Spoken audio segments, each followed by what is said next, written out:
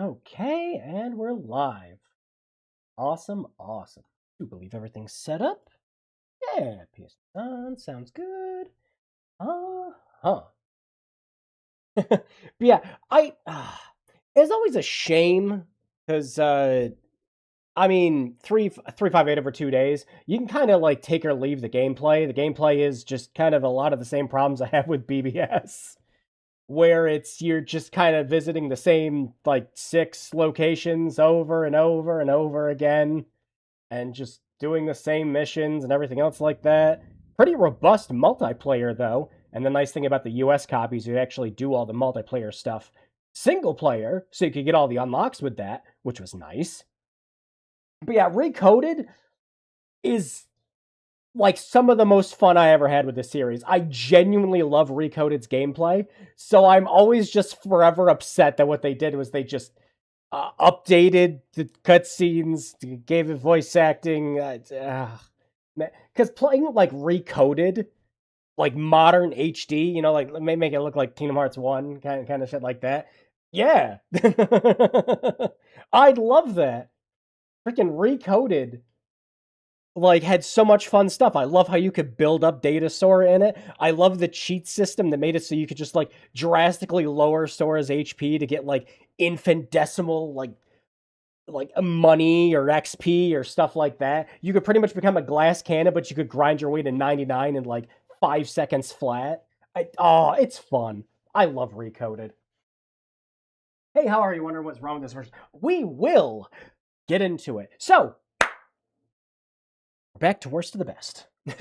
I have a lot to say about Kingdom Hearts. We'll probably just talk about it to death while I'm streaming the game. The box art goes. Oh yeah, the box art for this and 1.5 are great. Like love them, absolutely love them. Kind of why I'm not really a big of a fan of the one they're doing for the Kingdom Hearts 1 through 3 collection. Not even from the dumb AI stuff, like I discussed in the June Direct video I did. Pretty much it just kind of came out that some dumb intern pretty much just went and just used like Photoshop's AI fill tool to completely mess up the actual box art. But yeah. Hated Chain of Memories. Yeah, Chain of Memories was better on the GBA. I don't even think that's a point of contention anymore. Like, Chain of Memories has good stuff, especially Riku's gameplay. Riku is way better to play as in Chain of Memories. But a lot of people are going to try to play these games in order. Like, they're gonna, like when you play 1.5 and 2.5, it's like, Kingdom Hearts was really nice. I guess I should just move down the list and play Chain of Memories. And they're going to be like, oh, what the fuck is this? Okay, I'm skipping to 2. And that's just the Chain of Memories experience. Rechain of Memories is a really bad initial point. Like, a lot of its gameplay systems and mechanics make a lot of sense, obviously, if you're playing it on the Game Boy Advance. Also, to the point where they just, like, copy and pasted the script down to still calling them save crystals in Rechain of Memories, despite the fact that they're just, like, the flat save points that they are in, 1 and 2. But yeah, yeah, well, okay, yeah. So I'll have a lot to say about Kingdom Hearts. Like I said, we'll chat up a storm about it when we start playing this. But worst of the best, this is going to be far and away nowhere close to the worst port we're going to play for this. In fact, I'll come out and say right now that if this is your only option for playing the final mix releases, like you don't have a PS4 or PS5 or whatever, honestly, I think you could do a whole hell of a lot worse than the PS3 version. You could be doing the cloud versions that you can't even buy anymore on Switch. Holy shit. Yeah, this is not going to be like a dumpster fire disaster like Shadow of Mordor or all the Batman games we're playing. It's also really nice that we're just not going to be doing WB games and stuff. Why aren't we playing the Switch Cloud version? Because I never bought them. And now you can't buy them anymore. Because after the announcement of Kingdom Hearts 1 through 3 coming out on Switch 2, they delisted the cloud versions. So you can't buy them.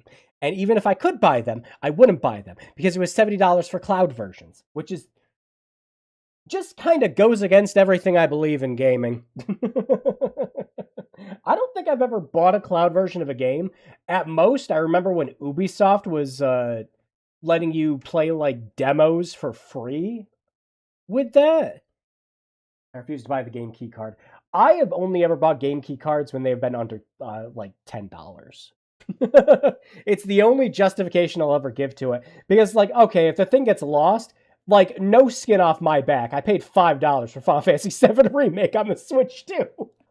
No skin off my back if it goes missing. I have a physical version of it on PS5. But, yeah, no, under $10 or it just bust. The cloud versions of demos, like, yeah, me too. Because you could just try out the game, see if you liked it.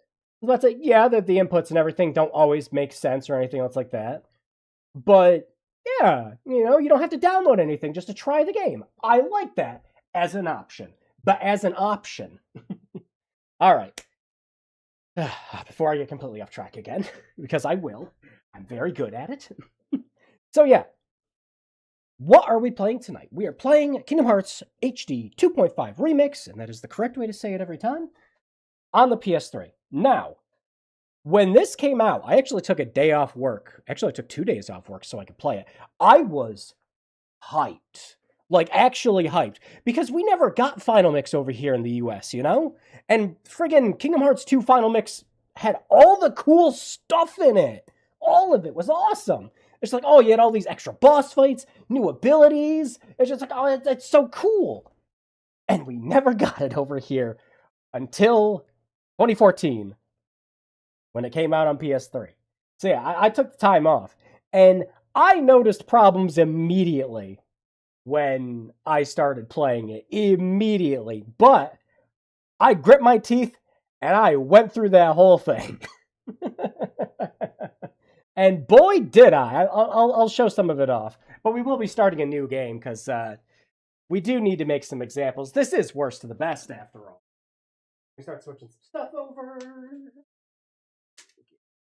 Game. Never played the Final Mix versions, but I played the shit out of the OGs. Full-on strat guide table. Oh, yeah. Oh, my gosh. At some point, I kind of want to do a like a PlayStation 2 nostalgia kind of stream. Where I plug in the PS2 and I just go through my memory card and we just relive some of the shit I've done. But yeah, I holy cow. I have a lot of time put into 1 and 2 on the PS2. And surprisingly, Rechain of Memories on the PS2, because when they sold Kingdom Hearts 2 Final Mix over in Japan, it was called Final Mix Plus. With Final Mix Plus, you got Final Mix and Rechain of Memories bundled together, which was just kind of cool. But the only thing they did over here was they brought over Rechain of Memories like late into the PS2 life cycle. Like everybody already had PS3 and 360s by the time Rechain of Memories came out over here. I remember I was in college at the time playing the game on my freaking PS2. But yeah, my old PS2 can't power on anymore. I have my Frankenstein PS2 finally died. I did get a new one since that does work, but the video card driver finally shat the bed. To be fair, that thing was an amalgamation of 3 PS2s that I put together, so the fact that it lasted over 10 years is just kind of a surprise in itself. Alright, I think the audio's set up on my end. Video. And you do. Thank you. We didn't even get Rechain over. Yeah, you guys didn't get Rechain until the HD collections came out. Wow. I remember getting stuck on the Tarzan level with the vines, getting no further. Oh yeah, as a kid, all the time. Yeah, I played Kingdom Hearts 1 at a friend's house. And I actually played Chain of Memories first because I had a Game Boy Advance. I did not have a PS2. I was like, oh, cool. And like I love the hell out of it on the Game Boy Advance. And I still do. I kind of like Chain of Memories on the Game Boy Advance still. Best Kingdom Hearts game? No, actually, it's I was about to say, I don't know. I'd probably put Rechain of Memories as maybe the worst one. I know some people would probably choose 35A, Recoded, and something like that. I don't know. Recoded is fun to play, and that's the important part of the game. Chain of Memories just kind of has a lot of front-loading issues that you have to get used to. It plays completely differently from the rest of the games. So, What are the problems with tonight's worst of the best? The problems with HD 2.5 Remix and the PS3 are kind of infamous at this point. If you're kind of within the community for Kingdom Hearts, there are three notable problems. And actually, the three problems all kind of spin off of the same overall major problem, which is the load times. Now, this game never got any patches. It does not install anything onto the PS3. It just plays from the disc. Do you know how slow the read speed is on a Blu-ray compared to a DVD?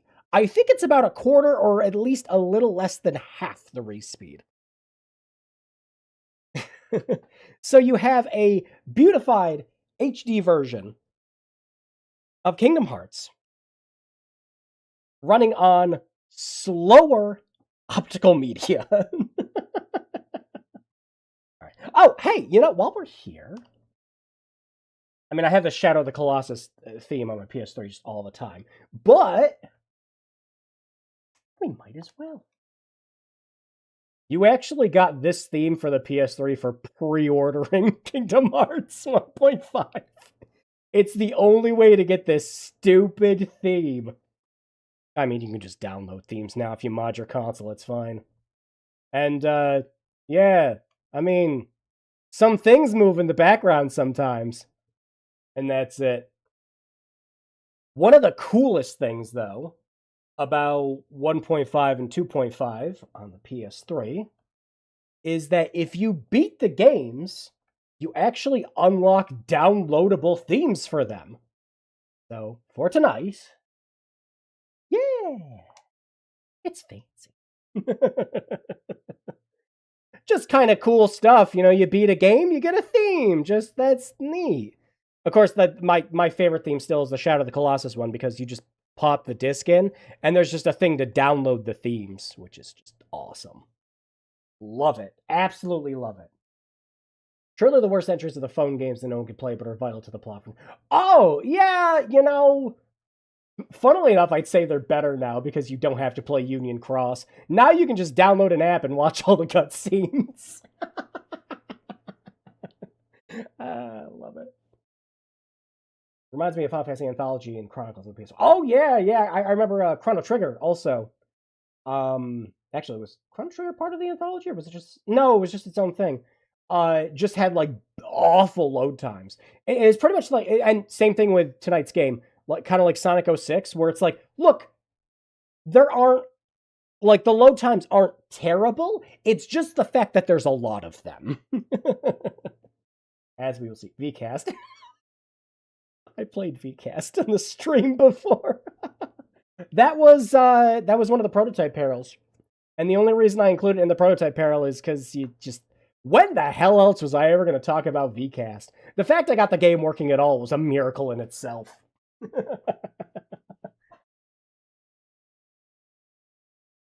Yeah, it was my first time playing most of the Final Fantasy games was on an emulator. I eventually, went back on my pirating ways and did buy actual copies of them. But yeah, pretty much my experience with Chrono Trigger, Final Fantasy 3, or 6 was that. Okay, something's bothering me just because I'm looking at her here. All right, here's the install icon for Parasite Eve 2. Just kind of looks like the regular box art for it and everything else like that. Why does it look like that when you install it? What's going on there? Now, see here, Sonny, before you had your cinematic universe bullcrap and Marvel and shit, we had Kingdom Hearts. I had low time for every fight before. Yeah. Oh, yeah. No, I noticed that immediately when I was playing it because I played the I played it originally on like ZSNES. Chrono Trigger DS is a good version. Very good version. Because he had all the cutscenes from the PS1 version without any of the load times, and he had extra content. Unfortunately, some of that extra content also made it so that Chrono Cross was more canon. I have a long-running joke with a bunch of friends of mine where if you ever run into a fan of Chrono Cross, it's because they never finished the game. All right, enough preamble. Kingdom. Where is my heart?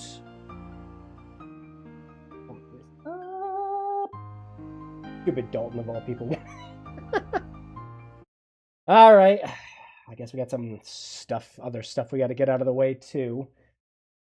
So I'm going to be skipping a lot of cutscenes, mostly to prove a point, but also because Utada Hikaru music is highly DMCA-able, so we're just not going to listen to any of it.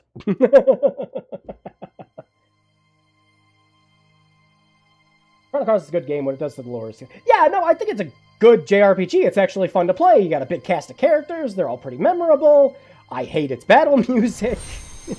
I don't hate its battle music. I just don't... It's not every single battle music. It's like mid-boss music. But you're hearing it the entire game. Oh man, I forgot that those box arts are like low quality. I mean, it didn't really matter much back then. When I was playing this, it wasn't on like this huge-ass monitor TV shit like that. For the best, no one needs nostalgia. Chrono Cross battle mechanics even today still confuse me. You know, I kind of missed a lot of that. You know, every quote-unquote JRPG and its mother now is just pretty much an action game with, like, leveling mechanics and skill trees and shit.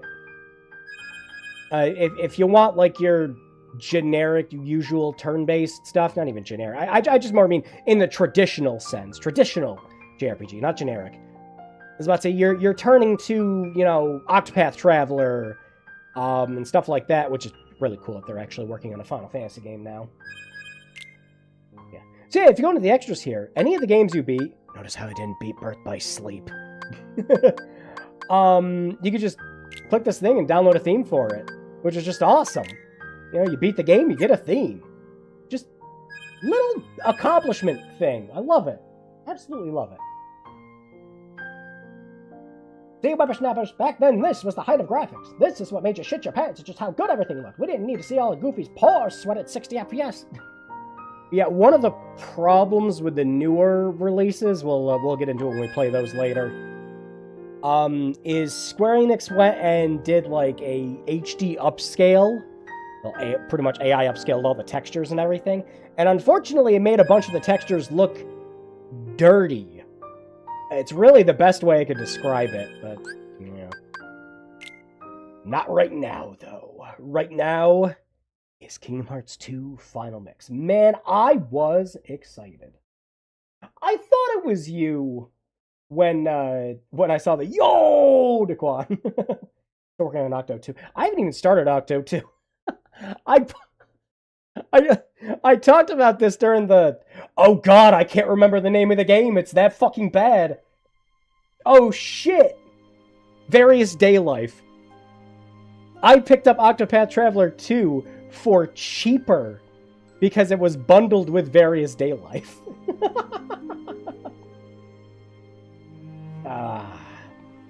Yeah, no, still wonderful. Love it every time. Yeah, nope, that's fine. I've had to do that before too and other stuff. So yeah, this was, for the longest time, the only legal way for us to play Final Mix over here in the States. I mean, you could import a copy of the game to Japan, but that shit was expensive at the time. Oh yeah. So, there really aren't any massively debilitating issues with this version. Like, not really. But you're gonna start noticing some of the problems when we start skipping cutscenes. that little icon at the bottom there? I sure hope you like looking at it. There is going to be a lot of looking at that little icon down there.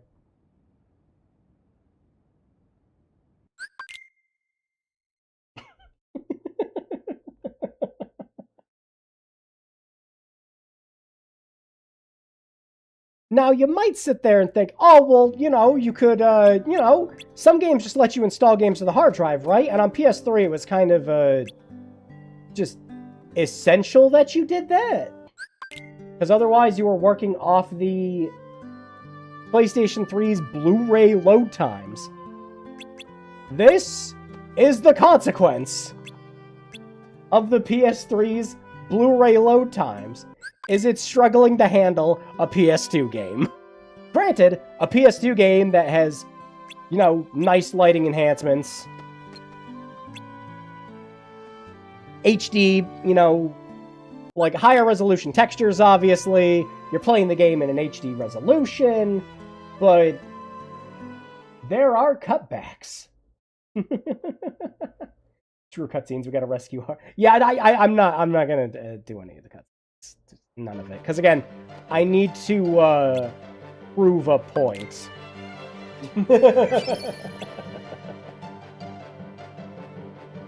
And yeah, every time I play this game, it's just in critical now. Funnily enough, it's not really because of the challenge. Like, yes, it is harder to play the game.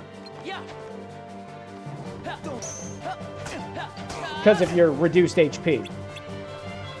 But there's a lot of other reasons that you play the game in critical.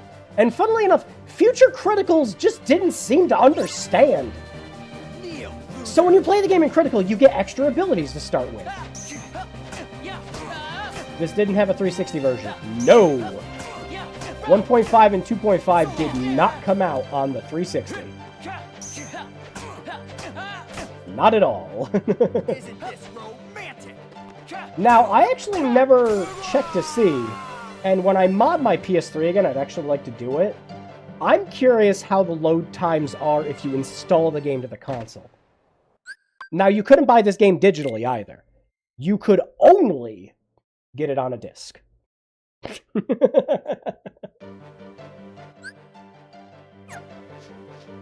Oh no. Oh no! Oh no!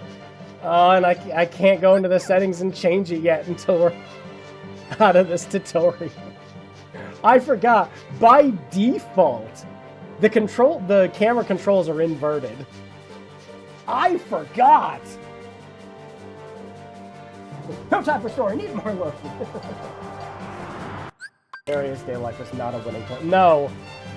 Man, and again, I came out of that stream not even necessarily hating it, but pretty much I just kind of relegated the game to, this is a perfectly fine second screen game, and nothing else. Yeah.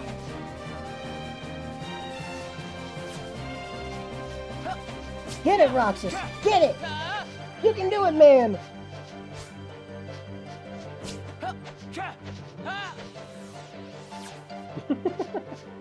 And now Sony's killing all that. It's no. I have a lot to say about that. See, the all-digital future was just a thing that was one of those things that was inevitable. I've been talking about it for freaking years, maybe even like a decade now. Where it's just like, one day we are going to drop physical, and it's just going to suck when it happens. And it's like, so here we are, and it sucks that it's happening. Inevitable is the worst way to put it, though. It's more, when it happens, it's going to be to punish us. It's not going to be for any logistical reason. It's just going to be money saving. It's not going to be, well, we can't fit any of these games on the disc anymore. It's like, no, you could just make a new media format and we could get around this.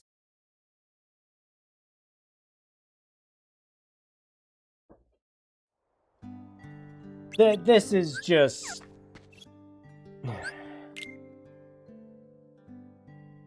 unfortunate.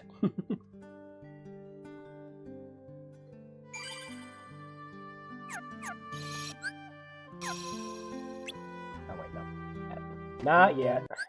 In a sec.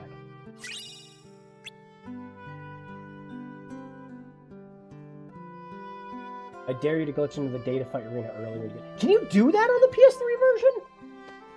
I don't know if you can. Because, so, on the PS4 versions, the PS4 versions actually fixed a lot of bugs that got introduced with the PS3 version.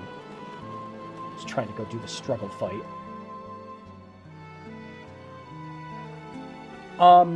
But with that, came the increased frame rate. The increased frame rate on the PS4 version actually introduced a whole bunch of new bugs because these games' logic were always made with 30 FPS in mind. Oh boy, should we sit here and do mail delivery for the next, like, 5 minutes?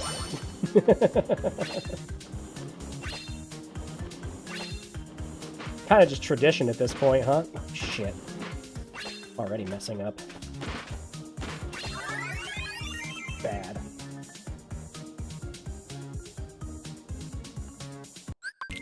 At least the load times here aren't going to be, see, I lied.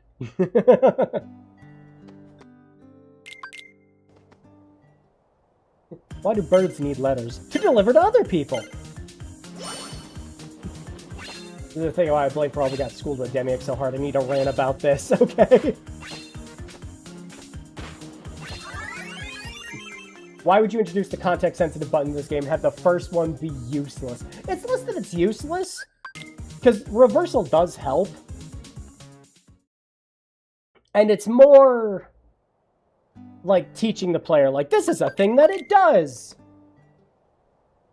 But, like, with Demiacs especially, oh, yeah, especially if you're trying to fight him on critical or do his data battle, where your only hope is to switch to Wisdom form and just spam Frog. That's like the only way to beat it. You know, I'm doing this subconsciously. I'm not even thinking about it. This is just what I do when I normally play this game. It's 1,200 money, right? We'll do it a couple more times. I'm not going to sit here and do 1,200 money the whole time.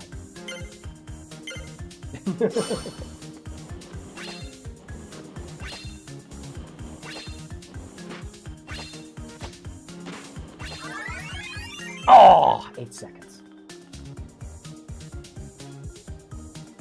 It always annoyed me that they made you spend 5+ hours in this game. It never really mattered. Yeah, again, there's a reason you skip all the... People are saying it works on PS3. Oh, I do not actually know how to do that. I've never tried it. You'll have to tell me how.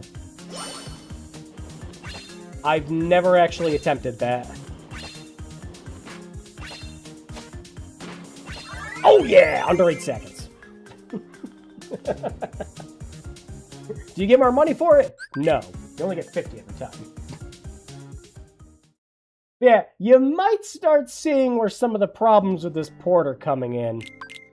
If you played this on the PlayStation 4, where it installs the games to the console, or you played the modern PC ports, or, I mean, shit, even the cloud versions, I guess,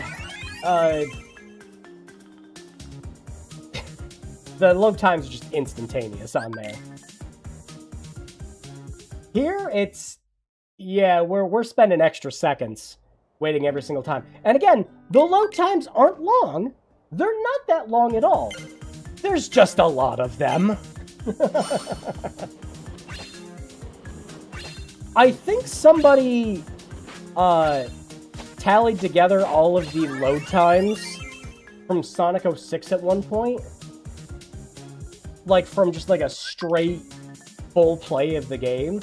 And pretty much put in that if you were to take all the load times and string them together, you could fit the extended version of Fellowship of the King into there. That's just how much loading was in that game.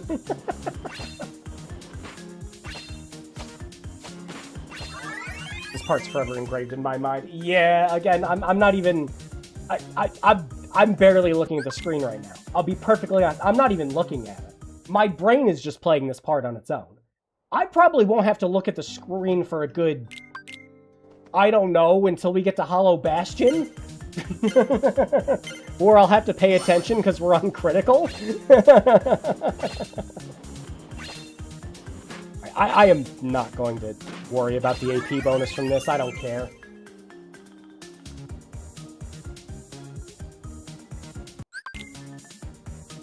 I missed the middies.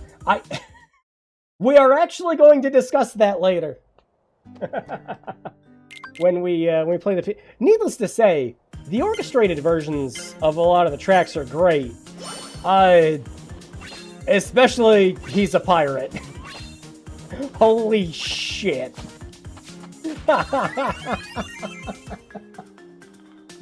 The MIDI version of He's a Pirate from Pirates of the Caribbean is the stuff of legends. It is the entire song condensed into fart noises. Alright, I'll go for 800 and then I'll stop. Again, I think to get the max AP bonus, you need 1200, if my brain is remembering correctly. My Kingdom Hearts poisoned brain. Alright, I need to talk about my relationship with this series. I fucking love these games. These are some of my favorite games. Like, this is one of my favorite game series, just of all time. If you know me in real life, you'll know my love-hate relationship with this series. People are sitting there and constantly shitting on the plot, and the lore, and the story, and the characters, and all this shit. And you know what? I am there for it. Every single time. 100%. I want to see how much crazier it gets, how wacky it gets. The new shit Nomura just comes up with in his mind and goes, yeah, slap that one in there.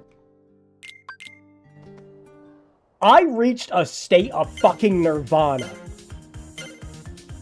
when I lost to Yozora in Kingdom Hearts 3, and I just went, no fucking way. Is that the trailer from Versus 13? I was literally, I am not even figuratively, literally rolling on the floor laughing. I had a hard time breathing afterwards. I need to see how much more crazy it gets. We're at 800. Every time. Yeah, we just gotta go talk to Hainer! Pants! Oled! This one's all the gummy ships. Yeah. Kingdom Hearts 2 has my favorite gummy ships. Mostly because you can cheese the whole thing. I think we get... Yeah, just one inch. I don't care. I'm not going to play it for another 5-10 minutes. Why do cocaine when you can do Kingdom Hearts? It's the same thing with Metal Gear Solid. Like, people will sit there just like, Kingdom Hearts is just completely and utterly ridiculous. I was like, motherfucker, did you play Guns of the Patriot? Did you even... Did you unlock the wormhole in Phantom Pain?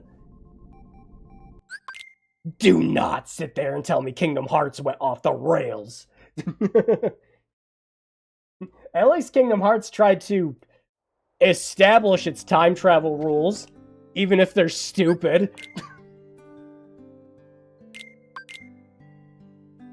Introduce the concept of... Hey, the thing I love most about this stupid series. Oh, thank God. Oh, that's better. Is Nomura will look back at the previous games, like, put his hand on his chin and just contemplate and go, okay, what ridiculously stupid minor detail can I bring back and suddenly make so plot important? I don't care if it retcons it. I just need to make it so that this little itty-bitty thing that you were paying attention to suddenly matters. And shit like that is why we get the, everyone is Sora and everyone is Xehanort theories going, you know?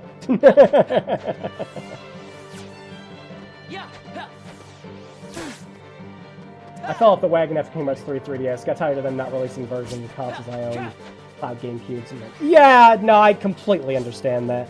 Honestly, best bang for your buck. If you want to get into the series the best way possible, buy a PlayStation 4, pick up Kingdom Hearts The Story So Far. It just has all the games except for 3 in it. And then, buy 3. And it's DLC separately. That's all you have to do. That's just all you have to do. And you have all the games physically. Except Melody and Memory. I mean...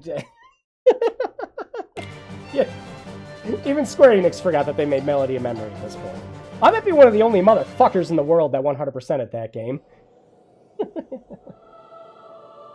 I like the nonsense of Metal Gear Solid. Something about Kingdom Hearts constantly resetting the story and extending the plot bugs me. Oh yeah, doing the whole, oh god no. Oh, hang on. First meme line of the day. Is protection important? Bet it is.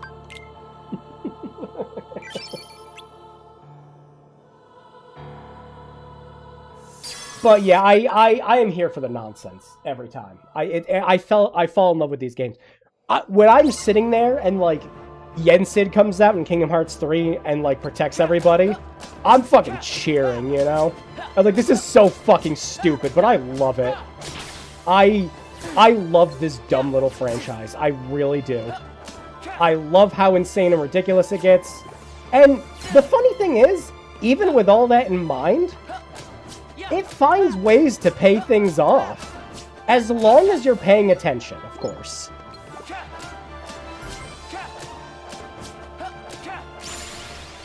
Like, me and my roommate talk about how, because he was just sitting there watching me play Kingdom Hearts 3 when it first came out. I think we sped ran that game in like 2 days. But me and him were sitting there, kind of just going, "Aww," like we're just like, when like Aqua wakes up Ventus and she goes, "Good morning, Ventus," and we're like, "Oh." It's the dumb little payoff shit like that. I love it. And it only makes sense if you played all these stupid fucking games and owned all the consoles they were for. If they bring back Round of the Plot of Killer 7, I'm back. That'd be amazing. As a kid, I always saw the PS2 commercials for Kingdom Hearts 2 and 1. That was me with Kingdom Hearts 1. I was like, oh, holy shit. Yeah, I want a PS2. And I eventually got one. I bought 2 of them that were broken for $40, and then I bought another broken one for $20, and I Frankensteined them together into a working PlayStation 2. And the first 2 games I bought for it were Kingdom Hearts 1 and Kingdom Hearts 2. This is the reason you play on Critical. You start with all of these abilities. No joke.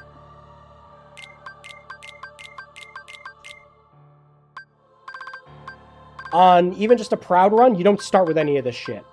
Actually, I think with Final Mix, you start with no experience. But yeah. This makes grinding much easier to do throughout the game. Is the game harder on Critical? Yes, but it makes certain aspects of it much, much easier to play. So, if you can get used to how bullshit it is towards the beginning, and you can just get a couple of, like, defense ups and strength ups and things like that, if you can tolerate having low HP, the game actually becomes easy.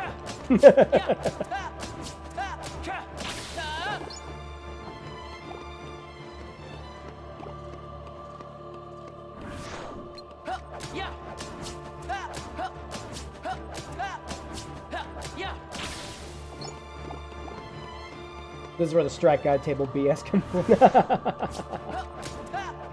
What's your take on Reach Anime Memories? Worse than the GBA version in almost every way.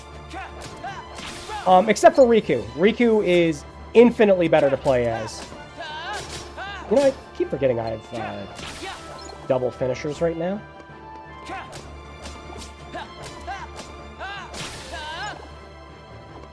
I always somehow forget that fact every time I start Critical. It doesn't really lend itself as well to being in 3D. But Riku's gameplay is way better. Like, the dual system, more of a focus on leveling. his transformation actually works way, way fucking better in 3D. So yeah, if we're talking Sora GBA version, if we're talking Riku, Rechain of Memories is great. Unfortunately, you have to play 25 hours of a mediocre card battling game in order to get to that point.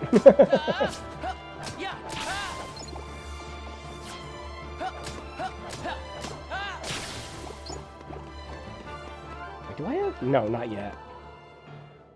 I'm about to say, why is my brain telling me I can't block yet? And that's because I can't. Yeah. So, I don't know. A lot of this is just going to be we're staring at loading screens while I fucking gush about this series. I love these games. Loved them since I was a kid. Still love them now. They're great. Oh, no. But Kingdom Hearts 2 nailed the formula. And I don't think they ever perfected it again since.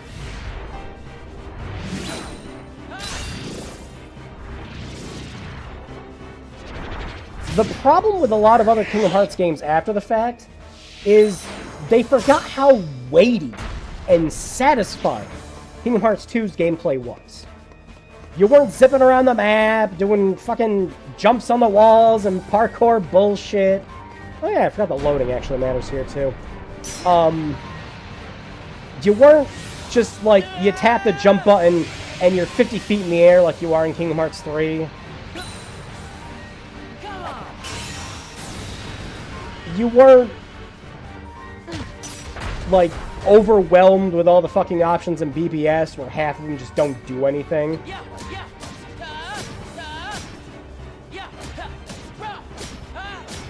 It felt weighty to do combat in this.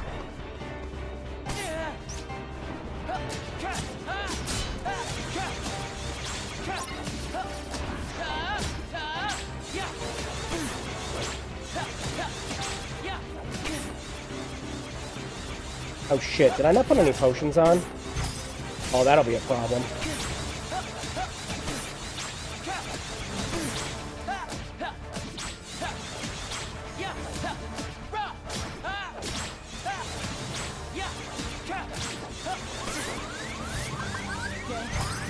Yeah.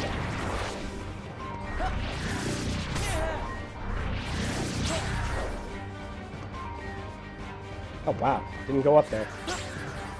There we go.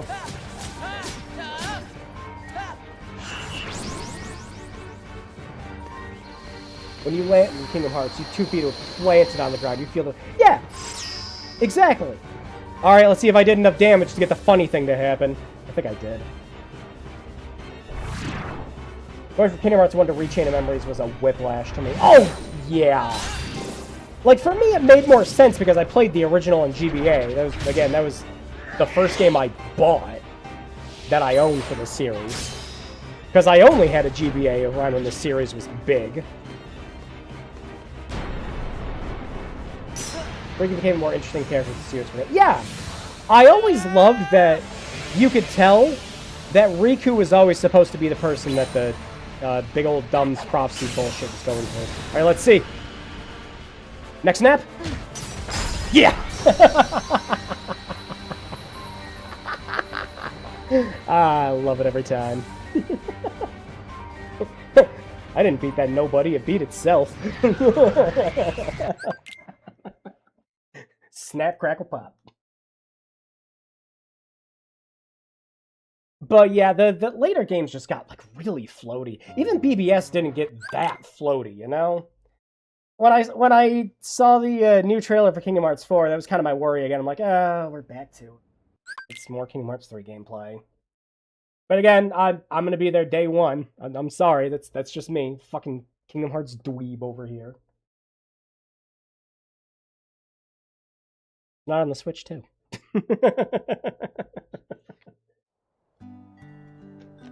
That would be more interesting than stop putting him in coma. What do you mean? They didn't put him in a coma. 4 times.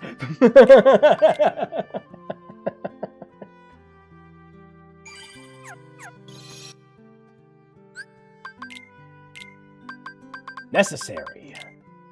Oh yeah, the other nice thing about starting in Critical also, you get like 50 AP to start with, so you can actually equip all this shit with Change to Spare. Didn't get anything. Not yet, no. Oh, shit. Completely forgot. Gotta talk to you. Once, twice, 4 times ago. No, you see, the first time, he intentionally chose to go to sleep to get his memories back. And then the next time, he was put to sleep by the bad guys. Because, you know, technically he was sleeping that whole game. You can't call it a coma. He was just taking a really long nap. And Riku had to wake him up from it, okay? And then... I mean, obviously he went into a coma again for Kingdom Hearts 4. That's just what's gonna happen. He suffered several comas in Kingdom Hearts 3. The whole game was just a coma for both him and Riku. Yeah, so again, you'll notice this isn't a bad way to play this game. It really isn't. Again, a lot of what I'm doing with this stream is I actually kind of want to just show the things we put up with 2 console generations ago. If you looked at this game from when it came out 12 years ago, holy fucking shit, this version of it, then, like, yeah, this is perfectly fine, you know? You owned a PS3, it dealt with long fucking load times. I mean, you even put up with them on the 360, but most of the time it was just PS3.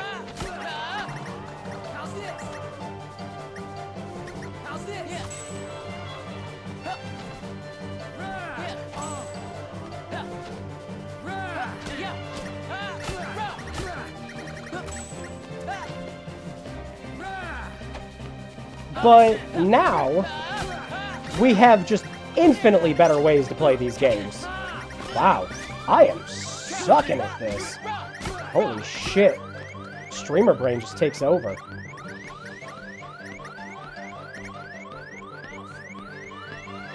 Ugh.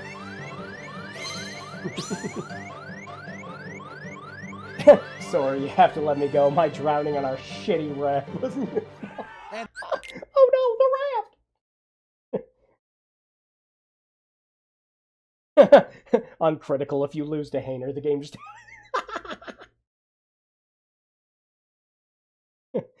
Speaking of, like, random-ass Kingdom Hearts 1 shit, Sora's mom has to be fucking, like, devastated by now, right?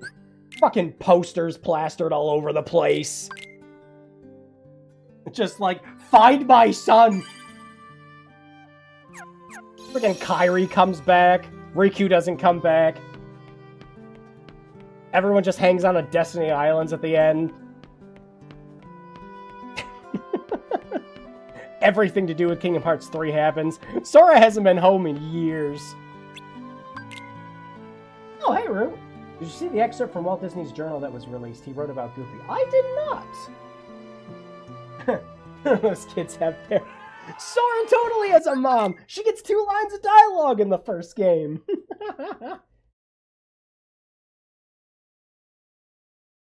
She became heartless. What's your reason for fighting Sora? My mom is fucking dead. Nobody, I just kid. Nobody dies in Kingdom Hearts games. Nobody. I think, like, the only confirmed deaths we have in Kingdom Hearts are, Clayton? Clayton's just dead, right? That's gotta be it. Wow.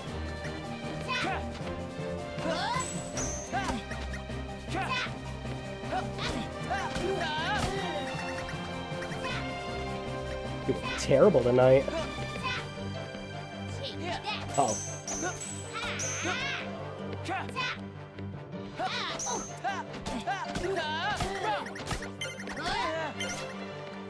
I still win. I lost. I lost. Ursula? Yeah, Ursula, yeah. I mean, at least he was gone during Chain of Memories until the start of 2. She forgot he even existed.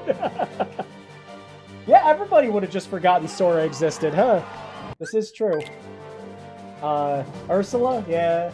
Master Ericus. No, Ericus isn't dead. Ericus or Xehanort. They went to the great Kingdom Hearts in the sky. Whatever the fuck. And then everybody else that, technically died is just stuck in Shibuya Limbo right now in the Quadrilateral. What's the name of it? Quadratum? Quadratum.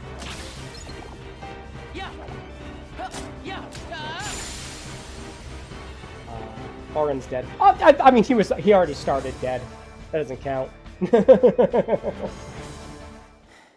In Diz, seeing as that Christopher. The fucking Xehanort curse.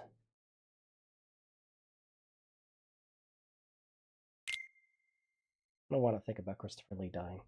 Don't make me think about that. That's more like it. Oh yeah, but it still can't. It does.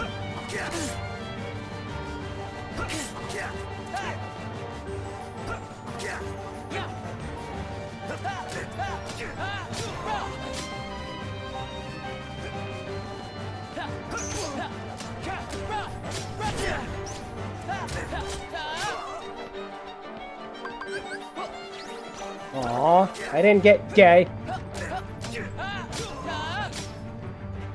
They all live inside Kevin Nash's torn clothes. Oh shit, I missed your big comment up there. Rue, I'm sorry. I'll look at it quick when I get done with this. I don't have my chat window all the way down right now to just read everything. He wrote, I want Goofy to crush me with his shield, but then he denies it later after I call my wife to come. But I keep going back to hang out with Goofy because I think he'll change. So it was you. A little bit of CBD to start the day. Roxas. Must be where they got the idea to give Goofy a shield. Here's hoping Kingdom Hearts. Oh my! I would kill for a Treasure Planet world. Man, look, I know Treasure Planet was, you know, during that time of just Disney movies not being great and everything, but it really is just I really can't blame much anything else but nostalgia for it. I do really like Treasure Planet. I genuinely enjoy its blend of 2D and 3D. Like, I think it genuinely looks great. Oh, shit. I was debating doing a no experience run because I've never actually done it before. But I figured I'm already going to be, like, streamer-brained enough as is.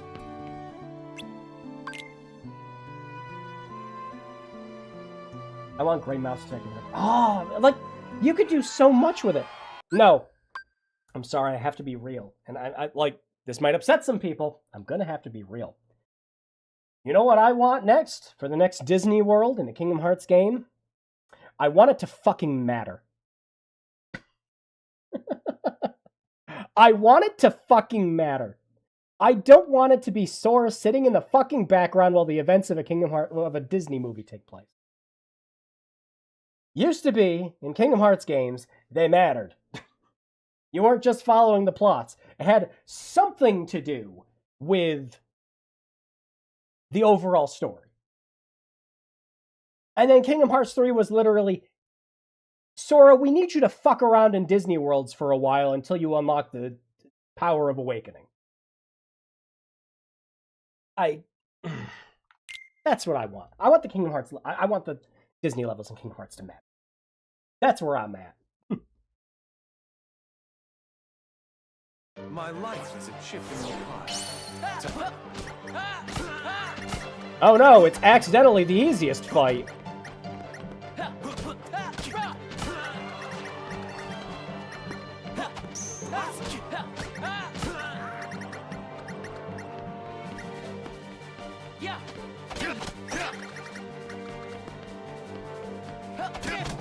Whoops, and I'm fucking it up. You know, the 30 FPS, going back to 30 FPS is actually fucking me up more than I thought it would. Like, genuinely. I'm getting a little messed up from it.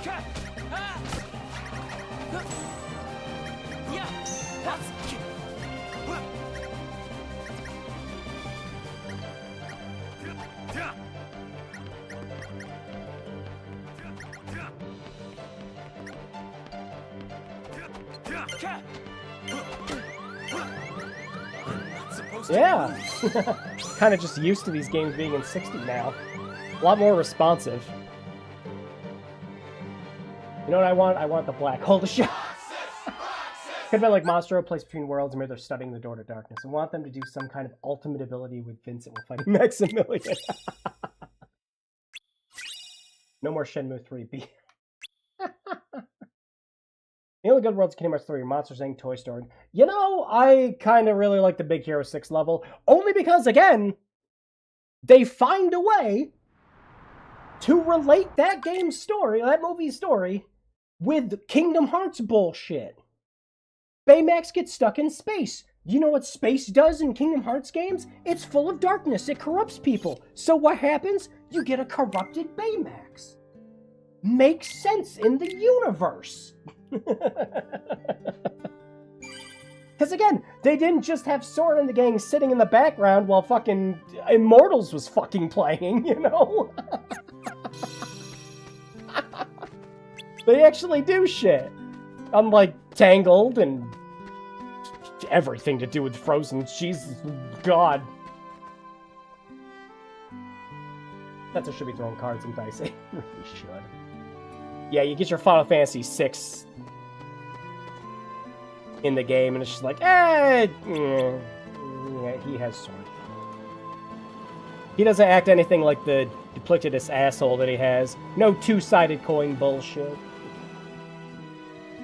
The world ends with you works well, Kingdom Hearts. They should bring that back properly. I mean, they kind of are. We're going to a Shibuya that's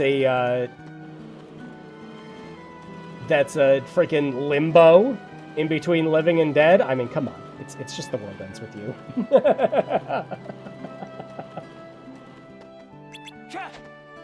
Fuck you.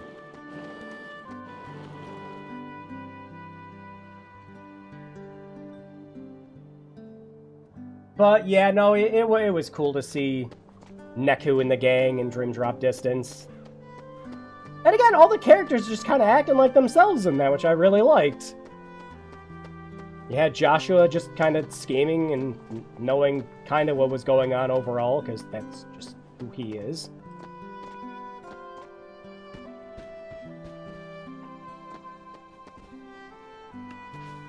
Yeah, good stuff. Do you want The Last Empire, the huge lobster from the movie Disney for Kingdom Hearts 4? For Atlantis, you mean? I mean, it'd be cool. I mean, pretty much Star Wars already got confirmed for Kingdom Hearts 4. Oh shit, bees! Get him! Free money! Stuff was more likable in Kingdom Hearts 2 than Final Fantasy, which is always weird to me. Oh, yeah, yeah. He is. More of a likable jerk instead of just being, you know, a chicken wuss guy.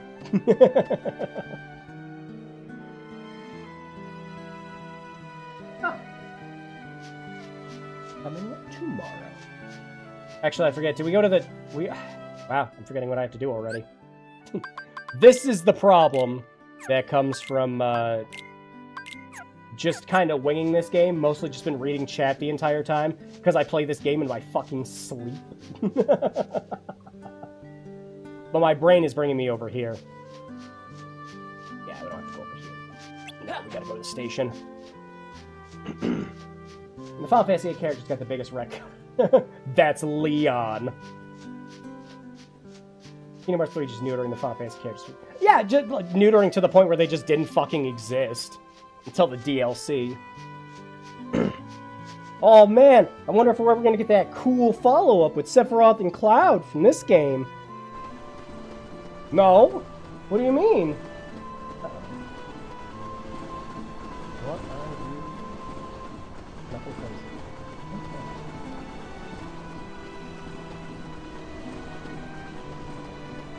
I actually own. Old roommate actually got it for me. I still have it. I need to fix the zipper on it. I still have. There was a... Shit, hang on. I can tell you. Hang on, just give me a second. Let me find it. I forget what company made it. It's in one of my closets. Not in this one. Anyways, I actually thought it was in the closet behind me. I got a really sick Organization 13 sweater from him. I fucking love that thing. If you've seen some of my old vlogs, I'm actually wearing that in some of them, mostly the Halloween ones.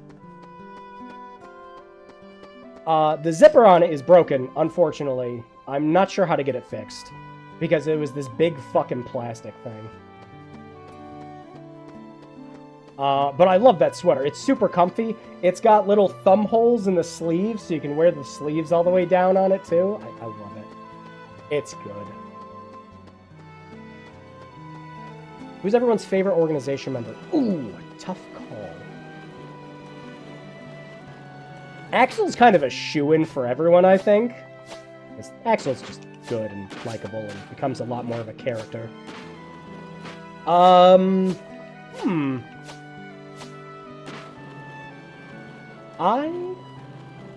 like... Just in terms of, like, their characters and bullshit and everything else like that.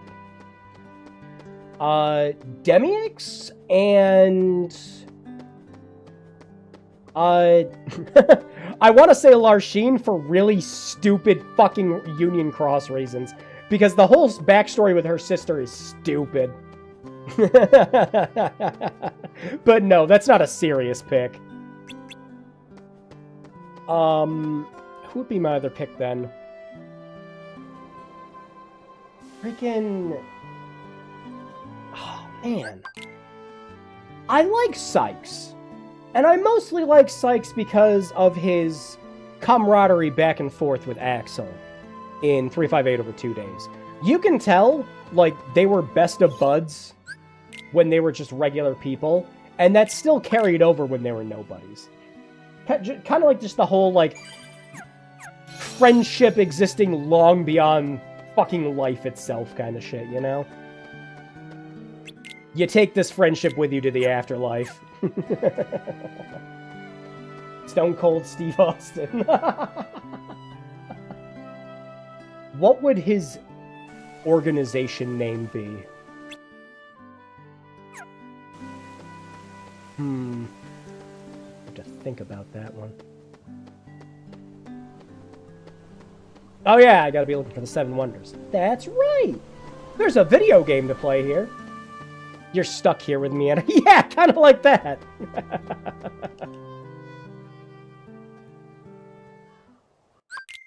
Chili McFreeze. It's gotta have an X in it, come on! You know the rules!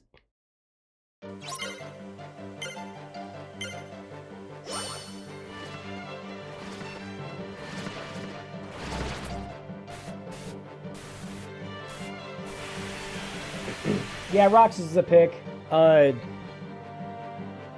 mean, you have, I mean, I know people that like Shion. No.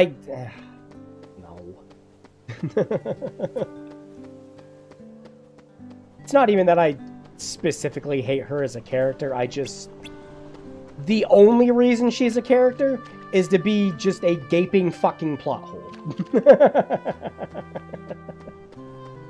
I'm not a fan.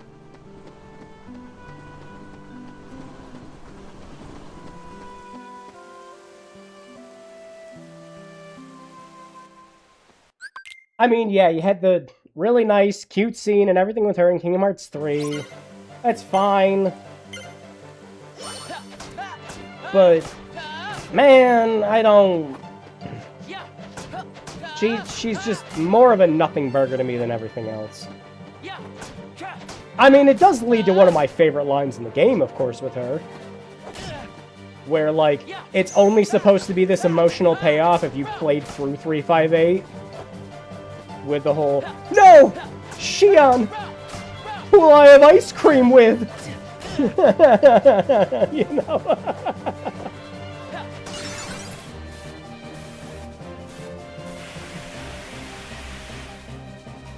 Just funny.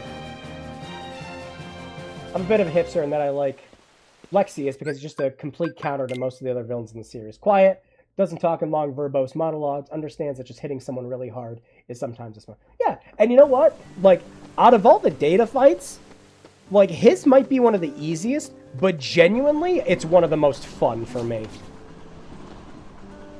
I love, like, smacking that perfect counter with him.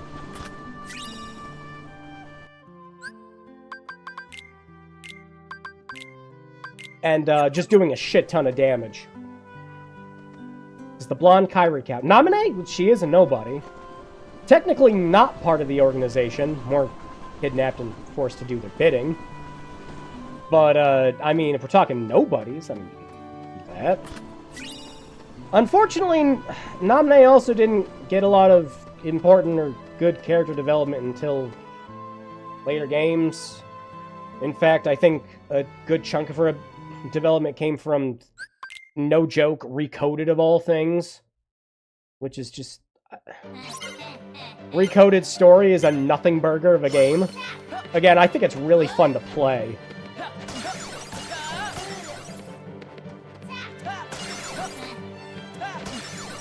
But,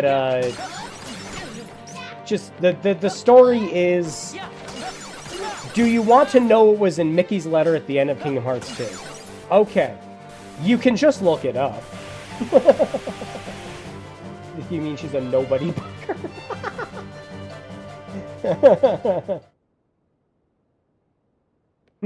Gerex. Oh, Gerexerb. The nobody name. She exists to let Sora wield 3 Keyblades. Not even technically a lie.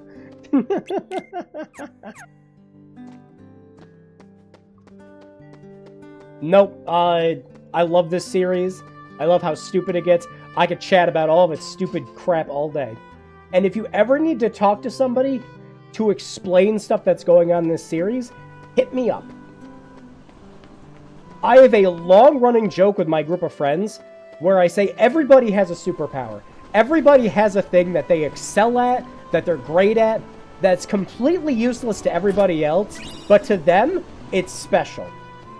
Mine is I understand the story of Kingdom Hearts. And all the stupid bullshit in between. Yeah, even the crap in the mobile game. Which I gave up on about halfway through. And didn't follow up on any of that stuff until they just, like, made a version of the app where you can just watch all the cutscenes and play Dark Road. Don't, for the love of God, ever play Dark Road. Okay, you want to know the worst Kingdom Hearts game? It's Dark Road. There's no contest. None. You might sit there and say, like, oh, technically, you know, Union Cross or the VCast or the old original version of Coded is technically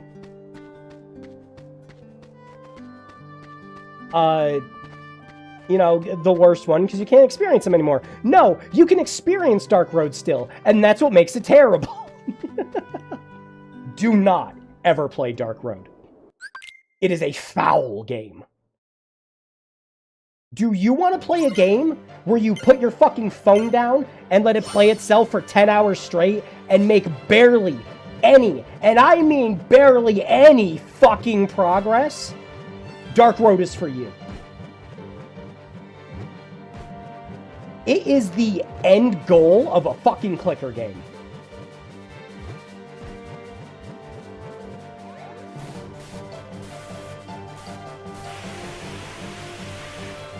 I thought yours was being able to complete shitty, obscure, inscrutable video games.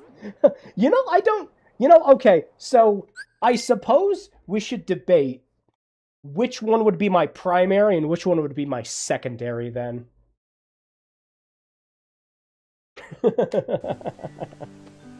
Because, sure, being able to beat Pumpkinhead and Torture and some of the other shit I've beaten on streams and everything is, I mean, definitely an achievement of itself, but oh man, I love this dumb little series.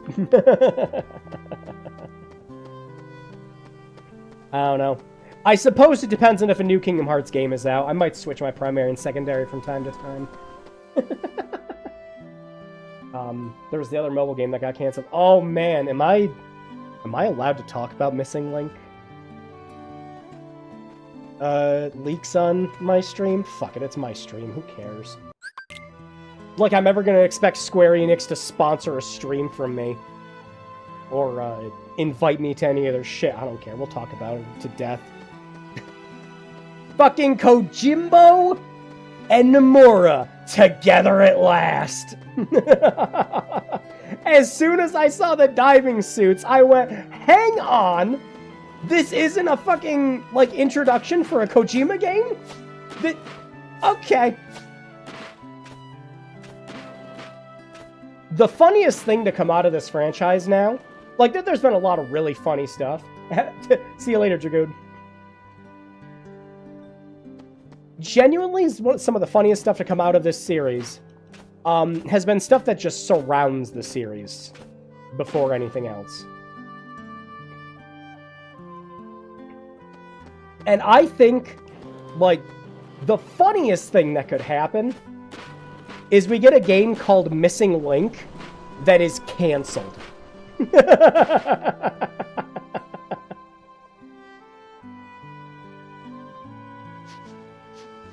That might be the funniest thing to me for this whole series. I just want to know how much of this stuff they're going to have to try to jam into Kingdom Hearts 4 now.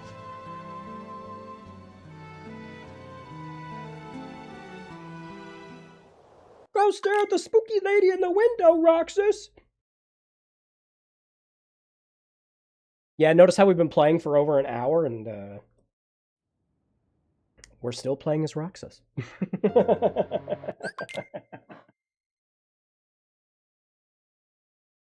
Now, if we were playing this on PlayStation 4 or on PC, and we weren't dealing with the PlayStation 3's load times, again, it really is just kind of the absolute worst thing with this version of the game, is just the load times are ridiculous. But we haven't gotten to the most ridiculous part of the load times yet. We are getting there. But yeah, we probably could have saved maybe, I don't know, 5, maybe even 10 minutes at this point, if we didn't have any of the load time. Just a fun thing to think about. Well, at least we'll get Kingdom Hearts 4 on PC. Granted, good on Square Enix for finally realizing some of their mistakes and actually not making their games console fucking exclusive anymore. It's good to see that they've just been launching more of their shit simultaneously, and that Kingdom Hearts 4 is just going to come out on everything. Very cool. I'm not sure if I want to pick it up on PS5 or PC yet, though, because outside of the Switch versions and the Xbox versions, because I don't game on my Xbox at all. The only time I ever take out my Xbox for anything is if it's for a stream. But, yeah, I own all these games on everything. Shit. Oh, got it. Aww, loser. Died and took his XP with him.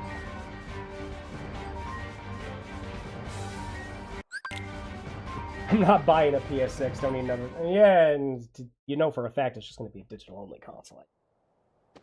If I buy a console, I want to be able to have physical games on it. Because otherwise, if it's going to be an all-digital thing, my PC plays all these games better. I'm not going to buy a PlayStation 6 for... what? They're going to remaster The Last of Us Part 2 again? Again? No. I genuinely can't think of an exclusive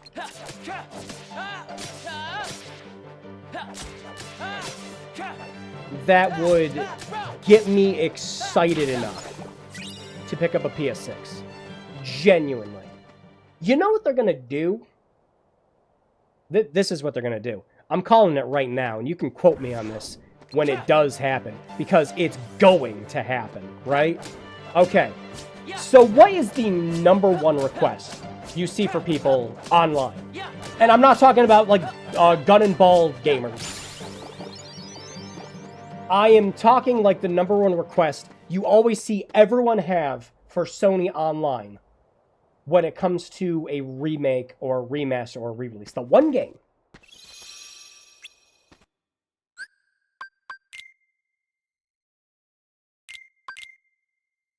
Specifically Sony. Ape Escape. They've given up on this here. Yeah, I'd love to see another Ape Escape game. I'm actually surprised they haven't done some kind of shitty mobile game, to be perfectly honest. They've done it for everything else at this point. Anyone here ever play the really shitty mobile, what was it? Freaking... Shoot! Why can't I think of the name of it? That's like awful. Streamer brain strikes again. Little Big Planet. Yeah, there's the Sackboy game on mobile. It was fucking Subway Surfers, Temple Run bullshit.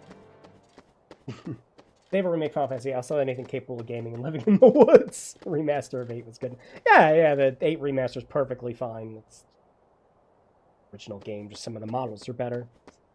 Fine. Blood Clot. Yeah, but yeah, that's it. It's Bloodborne. Bloodborne is like anytime you see Sony, like before them announcing that they were going to kill physical discs, the one thing you always saw on social media, anytime Sony posted anything, was, okay, but Bloodborne remake when? You know? Like the one thing. Run Sackboy. Yeah, that was it. Yeah, like they do that with Ape Escape.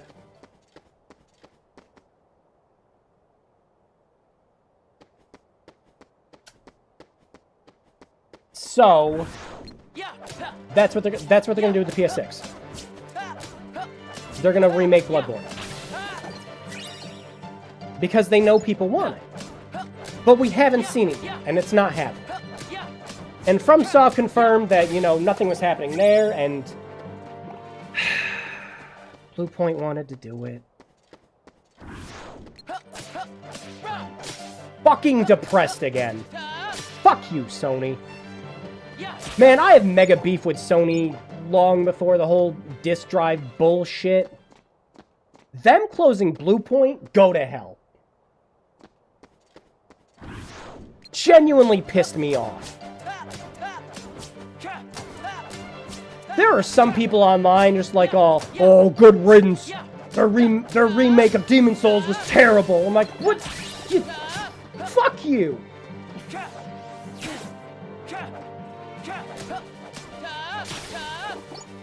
I don't care if the fluted armor didn't look the way you wanted it to. Go to hell. What other company would carefully, multiple times, recreate shit like Shadow of the Colossus, freaking Demon's Souls, had some of the absolute best ports of games we ever got, just in general, ever, who add in shit for the fans as fun little extras. Like the whole search for the coins in freaking Shadow of the Colossus. You had the whole thing with getting like the world tendencies right to find stuff in Demon's Souls. What other company would love its fans that much to understand how well these fucking mechanics work and make them go on wild goose chases looking for shit in that? Also, you can get stuff that was just, like, schoolyard rumors when these games came out. They cared. Bluepoint cared. That is my biggest fucking gripe. Bluepoint was a studio that cared when they made their games. So what did Sony do? They put them on a live service God of War game. No! Oh... if I don't shut up about this now, I won't ever shut up about it.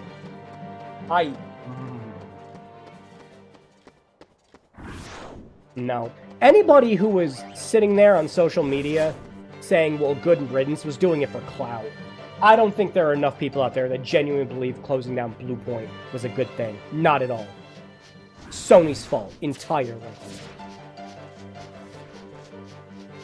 Don't make them work on a live service game when that's not their fucking bag, Sony.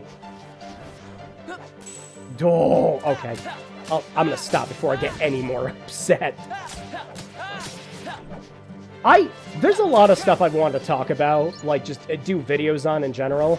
Especially like the state of gaming right now. With the shit Sony just did and what Microsoft just did. But, oh, man.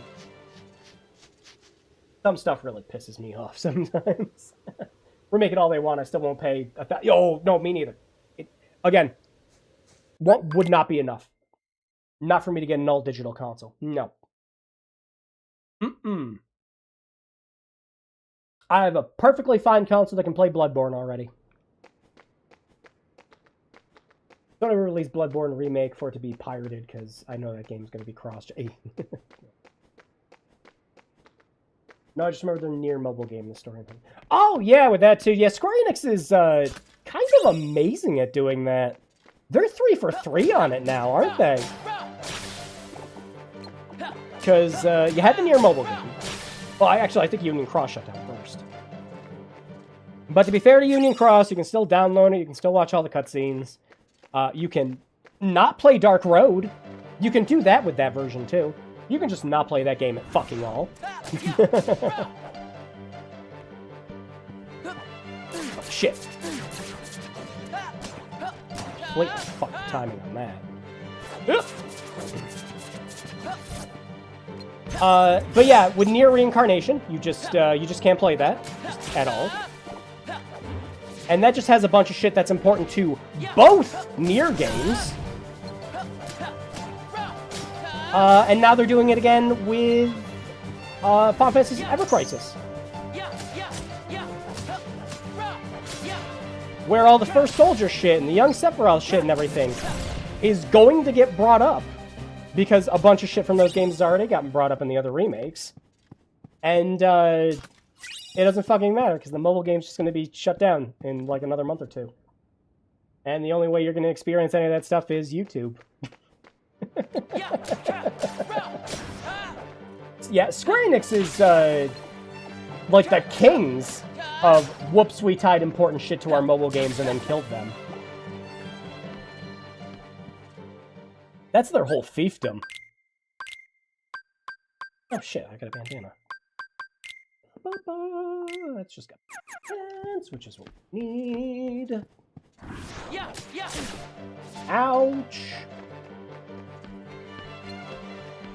Souls people have their own categories alongside Gunballers. See also Fire. Yeah. And a lot of the problem with a lot of games and companies still making games for franchises nowadays, of course, is you don't have a lot of the original people tied to them, and the newer people who are entering these franchises, they didn't want to inherit the franchises. They want to make their own thing, which is admirable. You want to make your own thing, you make your own thing. Perfectly fine.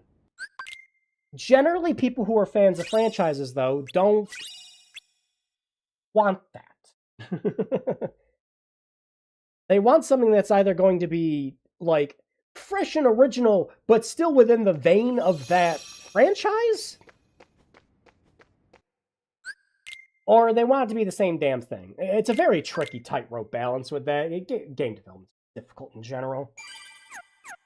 And people like us who only ever consume games never ever really get to see that side. It's why I, like, every time I see, like, a behind the scenes for anything, like leaks for games, or just like companies release like behind the scenes stuff and everything. Like I really like the documentary that they did for God of War 2018 because it was just really great seeing the sauce of that game.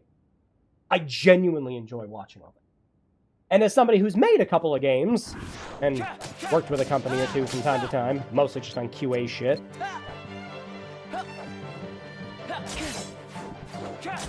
it's difficult to see how difficult video game development is sometimes, from an outside perspective.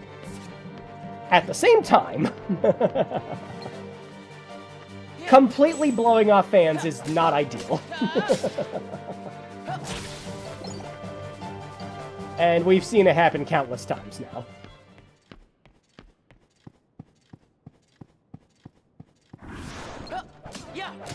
Game development being more expensive and longer.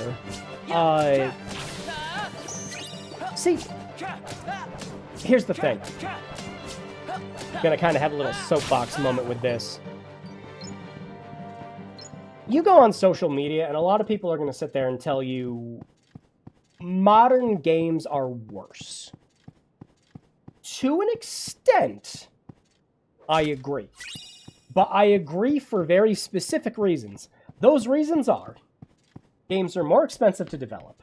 Games take way longer to develop. So when a stinker comes out, it sucks even more. That's kind of my soapbox thing. I agree, but not for the reasons everybody else does. Also, I play a fucking indie game. Do you know how many great indie games we've gotten this year alone? If you're disappointed by, like, the modern games that have come out now, sure. You know indie games are cheaper and they're better, right? Just play one of those. Gun and ball gamers would never. But yeah, that's my little soapbox moment. I think the state that the industry is in right now has... I hit level 5, right? Attention. Oh, no, I'm level 4. How much do I need to... Oh, shit. Kill these guys. Yeah, it's pretty much just... The state of the industry has created its own worst enemy with that.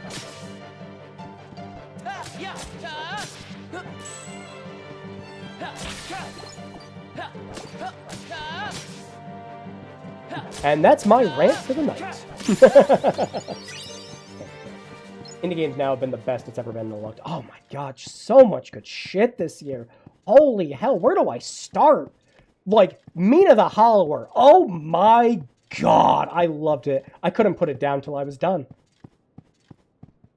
Phenomenal. It got it right. Everything.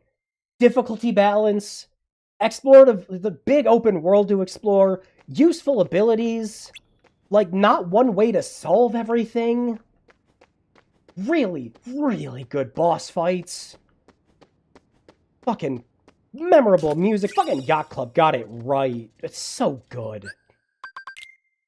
One of my big picks for the year, and it's been really funny seeing people just go like, oh, well, you know, it wasn't anywhere nearly as good as fucking, oh, shit, why am I forgetting the name of the game?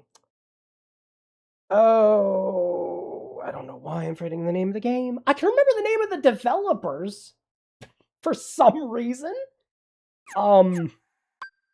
Shoot, I don't know why my brain's blanking. Oh, that's bad. Oh, that's bad. Buy this. Hang on. I'm actually really buy this. But I can't remember the name of the game for whatever fucking reason. Shit. Like, I know the name of the game I'm talking about, but the game everyone's just saying, like, it's just this game! Freaking, shit. Disco Elysium. Yeah, everyone's just calling it Esoteric Ebb. Everyone's just like, Disco Elysium ripoff. I know. It does enough things completely differently from Disco Elysium that you can totally enjoy both games as they are. No, Esoteric Ebb is fucking phenomenal. I have not laughed so hard at a game in a long time. It is one of the funniest games I've ever played.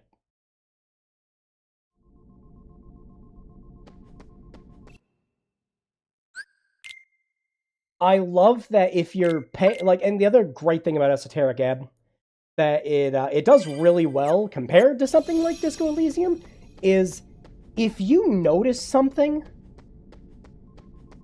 there's a very good chance you can call it out in Esoteric Ebb. Like, there's a spoiler with one of the characters where it turns out they're just, like, somebody completely different. Like, and if you're paying very close attention, you can tell. And yeah, if you use your abilities just right, you can call them out on it. Loved Esoteric Ebb. Loved its characters. Loved its story. Just perfect. Highly recommend that. I mean, if you like Disco Elysium even a little bit, pick up Esoteric Ebb.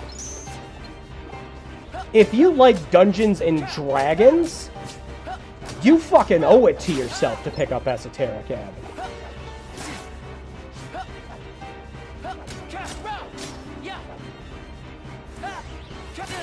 Oh, shit. I am messing up the block again.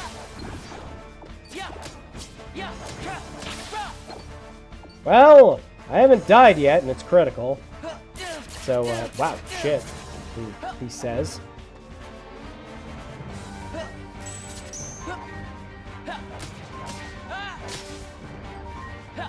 But, shit. I'll have to look through my list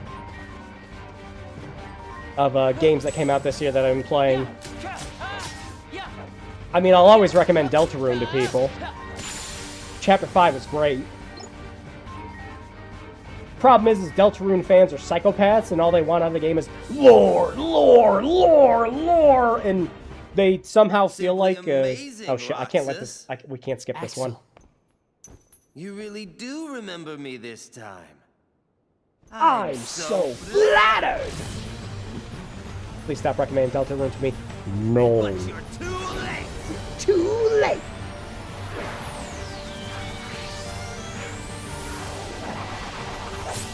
Two! Yeah, just had to do it for the memes. I don't like this Elysium. I tried it and didn't like it. I actually probably recommend it, Esoteric Ebb still. It is an easier version of Disco Elysium.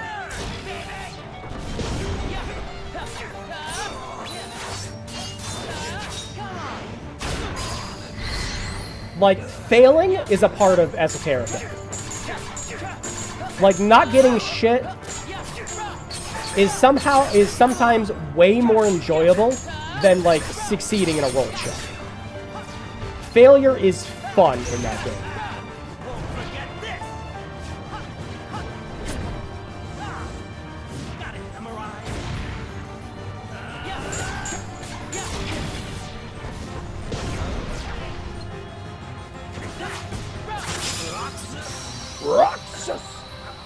Kingdom Hearts 2 super hard mode, fight the data accent. Oh my god, could you imagine with the health drain this early in the game? On critical? Holy shit. It'd be fun to try that. Rucksack!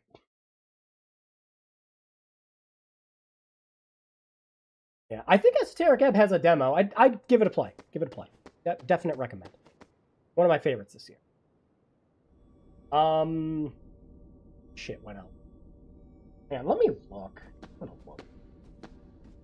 Just in the shit I played that came out this year. For indie games. That doesn't count, it came out last year. Oh man, you know what I'm looking forward to is Restory. Goofy? It's just an entire game about fixing old electronics and consoles. Reminds me of some of my favorite parts of Gearhead Garage. I can't wait for the full version of that to come out. I just finished up Desktop Explorer. That is a puzzle game that does not hold your hand. Like, that is difficult. It starts out easy. By the end of the game, you're doing Polybius squares to solve into other decryptions. And it's just like, oh, shit. But yeah, really good. It has a really cute story. Like, it's not like a mind-blowing story or anything, but it has a really good ending, and I enjoyed it a lot. Pretty much you're just telling Skynet to completely fuck off. Kind of shit. I love it. Oh, wait. Goofy is sleeping inside. Donald is sleeping inside. No one is sleeping inside. Looks like my vacation is over. Well, after an hour and a half of streaming, we're finally done playing as Roxas. Again, can you imagine how much shorter this would be if we weren't dealing with all the load times? Oh, man.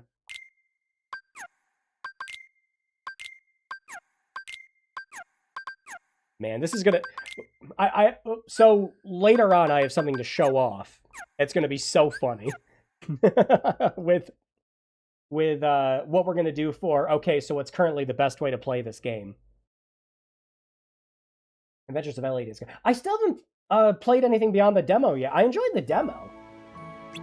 But it's a Square Enix game, so I wait for it to hit $20, because that happens within, like, 5 to 6 months of any of their games coming out. So, I'll pick it up, just not full price. I really like the Dragon Quest III remake, like HD remaster, whatever the fuck they call it, HD remake. Really good. Highly enjoyed it. I'm glad I only paid like $25 for it. Time to sleep forever, Roxas. No! He'll be back in a couple of years. Inside a replica body. My friends are my power. Shit, what else did I play this year? Oh my god, the demo for Remnants of a Scare. Okay, I'm gonna gush again. I did a stream a few years back where we played a game called I'm Scared. And one of the things that I brought up with I'm Scared is I really, really like how it manipulates the player into making it think that the whole game is a virus infecting their computer. And how the game constantly tricks you into solving puzzles the incorrect way, or just mishandling important information to you to just genuinely fuck with you as a player. And when you finish the game and complete the game, the virus is gone, and all you're left with is you just walk around the game. Because the thing that was making the game scary is deleted. You killed it. It's gone. So anytime you boot up the game after that, there's nothing left. I love that. Like, I still think about that game's ending. That's so good.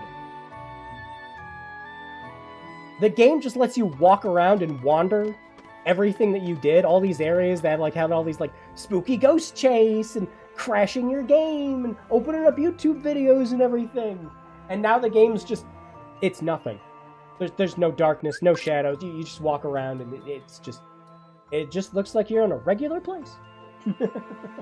So Remnants of the Scare is the sequel to I'm Scared. The demo alone, oh my, it pissed me off so much. Like, I was watching some YouTubers play it, and, like, after I played it myself, and I was seeing, like, that their, like, videos or streams were, like, an hour long, and they're like, well, I guess that's all to see the game. I'm like, no! Oh, yeah, this line. Yeah. Whether brawling or struggling, I'm not going to lose to the likes of you. Why don't you come back 10 years from now?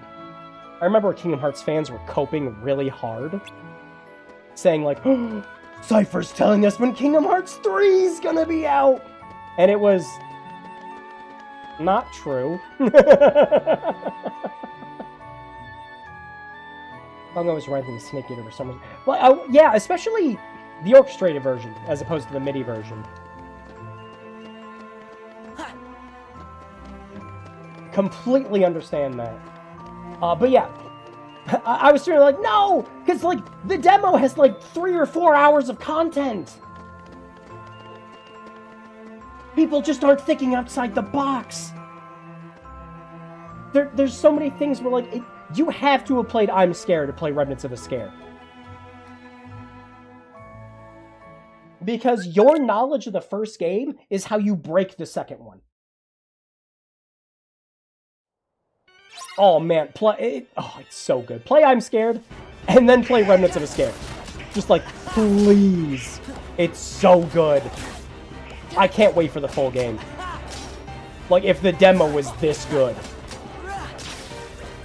There is a scare in that game that legit got me.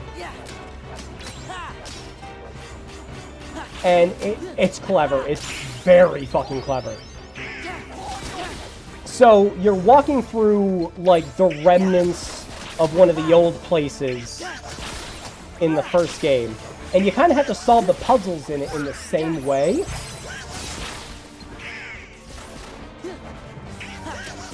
So what happens is you walk around the house and everything else like that, and then all of a sudden the camera changes, and like there's just this thing you see in the middle of the main room, and it just says, "I'm home."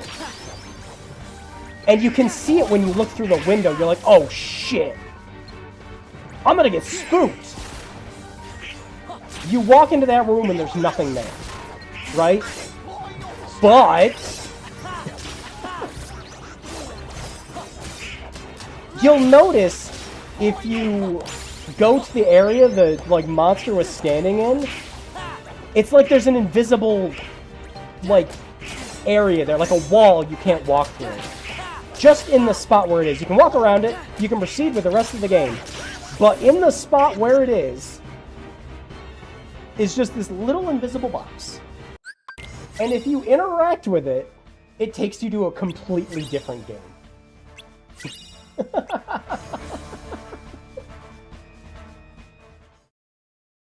Man, it's good.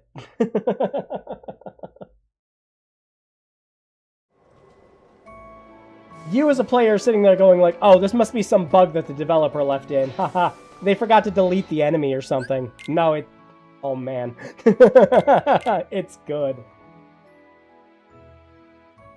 Alright, that's enough about that. I don't want to spoil any more of that. Nah, go play I'm Scared and then go play that. Oh!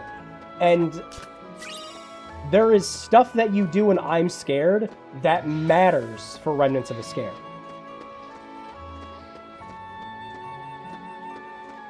Love when games do that. And the demo actually acknowledges it too, and just says, yeah, you can't do anything with it yet, but you will in the full game. But it's good that you've been holding on to it for all these years.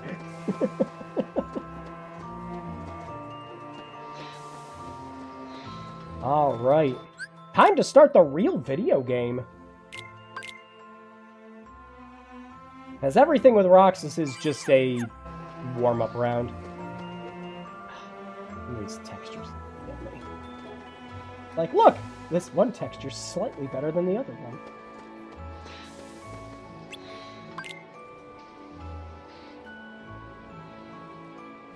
one. Okay. What else? I mean, there's a few more things I could probably gush about that came out this year. Dead is Disco. Dead is Disco is a great rhythm game, and I'm happy you can use your own music for it. Pretty much just kind of gives it endless replayability. Like, even the demo, people were, like, modding and shit like that, so you didn't even have to buy the game to, get a lot of enjoyment out of it. And the developers are totally in on that, too. I don't think there's anything else I need to equip yet. No. How many of you playing this game forget that the tents exist? Like, I think they're super useful for critical runs, but this is a game that just kind of has save points everywhere. So you never need them.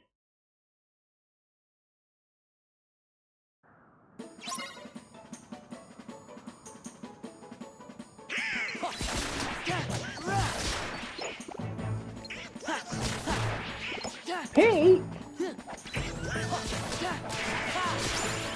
They brought the smelly Heartless back!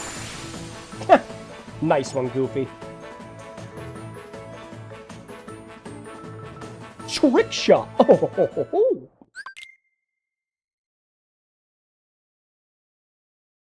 We're coming up to it, though. We're coming up to the other worst part about this port. Oh, man.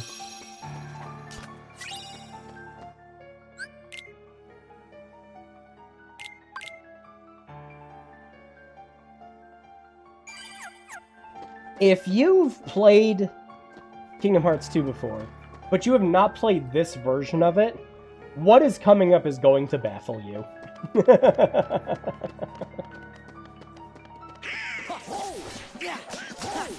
It is a negative, and yet, at the same time, there are positives to it. It is so funny. I ain't gonna spoil it if you don't know. But, we'll see it in a couple minutes.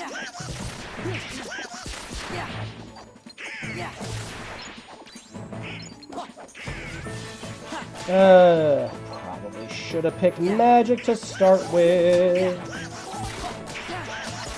But my ass is just used to picking defense for critical runs.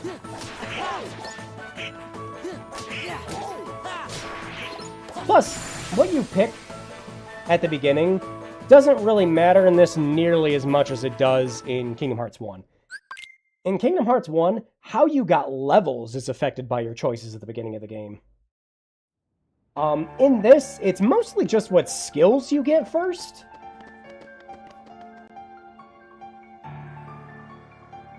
And, like, your priority stack.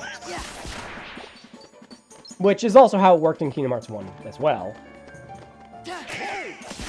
But you get to a certain point in this game where you can just roll in strength, defense, and magic ups, and it just doesn't matter. It doesn't matter what choices you made at the beginning of the game at that point. You're just sitting there and grinding out stats. And you just get to a point where it doesn't matter that your HP is this low, you're just not getting hurt. But the beginning of the game is the most challenging. Because you don't have access to any of the abilities that are actually going to save your life when your HP goes down.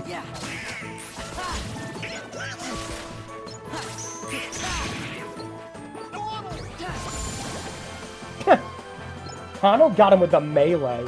Nice.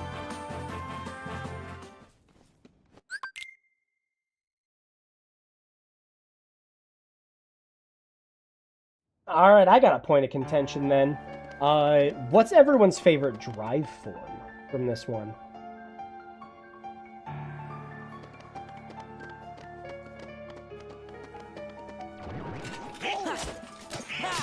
To be perfectly honest, I know it's supposed to be a punishment.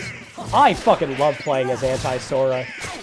Like, it sucks on critical, but Anti-Sora is so much fun to play as. The combos, the way he moves around. I love how fast you can just lock onto enemies with him.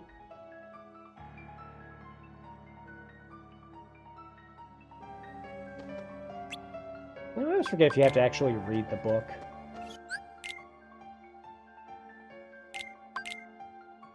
Or if you can just walk up to him and go, actually... I always forget. Huh, no, you can't, okay. My name is Sora Kingdom Hearts. You think I can read? Okay.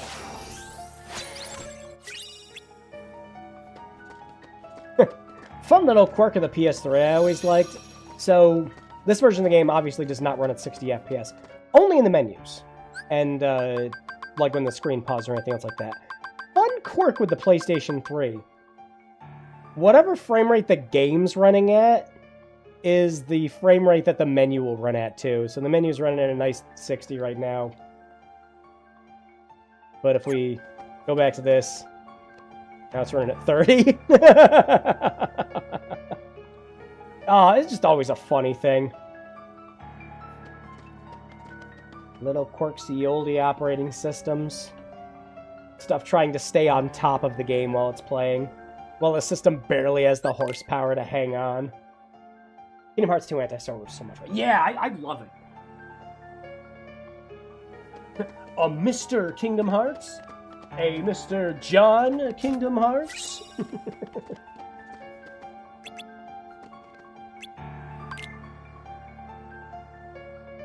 Talking to the wrong good fairy. Make it pink. Well, Make it pink. Make it pink. Make it pink. Make it pink. Make it pink.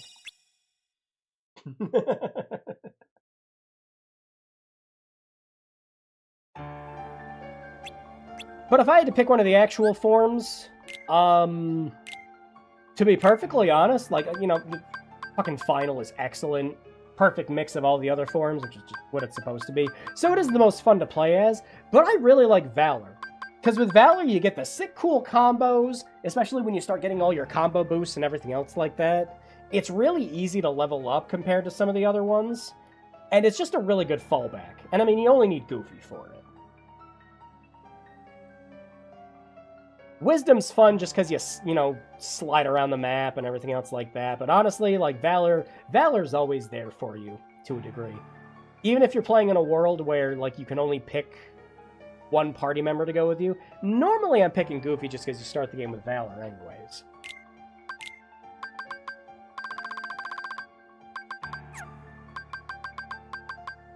But yeah, I always love the combos of it. It's a lot of fun. Seems a bit like a basic bitch answer, but, you know, I think it is. Oh my god, a journal! We're never gonna look at it. I always just wanted a mod that just gets rid of the new text every single time something comes up. And there is one, actually, for PC. I don't have that one downloaded, though. By the way, Kingdom Hearts on PC is pretty easy to mod, actually. There's a couple of steps you have to do, and it takes up more space on your computer to mod the game, because you pretty much just have to dump and extract all the files, so that it's not messing with your regular install of the game. But after you go through all those steps and you don't mind the extra space getting taken up, you can literally just, like, punch in where a mod is, and it'll automatically install and run everything for you. It's some of the easiest I've seen for modding.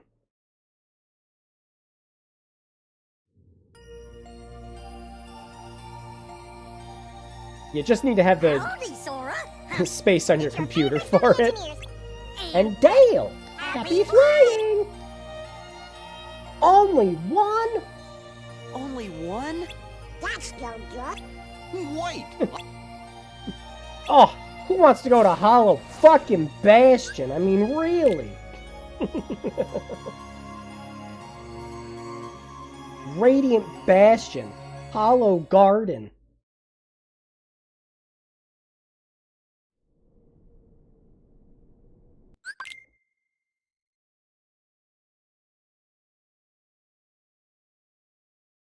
Sure is loading. So how much have you enjoyed that most of this stream has just been a black screen staring at a fucking logo in the corner? It's gonna get worse. You'll see. You'll all see in like a minute.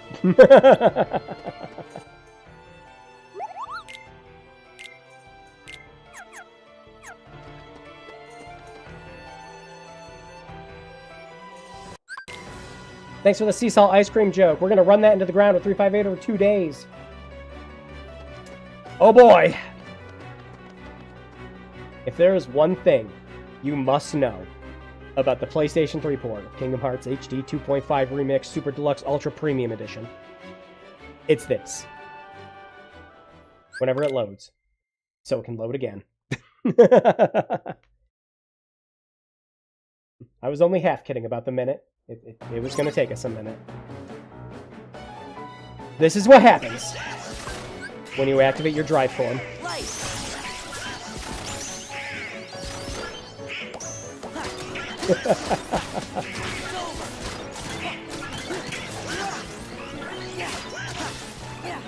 And you might sit there, and you might go, well, Drew, it can't do that every time.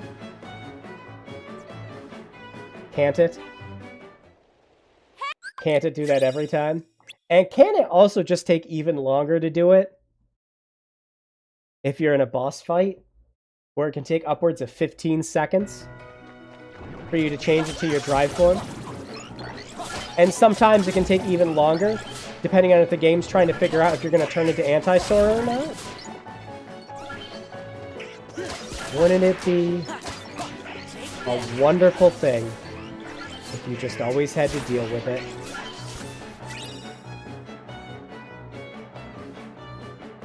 Isn't this load time used to help with cheese in the bonus boss? Yes! That's why I said it sucks, but also people actually found the best ways to use it in order to cheese the data battles.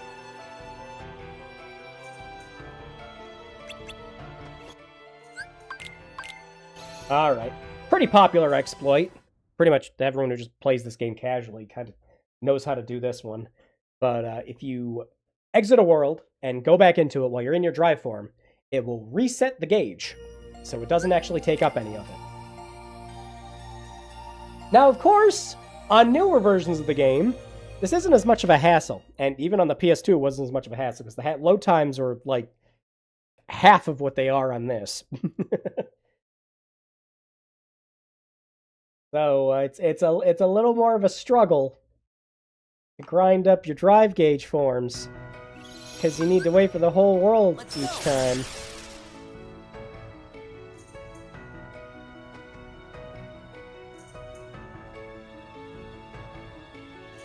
But we can sit here and grind out Valor here quick.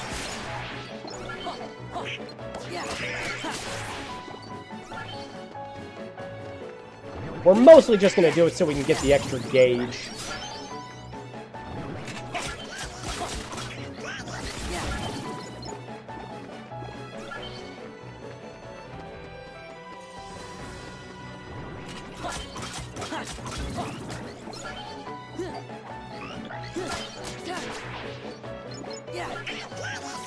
You're just wasting my time.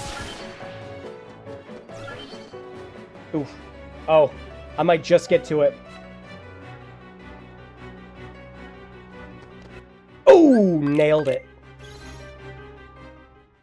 I love anti-Sora. Yeah, me too. Which is why we're going to do everything in our power to avoid it happening for a bit. So anti-Sora will only activate if you try to use a drive form while you're in combat. Or I think it can activate if you're just out in certain parts of the world. But if you're in a zone that's designated as safe, that's got NPCs and everything walking around, like the inside of the little hangout here, or hideout here, for their good old membership, you can just activate it in here, and you'll never turn into anti-Sora, ever. Now, anti-Sora works by making it so that you can't abuse drive forms.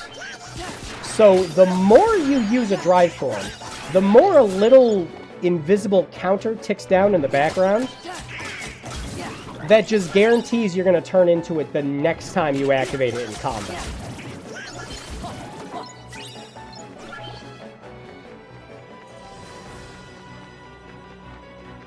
And then once you turn into anti-Sora, that counter pretty much just goes to 0.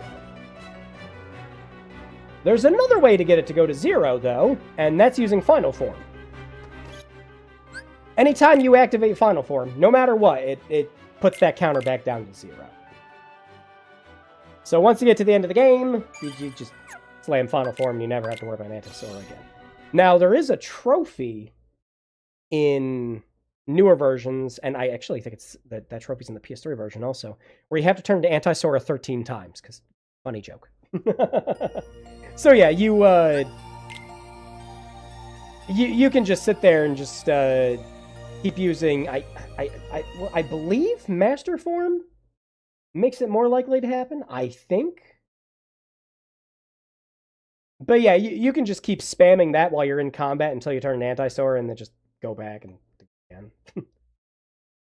Like Lexius, when he does his big dive bomb, I remember seeing people use it. Oh yeah, I did that all the time when I was doing the organization data fights in this. All the time. Really good for Vexen too, because Vexen has that really stupid fucking move where he shoots like that large thing of ice at you.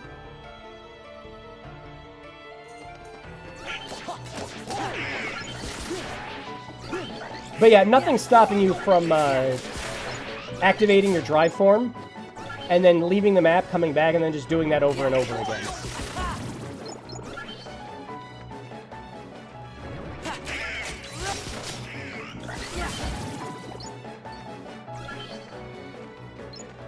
Taking all my XP. I always love the system with the drive forms too, where you unlocked abilities by leveling them up. Just, there's so much shit that future Kingdom Hearts games, like, they didn't take the right lessons away from Kingdom Hearts 2. Having all the medic progression and everything in this was just a lot of fun. Leveling up the drive forms, getting new limits.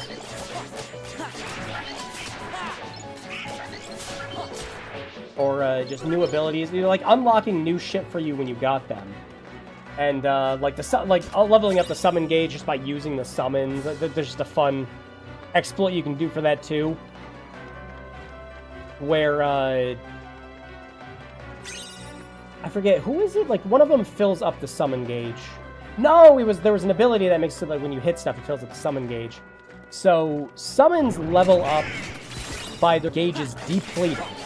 So what you did is you equipped the ability that made it so that like on hits, it would fill up the gauge.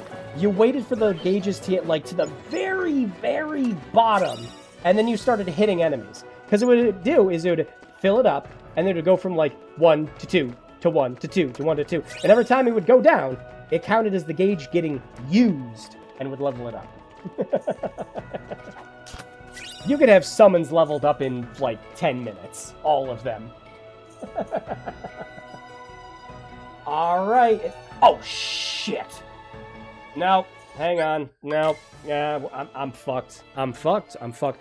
This is actually the first big challenge and critical.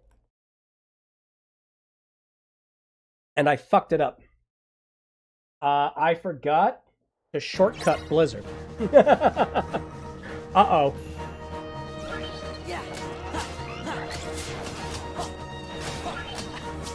Because we don't have any drive forms in this. Because it's just us and Leon protecting the gate. I might not like my chances for this. I'm gonna have to get really lucky with the duels. That's what's gotta happen. This isn't a problem. Here's where the problems start coming in. Nope. That's actually good. Lots of enemies. Okay, good. We might stand a chance. Oh no, I do have Blizzard map. Okay, great. I don't remember doing it. Maybe I subconsciously did it.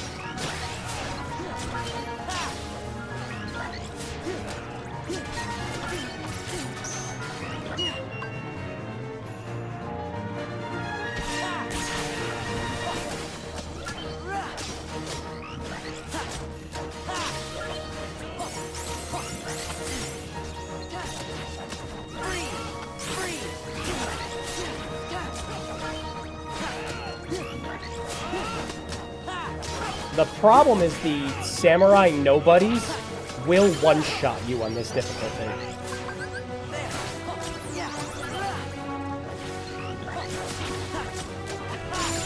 Wow! Alright! Never mind. Huh. I remember that being way harder. I think there are things that are just naturally harder in the newer versions of the game because the frame rate increased. I do believe.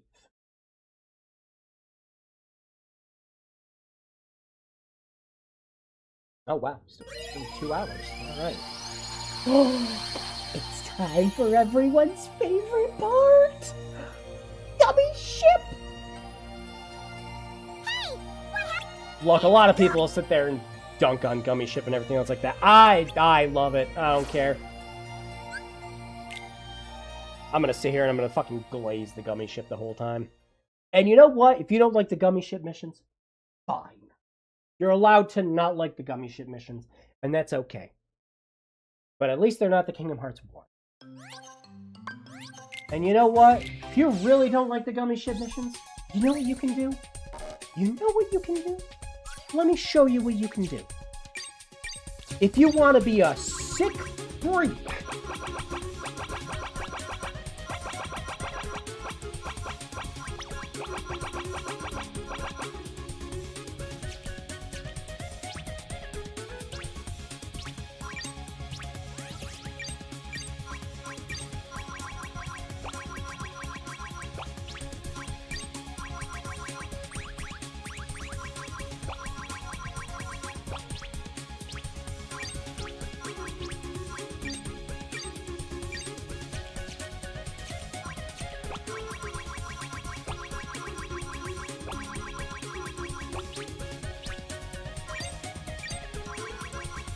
this is what you do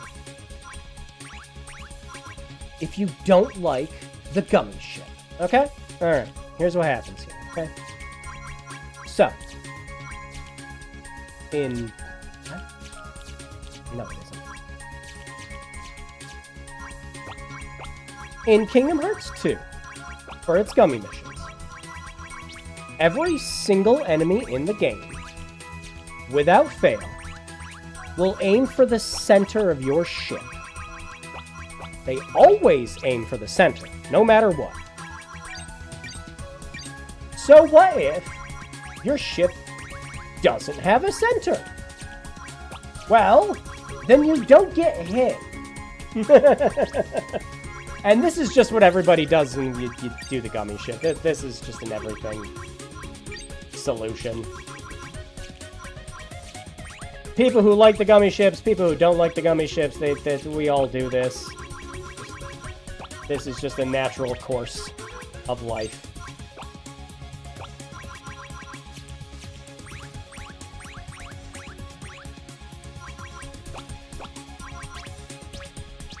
And voila! There you go. Alright, first name I see with an exclamation point at the end of it. Actually, I do like gummy ship missions. I love them. I love Kingdom Hearts with gummy ship missions. And that's because I'm a lover of Star Fox.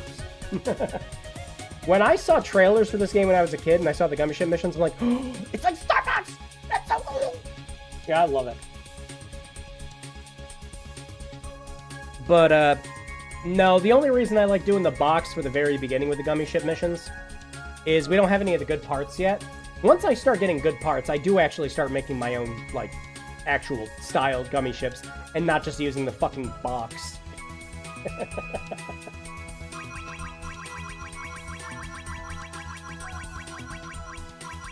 And one, they're boring and time-consuming. Two, let's have some fun. Oh yeah, they're just fun in general. All right. If I don't see something in another 5 seconds for what we're gonna name this bad boy, I'm just gonna name it myself.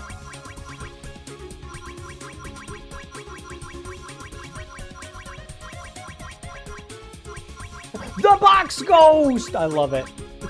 I am the Box Ghost! That's, holy fuck, I haven't thought of this in forever. Is that Danny Phantom? I haven't thought of that in forever.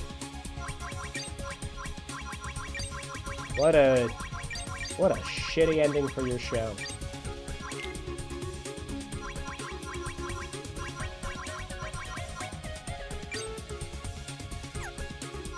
Perfect.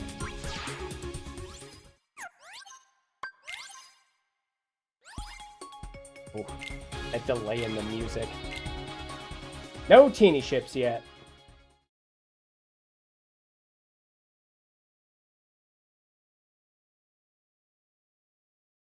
I watched the shit out of Danny Phantom when I was a kid.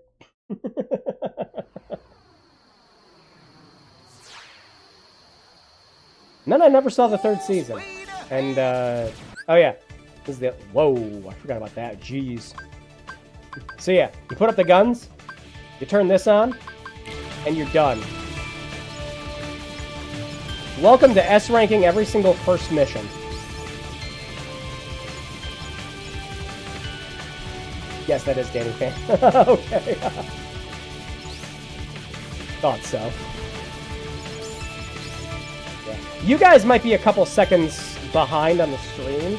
I just noticed I dropped frames a little bit ago. So, yeah. Might either have to reset the stream or just hit the live button. Because you guys might be a few seconds behind. You're going to be a few seconds behind anyways, because I had to put it on 1440p for later. Yeah. Again, to be fair to this version of the game, this is a perfectly fine way to play Kingdom Hearts 2. It really isn't that bad. If you can tolerate the long load times... and the game sometimes crashes, although we haven't had it happen yet. There are a couple of bugs that I know of. Specifically, there's a bug with Xemnas' fight that makes it so that you can't counter one of his moves in his second phase.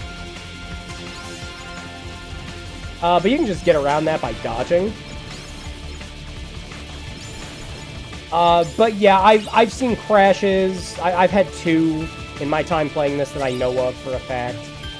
But yeah, it's mostly the long load times. You know, you're still stuck at 30 FPS. Again, this will not be anywhere as close to the worst of the best stream. And I didn't really want to play it for that reason. I mostly just wanted to show this version off to just kind of, you know, how far we've come. Kingdom Hearts is kind of just released on everything, you know? It's not stuck on Sony consoles anymore. Oh shit, did I miss? Yeah, I think I missed one. Yeah, I think I missed one. Yeah, well. Not like I'm going to be replaying this version of it. Anytime I want to go back and replay Kingdom Hearts, I'm not going to be pining to play it on PS3, you know? See, it makes sense. Like a ghost, you can't hit it, and it's a box. The box goes! You might not like it, ladies, but this is what peak male physique looks like. Like that Elon Musk picture where he just looks like he's a fucking box. Where he's got no shirt on.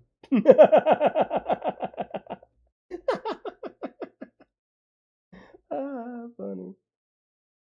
Shoot, cool. I'll be here tomorrow. Yay! Things to look forward to for projects in the future. Actually, one of the things I ordered that's going to be coming in is going to be our next worst of the best. Because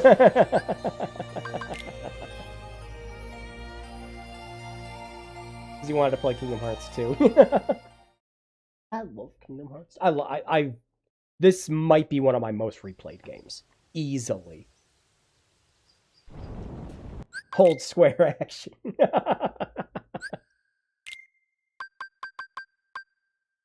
Oh man, yeah, even the load times affect things like the menus. Just like stuff coming in. Hey, look! We could equip this and waste AP! I love it.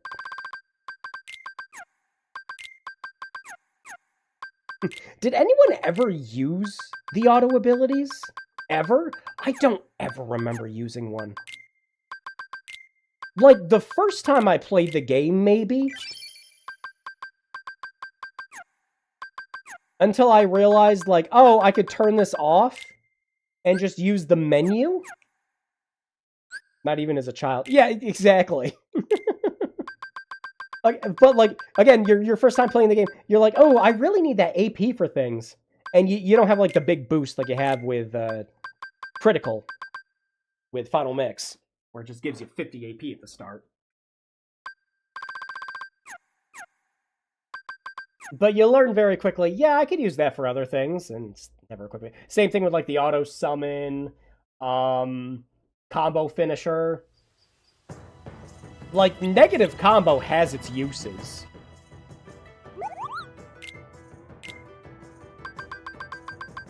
Hooray! Time to not buy any of this shit. Instead buy... Oh, I have a bunch of potions, actually. Probably because I didn't burn through them. Alright, well, I guess we can splurge on some defense, then.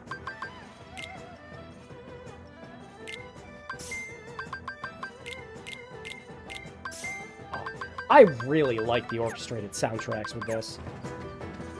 One of the best things that they introduced with 2.5 Remix was the fully orchestrated soundtrack. Now, do I wish that there was a toggle to re-enable the PS2 soundtracks again? I mean, yeah, I wouldn't mind having it for a laugh. Oh, most of the worlds all sound phenomenal with their orchestrations. But yeah, I love this theme.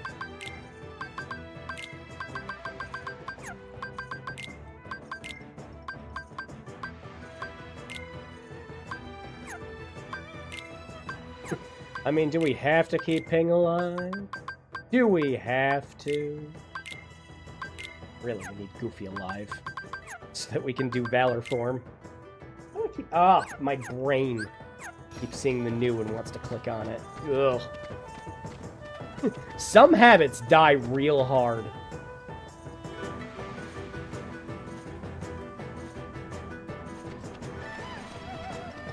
Alright. Nope, wait, we gotta do this fight first. Let's say time to see if we can reach some of the stickers without the abilities we need for them yet.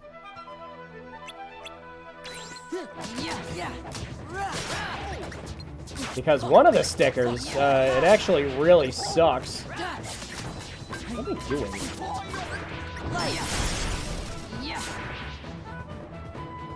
Oh, did you see that freeze? I don't know if I've ever seen it do that before. Take forever to load. Yes, I've seen it do that plenty, but freeze? That's new. Ooh. It's okay, little PS3. I need you to stick it out for a few more years, buddy. I put a brand new hard drive in you for this exact reason. Alright, we should be able to reach this with the platform, right?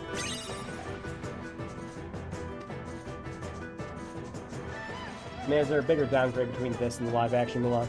Yeah, I mean, like, criticisms of Mulan, you can say all you want and everything, but I love Mulan's soundtrack. Just like all of it. Mulan has a great soundtrack.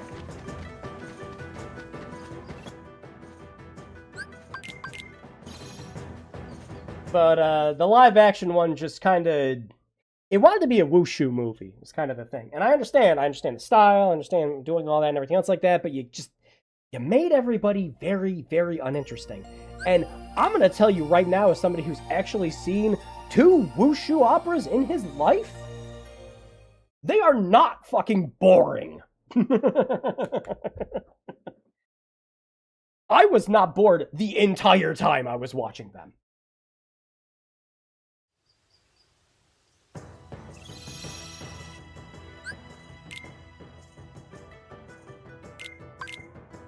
The puppetry, the costumes, the outfits, the song, the music, and everything. No. You are not bored. But yeah, that's what they were going for with the live-action Mulan, and just missing the fucking point. So it just kind of turned into Crouching Tiger, Sleeping Dragon by the end of it, you know? Very sleepy dragon.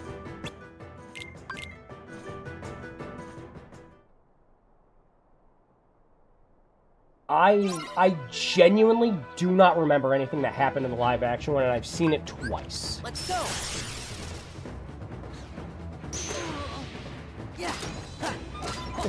Not gonna do that every time, is it, Drew? There's no way it'll do it every time.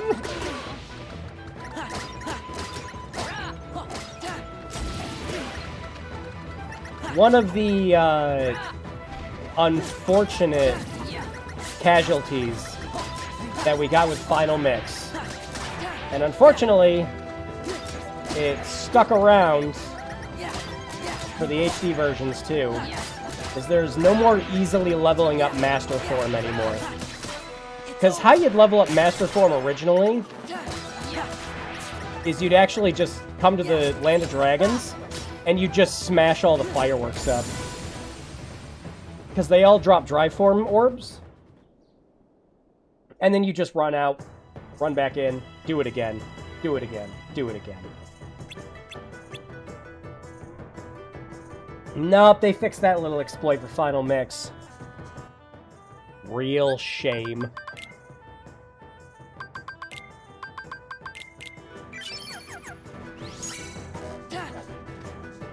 Alright, so we don't want the drive form for this one, but I do believe we want it for the next one.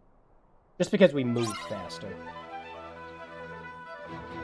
Nope, this one actually, this is the other critical mode thing that tends to mess me up. Because we don't actually have any of the good counter abilities for the guys, the Heartless with the spears.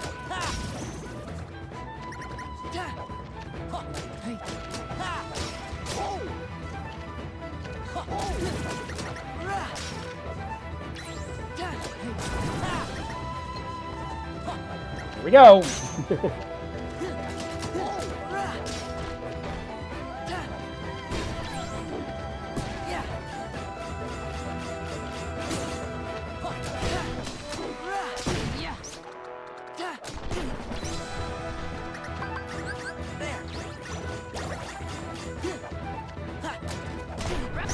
Ah.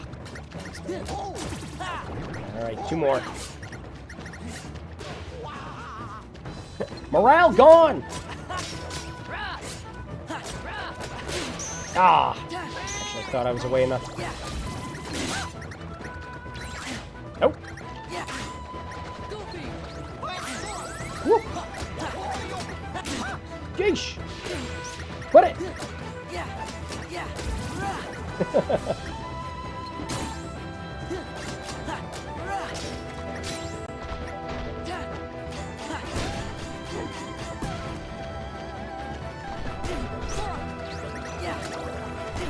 Doesn't Mulan become more useful once she drops the armor? Yeah! Once she goes from Ping to Mulan, she gets new abilities, and she also gets her limit as well. And Mushu's limit is actually super useful.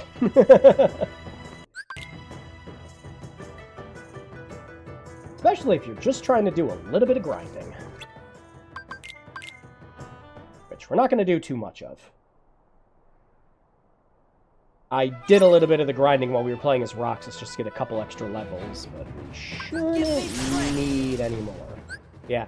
So, the way to mitigate the drive form thing is, it's loading the form from the fucking disc. Again, none of this game installs to the actual console. The whole game is being played off the Blu-ray disc for the PS3 version.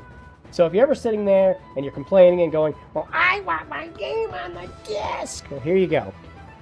This is what you deal with it. I like having my games fully on the disc with newer releases, but, you know, installing them to the console is also a fucking useful feature.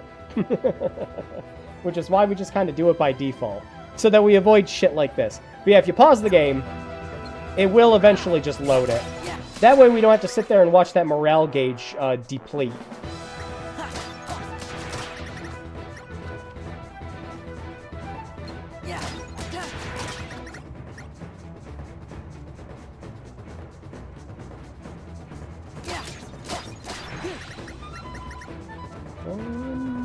The guy's sure. Not yet. One more. There he is.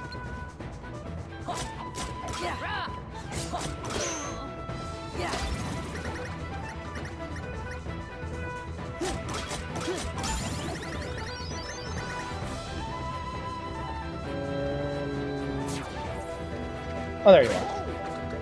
So where is he?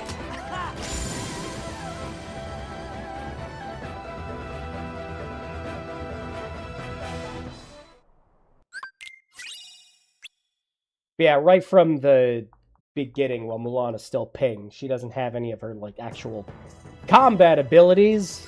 The only thing she gets is, these. Once she becomes Mulan, she actually gets attacks that use up NP and shit. Until then, thanks for the draw an item boost.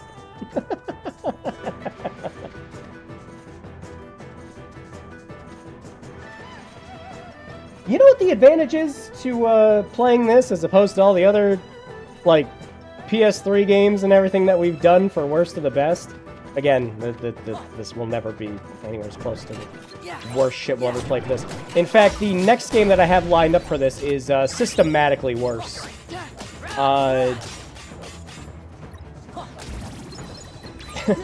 It doesn't start as bad as Shadow of Mordor does, because Shadow of Mordor is just consistently the worst throughout the entire game. But gradually, as we play the game, it will become worse than Shadow of Mordor. Little something to look forward to for the future.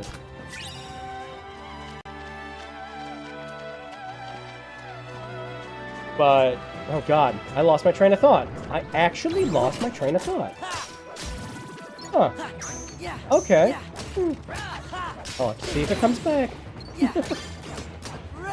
I was going to talk about something with the... Oh, yeah. So, okay, you know what the nice thing about this as opposed to Shadow of Mordor is? At least playing this isn't making my PlayStation 3 scream in agony.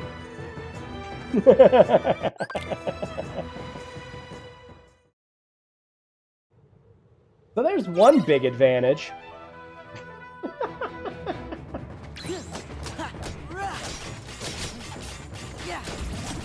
You know, I'm actually having a way easier time with Critical on the PS3. I don't know if it's because I've just played a lot of this game on Critical now. So I'm kind of used to when the game does bullshit.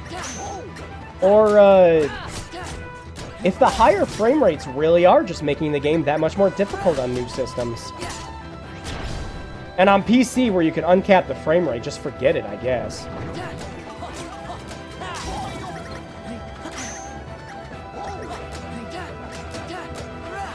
But this is good game design. Yeah, Kingdom Hearts is full of good game design. Kingdom Hearts 2 especially. Again, this is like the one golden goose of the series where it feels like everything clicks. Everything from the combat to, like, it's a perfectly good speedrun game. It's a perfectly good, like, just game if you just want to sit there and push X when you're, you know, kid. I let my little brother play this all the time with me, and his favorite thing was just running around mashing X and beating shit up. And a lot of people will sit there and tell you that Kingdom Hearts is just a game about running around and mashing X. Not if you do the data fights, it's not. And I mean, when I was younger and we didn't have Final Mix at the time, you definitely weren't doing that when you were playing on Cloud Mode. You had to block, you had to use Reflaga. Magnet was saving your life. And on Critical, yeah, that's more important than ever. Mulan's World's one of the first you can go, so having a companion that's bad at the start doesn't mean as much. That means they can allow her gameplay to reflect on the character. Yeah! No, I don't think it's bad design at all. And again, it's just one of these things that new Kingdom Hearts games just, like, fail to understand. Is the Kingdom Hearts worlds should be important to the Kingdom Hearts gameplay. The story. Mulan growing up as a character and getting new abilities. When she finally lets her hair down and stops pretending to be a man. Yeah, that's fucking cool from a gameplay perspective and a Kingdom Hearts story perspective. It all works out. Again, just kind of a thing newer Kingdom Hearts games just forgot. Disney Worlds just kind of became set dressing after a while. It's just, you went and did a thing. Oh no, the organization is here, and they're doing something that relates to their plan. What is it? Well, toys with souls are tangentially related to replicas, I guess. To be completely fair to Kingdom Hearts 3, it has some moments that are just also very good and funny.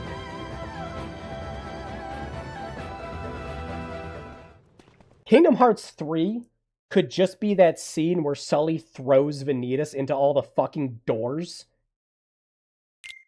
from Monsters, Inc. It could just be that the entire game, and it would be Game of the Year.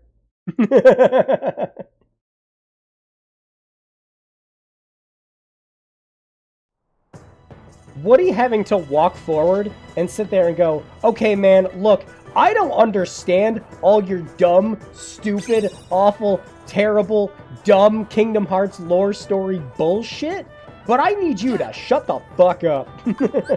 Let's go.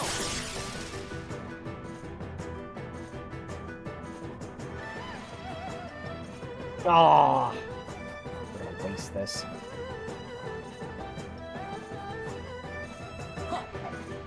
Damn it. Yeah, we're gonna waste this. Because if you don't get this now, it becomes impossible to get later like this. There we go. No, damn it! Because the village gets burned down later, and you can't get this until you have, like, all the high jumps in the glide. Ah, shit, really? Uh-huh.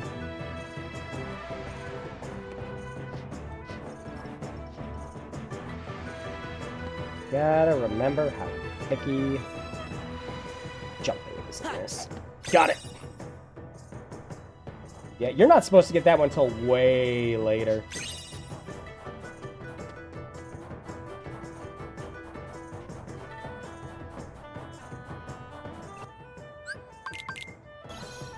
I mean, that's what Makes is for. If you got through the game just mashing X up to that point, you're in for a riddle. Yeah, because it's like, oh, we have all these water forms. Oh, what's that clock doing in the counter? Oh, I lost? What the heck? You mean I have to learn to play the game? I'm surprised Square didn't give Kingdom Hearts the Final Fantasy VII. I am actually, you know what? You're right, Dakota. I'm actually surprised that we haven't gotten a remake for Kingdom Hearts 1. You're absolutely right on that. It'd be one of those things where if it got announced, like, tomorrow, I wouldn't be surprised.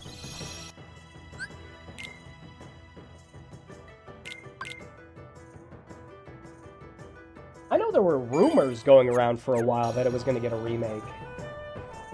But they never had that come to fruition. Don't you fucking wish that card's on there? But solid! It's Square Enix! You see, their line of reasoning is, this game has Cloud and Sephiroth, and Aerith and Tifa and a couple other characters from Final Fantasy VII in it, so logically... at some point, they just have to remake it. Oh yeah, and they'd have to put the Arbiters of Fate in it. It all has to tie together. It all connects. Fucking, it's the Madam Web poster, but it's got the Final Fantasy VII crew on it. His web connects everything. It's probably just the license. Yeah, I like specifically I remember that for when they were bringing Sora into Super Smash Brothers. A lot of the stuff with the problem was Disney licensing, like big time. So, like when they did like the whole Station of Awakening as the level in that, one of the bigger things they had to do is they had to take Donald and Goofy out of it. Pretty much outside of Mickey being on the end of the Kingdom Keys chain, that was like as far as they were allowed to go. And I think they even had to fight Disney on that. Alright, time for no Goofy again. But time for all the fucking shadows in the world. I want to take out at least a couple of these guys before we tackle the big guy. Because they will interrupt us. Madam Web poster, but it's Nomura Space. Oh god, no. No, it would have to be Kingdom Hearts. Because think about it. Everyone is Sora. And everyone is Xehanort. His web connects everything.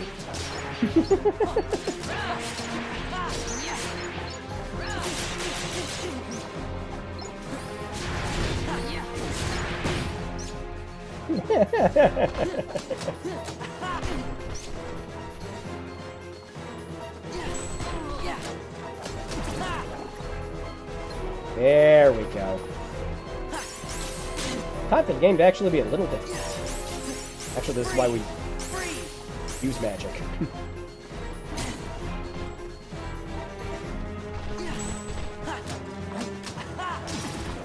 There. Now it's better.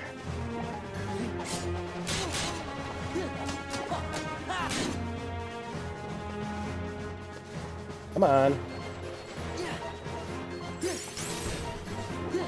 Nope. That was it. Use an attack. Oof. The Sora in the Kingdom. Finally! Slide dash. Oof. See, I've never actually attempted an EXP 0 run of these games. I think Critical is plenty challenging enough as is, and I can get through pretty swimmingly. Maybe, I don't know. Maybe is a fun stream idea in the future. I think it might be fun to do an EXP 0 run. Because you do still get abilities as you play the game, because they're just locked behind the bosses. But there's a lot of very useful stuff that's locked behind leveling up. So, you know, like, no Leaf Bracer, no Once More, no Last Chance, none of that.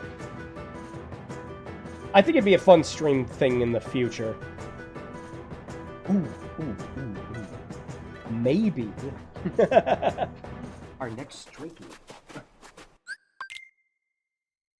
For when my birthday comes around again could be EXP 0, Critical Mode, uncapped frame rate on the PC version, which just makes things harder. Like, a lot harder. Because it fucks with the physics and makes it so enemies attack quicker when the frame rate's uncapped. And maybe we'll do, like, I don't know, Kingdom Key only. Or some bullshit. And every time I die, I take a shot. Alright, so, yeah. A lot of this stream has just been me talking about this game. And again, if you've been watching this, you know, this is a perfectly fine port. You can pick up a PS3 for pretty cheap nowadays. So if you want to play a way to play Kingdom Hearts on the cheap, without buying a PS4 or PS5, or just picking up the PC versions when they're on sale if you have a good enough PC. You need a good PC, you can play this on the Steam Deck if you have that. Fortunately, those are expensive now. Anyways, just like low-end hardware can play these games no problem. But if this was your only option, it really isn't bad.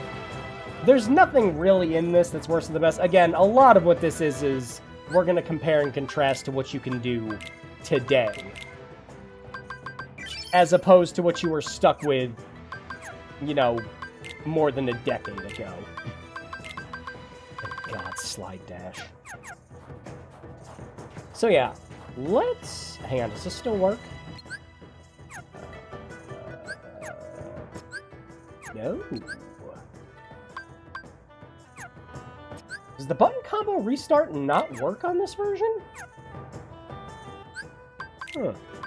Click back to... I mean, just go to the title screen. Save. So before I switch over to the PC version, and we'll just kind of show off some of the cool stuff you can do with that now,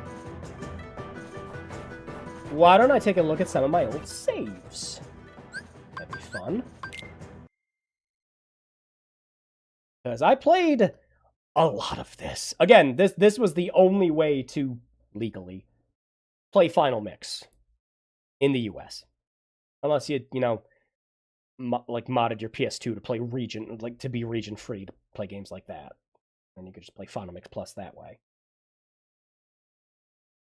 Of course, I didn't know Japanese. That shit would have been difficult. So yeah, official English version. This is how long we had to wait for that.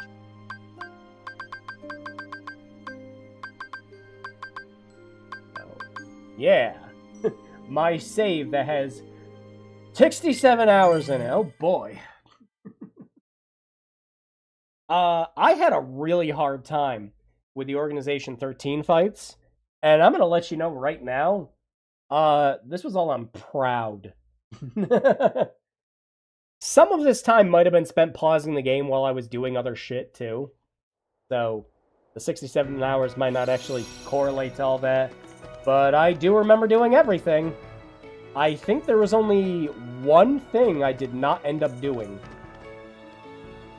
The one thing preventing me from getting my platinum trophy. And I bet you all know what it is, because it sucks no matter what.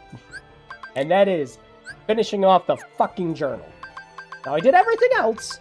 I even did the Hades Paradox Cup from the looks of things. Yeah, synthesis notes, but... and here's the thing. I'm playing on Proud. So, the grind's even worse. Because on Critical, you start with 2 Lucky Luckies. Which is increasing your drop rate on stuff. I didn't know that. I just play the game on Proud, because this is what I was used to. So if I want to get the Platinum Trophy for the PS3 version, I'm just going to have to sit down and grind gems at some point. And then that's it. It's always the worst version of Platinuming, the worst thing you have to do to Platinum these games.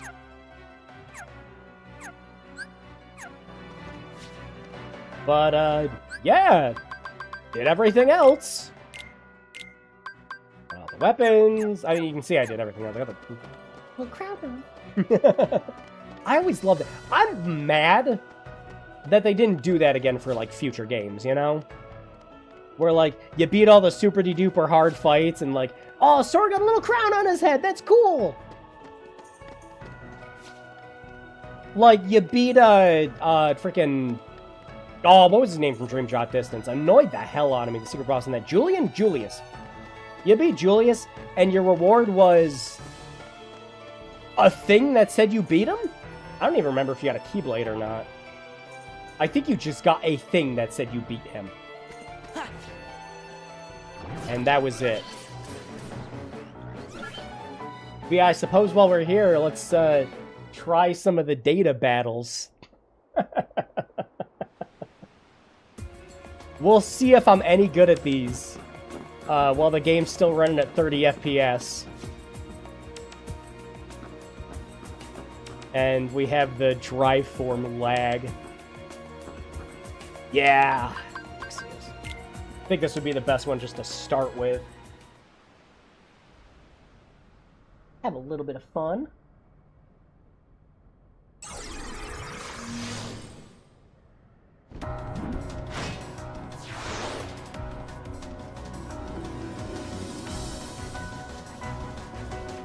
It'd be fun if they did a, like, New Game Plus with some of the later versions, too. Where, like, Sora's still wearing the crown in cutscenes.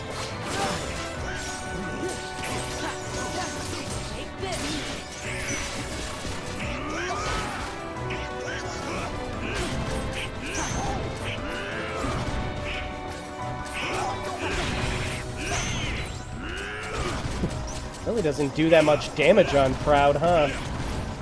On Critical, I'd be dead already.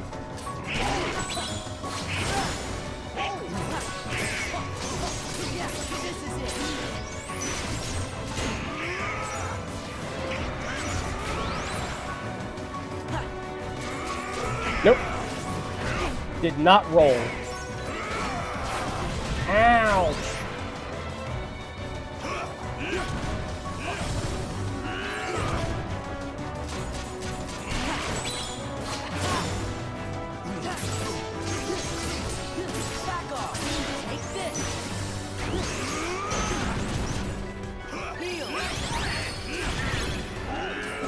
Yeah, still got it.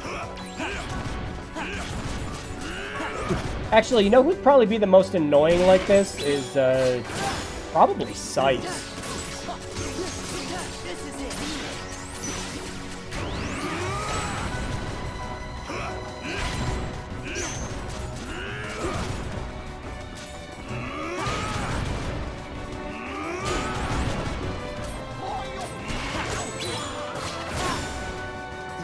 I remember doing a randomizer ages ago, and this guy was the boss and replaced the door fighting Beast Castle.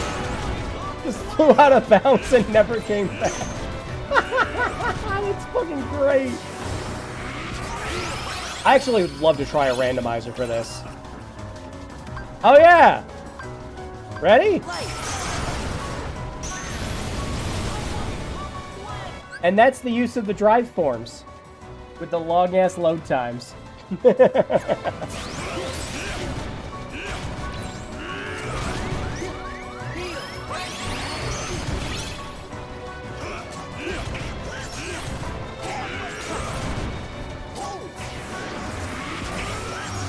Oh, he's almost maxed. Yep. Not this time.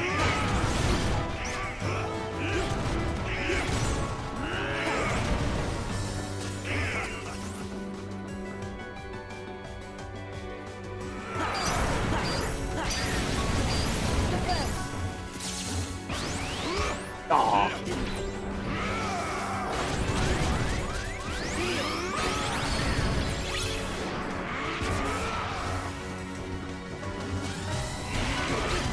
Whoop, wasn't close enough.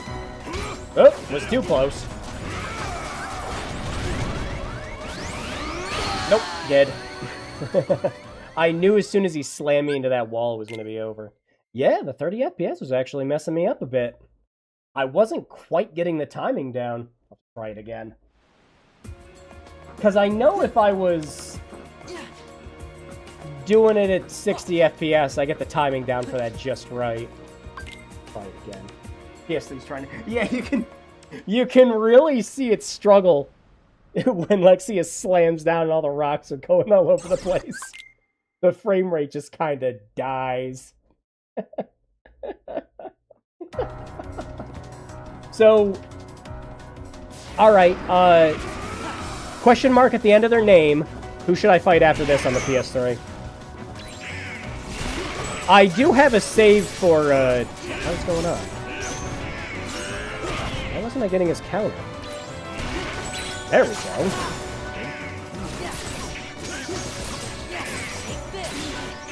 Yeah, who should I fight next?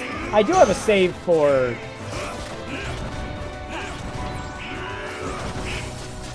Sephiroth, we really want to do that.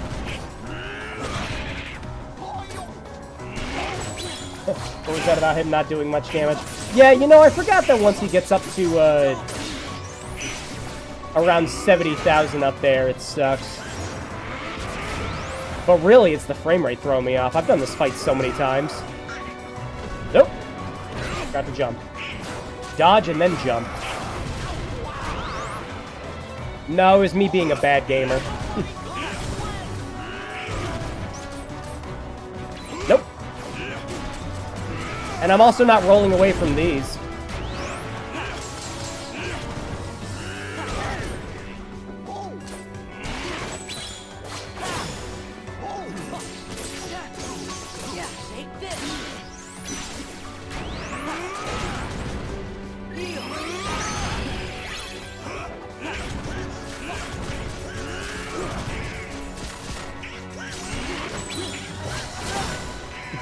Also, the frame rate's too low, and my monitor went dark, and I handed my little brother the controller.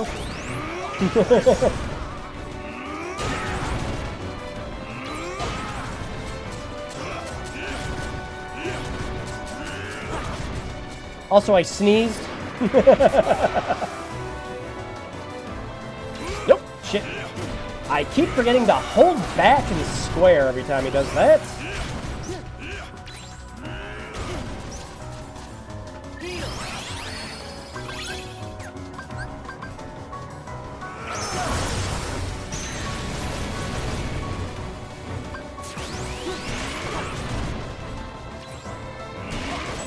Gotcha.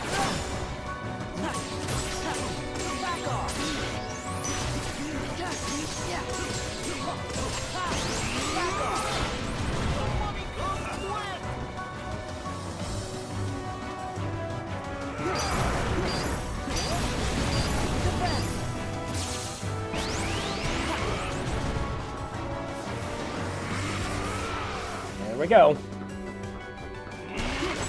Gotcha. It's over, boyo. It's over. Yeah. Yeah. It's over. Nice. see. Well, Solid said Larsheen first. So I guess we'll do that. Larsheen's the worst. I hate her fight. I think she is genuinely... I wouldn't even say it's the most difficult. Technically, the most difficult is Xemnas, because you have to do both of his phases in a row without losing. But, man, dodging her fucking sucks. Little maneuver is going to cost your Blu-ray drive about 15 years. Playing Kingdom Hearts 2 on it again. Shit. Ugh, hate this fight. Yep, and here's the reason. Are you supposed to dodge all this? Who fucking knows? But she sure doesn't stop.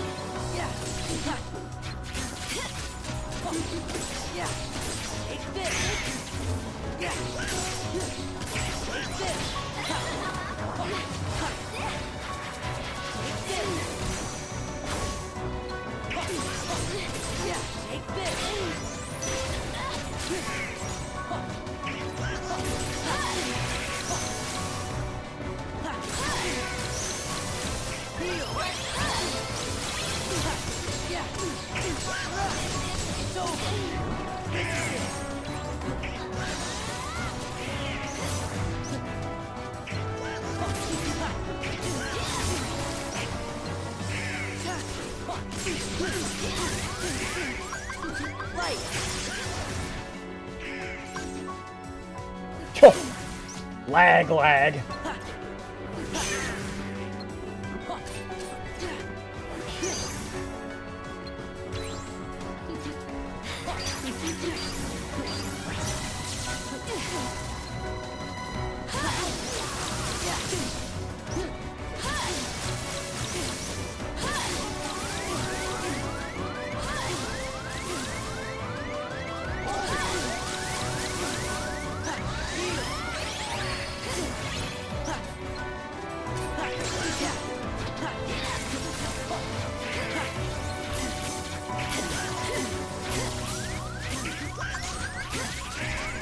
Mommy, what is it my turn to play? Not. Yeah. That's the problem with her fight. You don't get to play the game. Not unless you can hit both of them at once and merge.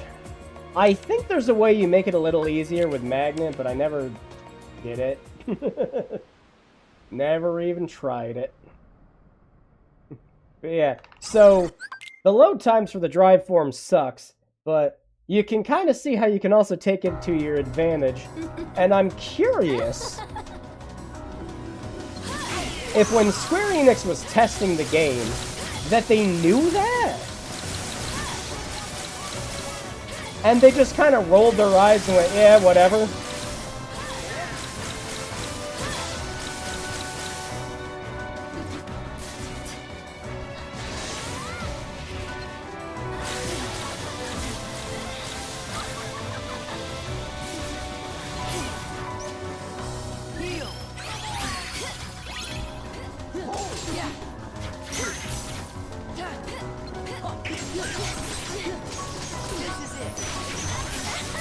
Yep, let me get both of them.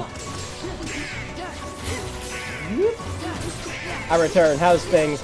We're just practicing some of the organization fights on PS3.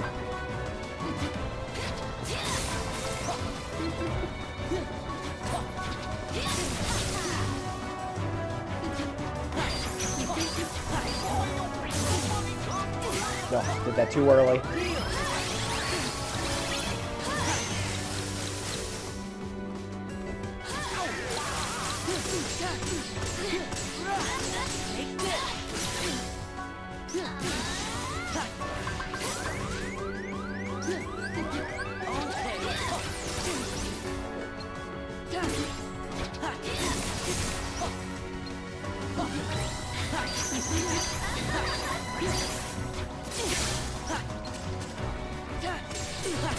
Back off.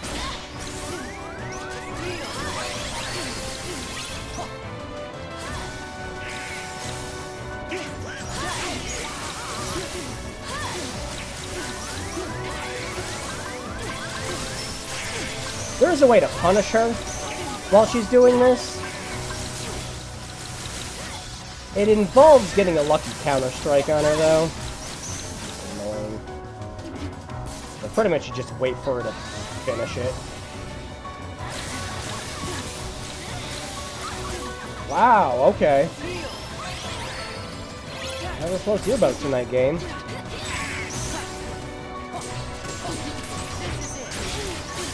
Ah! Almost had a chance for the merge!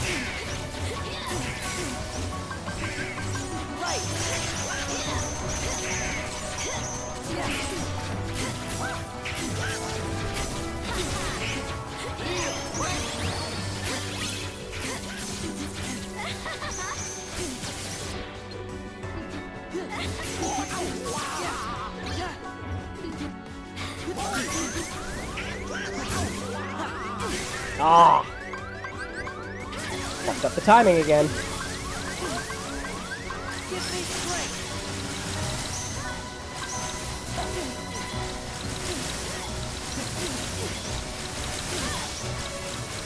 Let me move.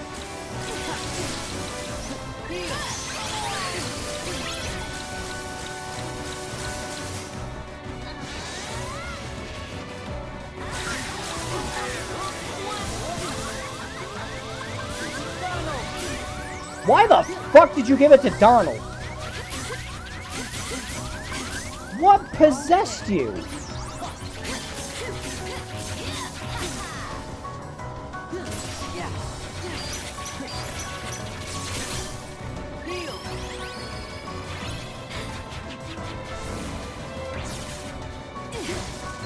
Got it.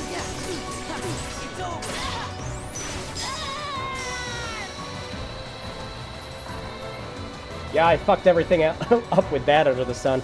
But again, at 60 FPS, it's a lot easier to get the tells in. But this is what we dealt with back then.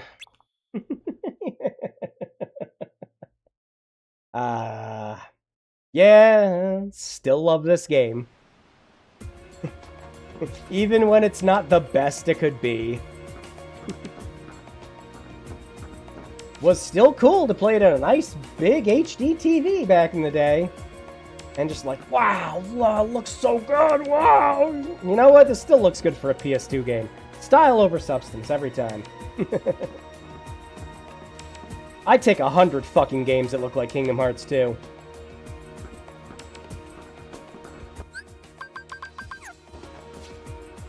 Yeah, it's always bothered there wasn't a save in here. Always had to go back. At least you unlocked a shortcut to go back, because in order to even get here in the first place, you had to do all the other data fights, level up your drive forms to their absolute max, so you can get through the entire spot. Yeah. Should I save over my old ass save? Really didn't get much of anything. So yeah, Kingdom Hearts 3. Alright, Kingdom Hearts 2 on this. I actually meant to play a little Birth by Sleep, but I didn't get to it. I get too enamored playing Kingdom Hearts 2. I fucking love this game. This is easily one of my forever games that, like, I'll be like 80 years old and I'll still be playing this. On whatever method I have at the time. Still love it. And again, the whole point of me having this on Worst of the Best is, yes, this really is the worst way to play it. Like, no exaggeration or anything like that. This is the worst way to play Kingdom Hearts 2.5. And hell, arguably Kingdom Hearts 2, just because the load times are worse than the PS2 versions. But nowhere's close to unplayable, like a Shadow of Mordor or fucking Arkham Knight on the Switch. No, our next game will most definitely be that again. But again, a lot of this was just to go... Remember what we put up with this console generation? Where it's like, even the PS3 had a hard time playing a fucking PS2 game. Kinda just wanted to look back at it with that kind of lens. Where it's like, wow, we have it so good today, don't we? Like, Unreal Engine 5 bullshit aside, with a lot of modern games and everything, we actually get a lot of good remasters for games that run great, look great, you know, become the preferred way to play the games. So much so that people just kind of forget things sometimes. One of the things I was remembering, let me get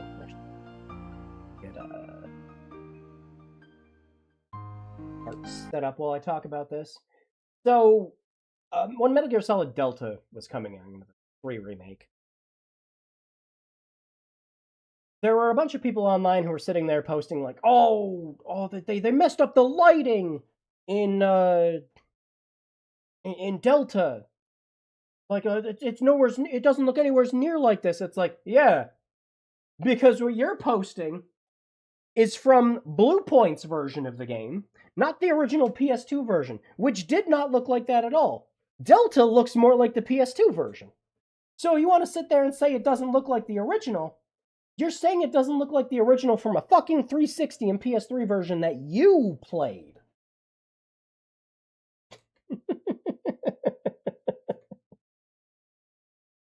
Oh my god.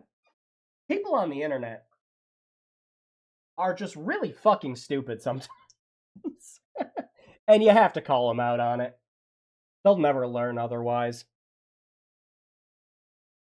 Yeah. Were there things I don't really like about the way that Delta looks? Yeah, I think it's just kind of going for that Unreal Engine malarkey most of the time, where it's just like photorealistic trees because we grabbed stuff from a bunch of asset packs kind of thing, which is just, they're all like, unfortunately, but you gotta complain about the right things. You can't sit there and complain about a game not looking like an HD remaster from the PS3 and 360 era. Where that whole end scene actually looks worse to the point where they had to patch it.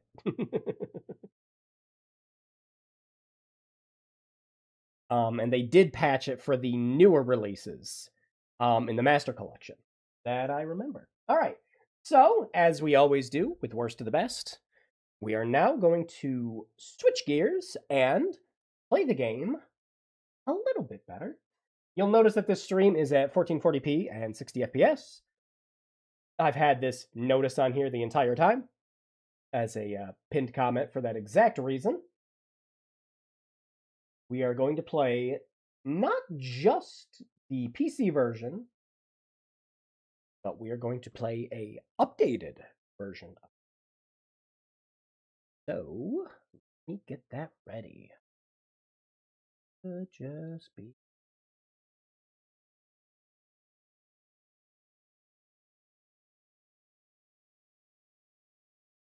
Style trumps graphical fidelity every time.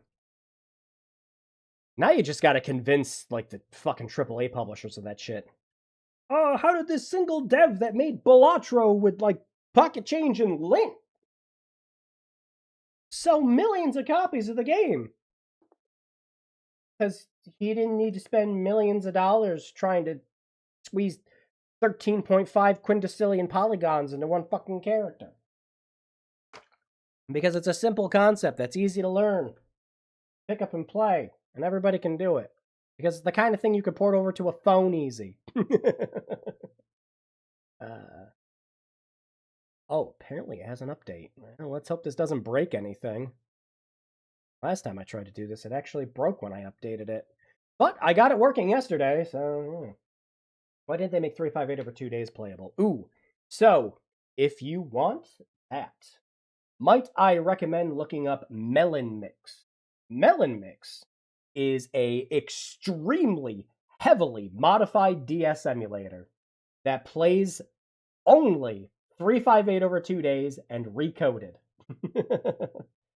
And it's insane what's been done with it. But it's a pretty much they figured out a way to completely remove the touchscreen controls that are required for parts of both games.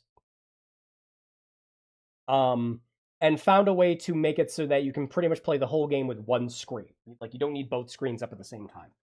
A bunch of stuff got moved over to just one screen, so you can play it like that. Highly, highly recommend looking up Melon Mix if you want to make 358 over 2 days and coded playable on PC. Big time recommend. They're great. So yeah, this is not only going to be Kingdom Hearts 2. God, please work. I spent yesterday for 2 hours finding a way to get this shit to run properly. And after like a reboot and some fuckery with an YML file, I did it. Ugh, please work. Okay. You working? Which of these is it? Oh, there we go.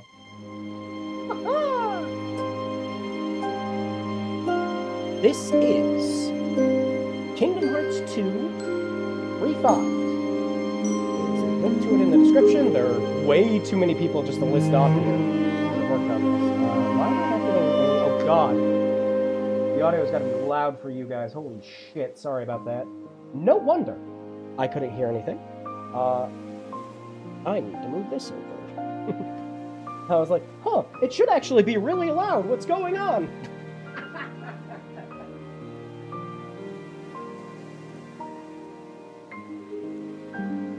Apologies that it was loud for a second there. Alright. Headphone. Yeah. Okay. And everything should be good now. Sorry you came into that kitchen. There. That should be better. Holy crap. Sorry, I couldn't hear anything on my end. So I was like, oh god, it has to be loud for them. This is Kingdom Hearts Refined. Its main modder is Topaz TK, who has been working on this for years, ever since I think the Epic version came out. And a whole bunch of people just contributed to it since. This is a no-nonsense, everything better version of Kingdom Hearts 2. Good thing I was on low side. Yeah, again, apologies to everyone else. The desktop audio was still set high from when I had the background music going. So, what all has been improved in this? Well, why don't we check out a couple of things? How about autosaves? Every time you walk into a new area, it just makes a save on the 99th slot. In case you forget to save or do something else like that. You can have it so there's an indicator at the top. Just does it in the background, or you can just shut it off. If you don't want the autosave, you don't need to have it. You can have it so that it will only have controller prompts no matter what, which is very useful if you're playing on something like the Steam Deck. That doesn't accidentally start showing like keyboard commands if you move the mouse around or something. Very helpful. You just keep it on automatic. Oh! Do you hate having to go through Roxas's section every single time you play the game? Well, you don't have to anymore. You can just skip it. No more Roxas. You boot up the game. You skip the DMCA. You pick your shield. And you are Sora. No more Roxas. Oh, hang on. I do have to do something on my end so it doesn't look stuttery for you guys. 120 lock. There we go. You can just play without the prologue. So yeah, couple simple things to start with. Actually, just very helpful little things. But there's also a couple other things that are nice and helpful too.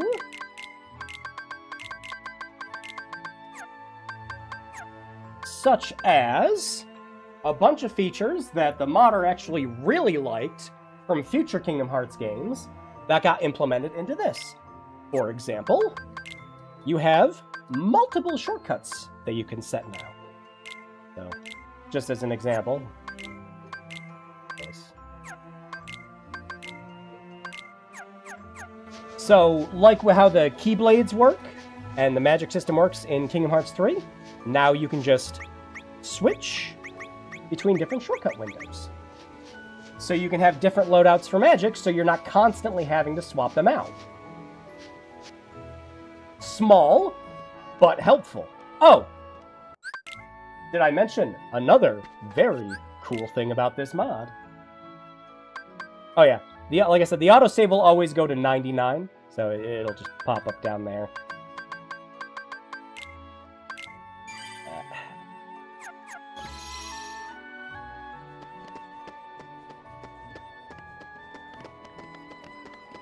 Now, one of the sucky things about every single version of this game, unfortunately, is you got these nice uncapped frame rates, right? Especially on PC, you can play this game at whatever frame rate you want. Very cool. But all of the cutscenes are still capped at 30 FPS. Because Square Enix just kind of figures the logic for it is just going to work that way, so you didn't want to mess anything up. What if the modder went through and made it so every single cutscene in the game is also 60 FPS?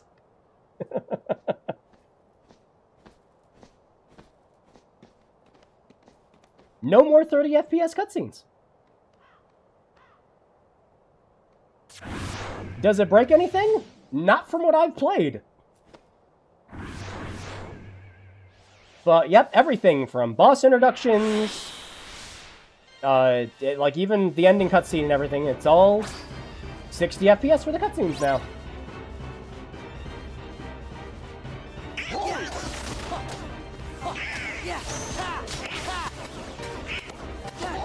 Oh, yeah, this is a problem. Now, the audio cutting in and out like that, that is just a thing that happens with this version of the game. The fix? Kind of loud compared to the PS3 version. Hang on. Turn that down a little more. There we go.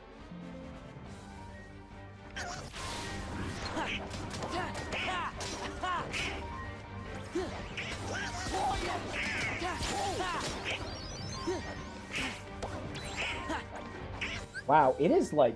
What the fuck? There. Jeez.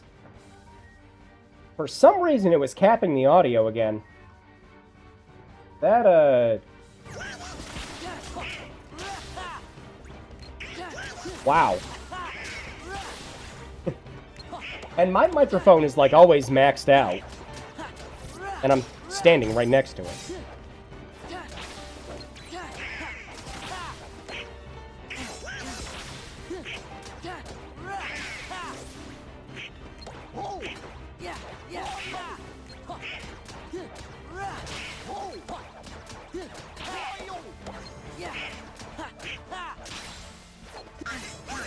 Uh-oh.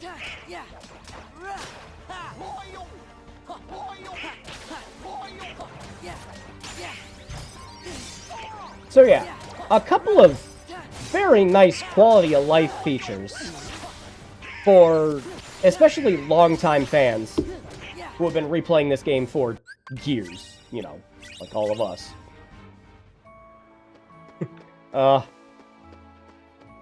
There being no load times is really nice.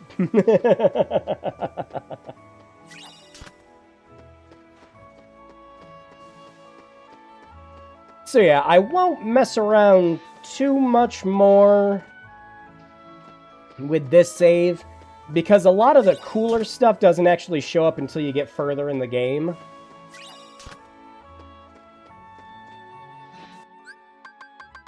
But there is... It does sound good right now. Goodness, 60 FPS. Actually. Oh yeah, it's great. Especially for the cutscenes. Yeah, I don't know why. This game was capping the audio. Usually I have everything set to just a standard 75% audio. Kingdom Hearts said no. So I had to dump it down to about 25%. Sorry. This is the quietest I think I've ever had to make one of the games on the stream.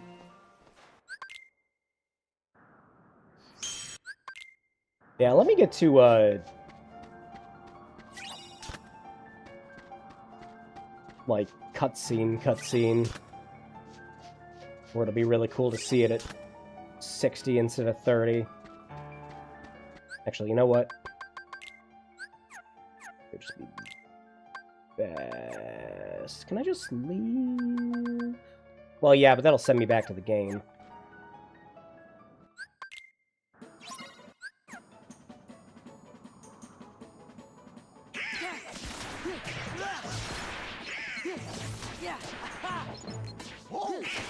I'm gonna blame all the audio problems on Donald and Goofy screaming in my ear.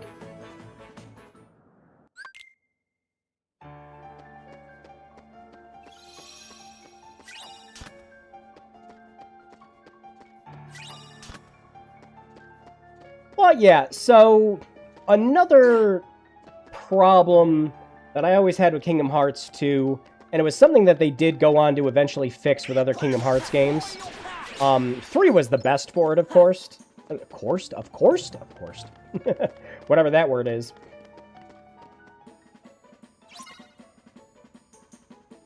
One of the bigger problems is anytime you lost a fight... Let's see if I can get killed here.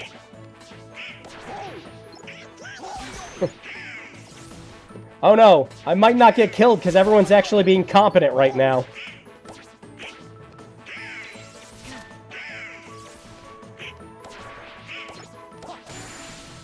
Yeah, we'll just wait till the other ones show up.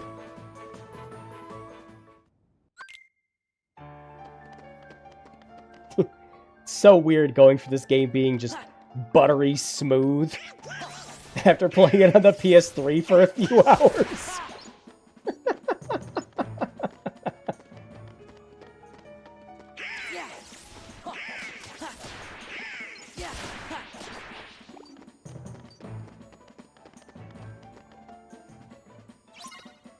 Yeah, also nice that we skipped the first 3 hours of the game, you know?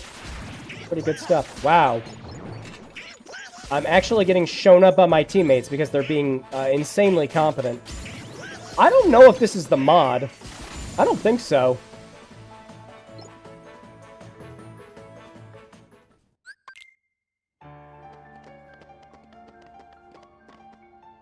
Could be. But I don't remember reading anything about that.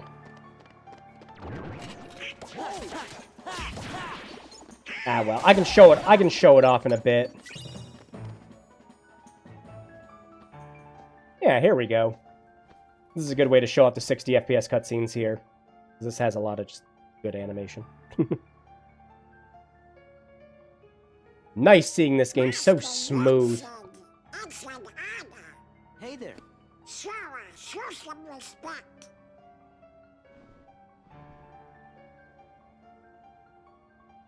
My name, You are spelled backwards, Now then, is have you Disney. seen the king yet? Yes, we did, Master, but we didn't get a chance to talk to him. Yes, the king has. Oh yeah, been and it quite fixes the busy. subtitles too.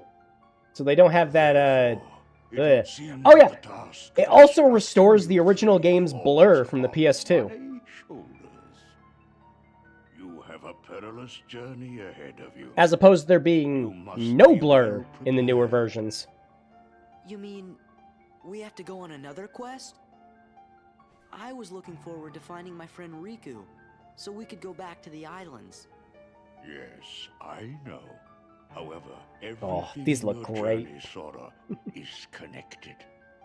Whether you will find your way home to the islands, whether you will return alone or with your friend, and whether or not Something the tells me Square islands Enix is not will going to do still be this there. with the new Kingdom Hearts collection. And Like, the they won't key even... that connects them all is you, Sora. I'm the key? The key! Like, we still won't get 60 FPS cutscenes in any of the games. Chosen wielder of the Keyblade. You are the key that will open the door to light. So yeah, compared to us playing in the PS3, pretty big improvement overall. But there's a lot of other really good stuff to show off with this mod.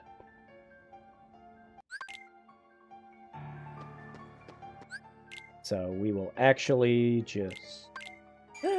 Mostly just wanted to show that you could skip the opening of the game. So what other cool stuff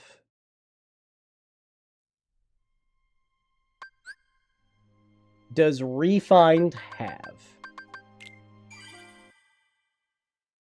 Let's open up my completed save and check out some stuff. First things first, you have a new ability. You get Encounter Plus, which was something that was introduced in Kingdom Hearts 1.5, and for some reason whatsoever, they did not bring it over to 2.5, which makes it so that rare enemies have a chance of showing up. A hell of a lot easier to get those stupid fucking gumball machines to show up. And for if you're trying to do the Mushroom 13, so that they can show up too. But it also makes it so that you don't have to walk between so many rooms in order to get enemy spawns anymore. I think you only just have to walk from one room to another.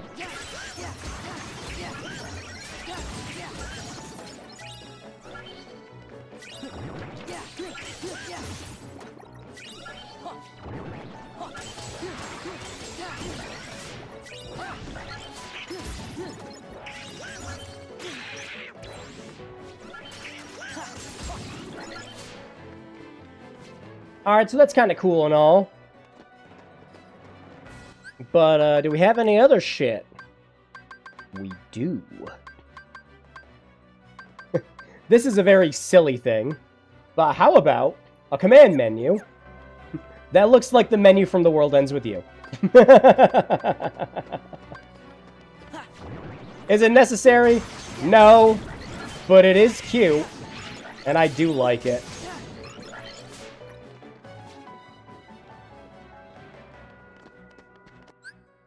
This mod also lets you put in other ones if you want to, so you can replace the Shibuya one with a different one. You can actually switch back from different lock-ons, so that you can go back to the original lock-on system. There was something else, too, that I'm trying to think of. Oh, yeah!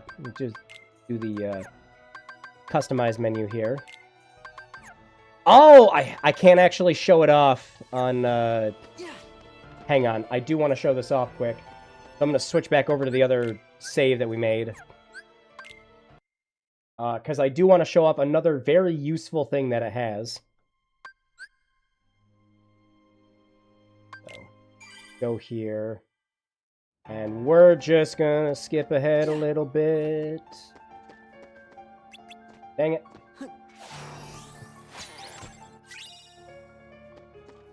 Because this is another blindingly useful thing. Because this whole mod is just about quality of life improvements, not only for new players, but people who have played these games 100 times and just went, man, I wish that was a thing. So, another one that is super handy.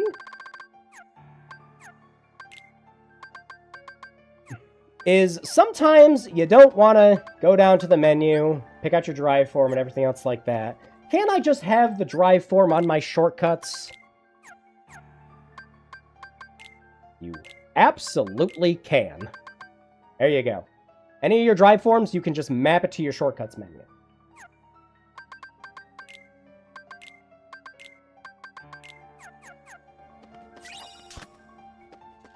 This makes it so that you're not having to go to your drive form, flip through all your forms. You can just attach the one that you're going to use the most and put it on the menu.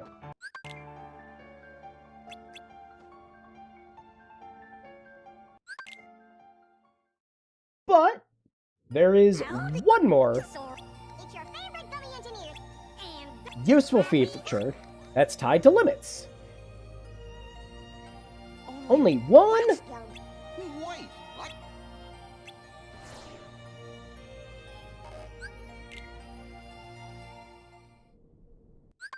Look at those load times. Like they're nothing at all. Think of how much faster we got through the introduction and are getting to all these other parts of the game compared to us playing it on PS3.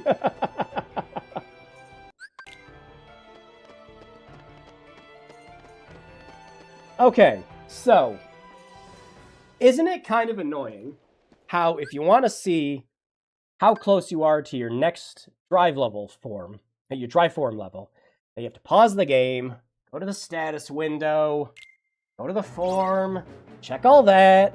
Well, guess what you don't have to do anymore?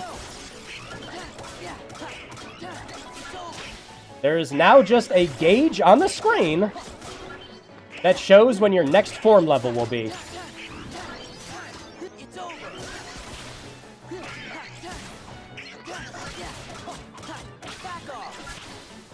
No more pausing the game to check.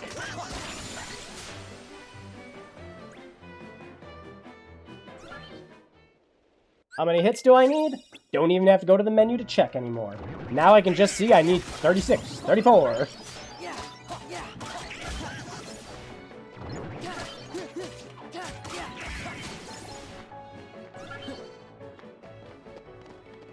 Actually cool shit.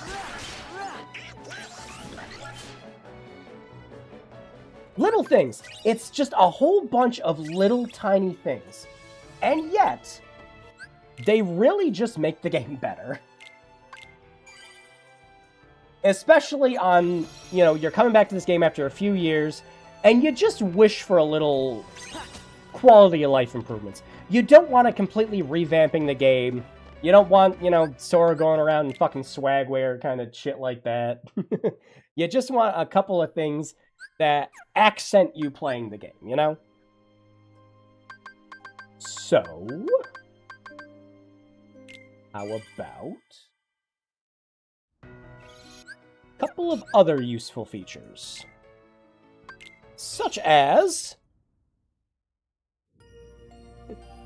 a minor inconvenience, but I was just talking about it. Don't you hate that you have to walk all the way to the Garden of Assemblage in order to fight any of the data bosses? Well, you don't have to anymore. There is just a save point there. No more walking. Is it walking 2 rooms? Yes. Do you have to not do it anymore? Also yes. Oh, and hey look! There's a Moogle shop. So if you need to buy some potions, or ethers, or anything, because you ran out while doing the secret bosses, you don't have to run back out and do it. You can just buy them here. Okay. How about we do one of the data battles? Let's do Roxas.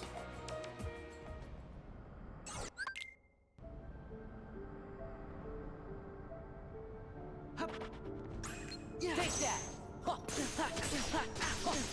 It's over! It's over! This is it! Yeah. Oh man, I am getting wrecked. Ah, shit. Ah, that's awful. Now we gotta go back and we have to hit continue in order to do that. Nope! The mod are loved in Kingdom Hearts 3 that you can just retry a fight, or you can prepare and retry a fight. So say you forgot to equip a spell that you needed for a specific boss, forgot to automatically stock your potions, prepare and retry. So now you can equip the stuff that you want. And then when you're done, you go back in the fight. Take that! Yeah, back off. It's over. Yeah, yeah. Take that.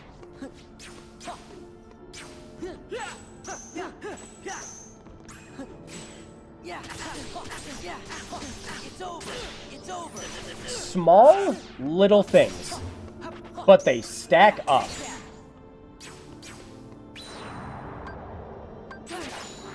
Light. What's this mod called again? It's called Kingdom Hearts Refined. And if you have this game on PC, I highly recommend getting it.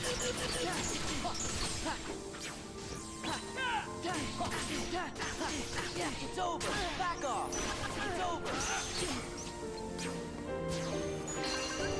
There. Woo. Time for the stream to be loud again. This fight's just loud. I'm sorry. This just is how it is.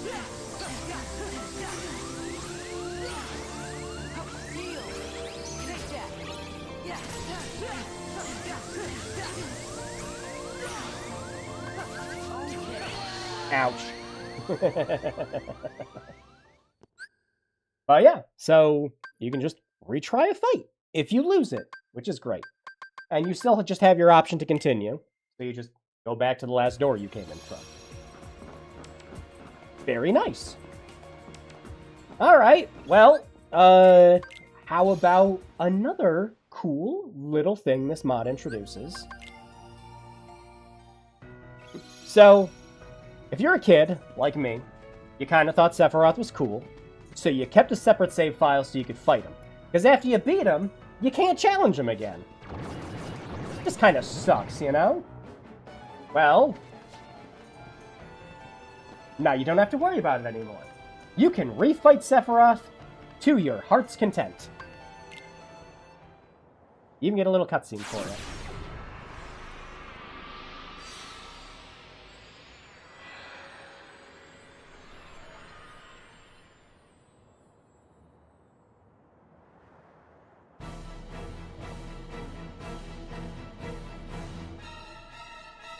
Show Very me cool. your strength. Oh, this is where the DMCA is going to happen, isn't it? That's enough.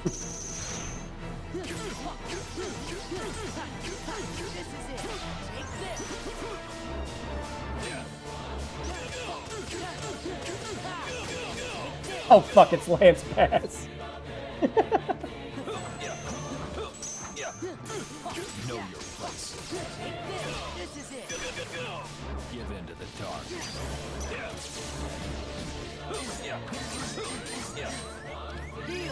Perish now. Nope, we're in the corner. We're in the corner. Yep, baby timeout. Descend. Heartless. It's over. Yeah.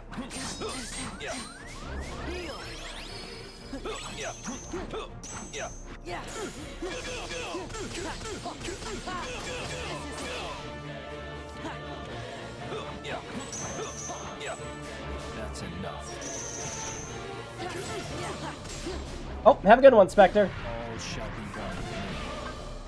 Give in to the dark. Perish now. Nope, nope, baby corner. Nope. That's enough. This is it. That's enough. Back off. Take this. Intriguing power. Yep, and that's not all. They also made it so that, like all the Organization 13 data, you even get something for beating him on a repeat fight. I fly! Woo! Like that you can hear them running towards him in the background.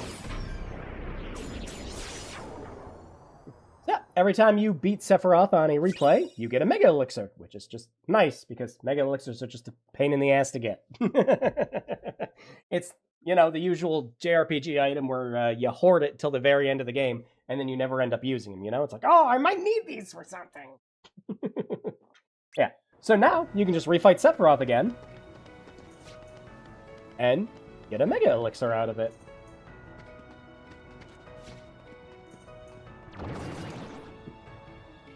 Small stuff that just... I didn't realize I wanted when I was younger, you know? I do believe there's one more thing to show off with this.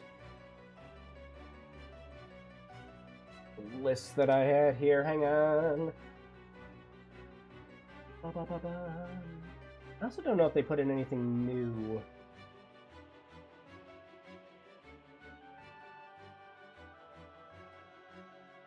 Oh, yeah, this also has a bunch of just fixes that got it, for patches and things that got introduced to the newer versions. Like how some bosses are just missing their dialogue and sound effects. They're back. I think the best example that would probably show up for that would be Zul'Din, who did his. I believe... Let's see. In the original game... I think this is still a thing you could do... Oh, yep, there it is. In the original game, you can make it so that the camera wasn't controlled with the right stick. You could actually just control your command windows with it. So, you just have that back as an option if you want it now.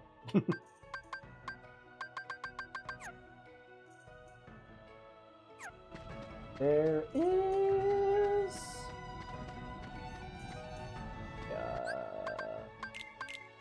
Oh! This was something that bothered me, specifically.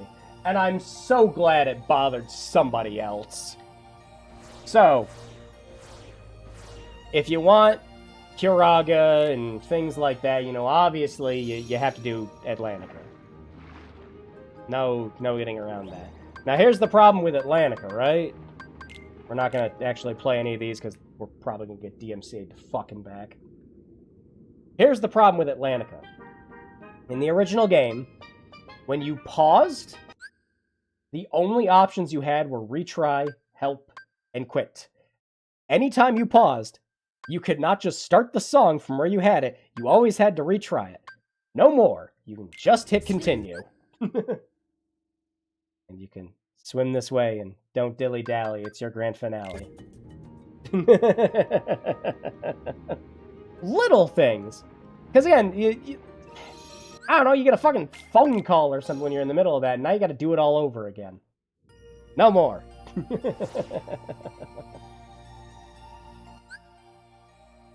Very, like, again, a lot of these might seem small, maybe even a little insignificant. Ah! There is just enough stuff where it's like, this is a really great way to just go back and replay this game. Fixes a couple of just small nagging issues with it, while just adding in stuff that makes it more convenient. And really, a lot of this mod is just convenience. Yeah, highly, highly recommend it. There's also a lot of extra modules and everything that you can do, too. Like, there's one that you can add in that makes it so that Sora, like, you can just push the attack button, and Sora just starts automatically attacking, which is handy for people that don't want to mash the button the whole time. There's another one that makes it so that all the Heartless have their vanilla designs, as opposed to the recolors and everything they have in Kingdom Hearts 2. There's another one that removes the, like, censored scenes. You know, like the stuff where, like, Will's, like, pointing the gun at himself in Pirates of the Caribbean, or Jack has the sword sticking through his chest. Those were all in the original Japanese version, and every international version of the game removed them. There's a module so you can just put it all back in. It's all little itty-bitty good stuff. Oh, and another one of those modules, I was talking about it earlier, I don't think I have it, but I could install it quick. Yeah, hang on, why don't I install it quick? Take me more than a second.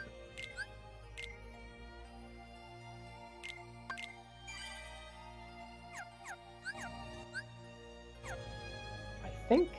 Yes, it does! Another one of the things the mod restores is the ability to soft reset. On the PS2 version, you could push all the shoulder buttons and select and start, and soft reset to the title menu. Now you can... Every other version of the game after that removed it. Now you can do it again. Little things. But they're important. So yeah, let me... Hang on. I want to install this one. And see if it works. I think all I have to do is just copy and paste, right? Didn't have to do anything else. Oh yeah, that was literally it. Cool. Neat. I'm so glad they make this easy.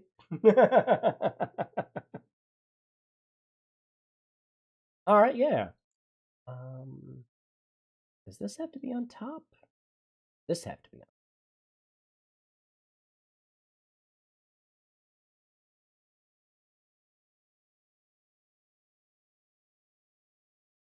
Simple as that. Again, installing the mods in this is actually super simple too. Probably one of the easier like mod installations I've seen for a game. Again, you do have to dump your file of the game, so you're essentially installing it twice in order to do the modding.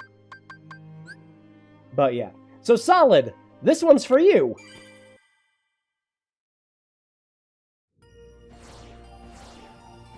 You were talking earlier about how you missed the middies.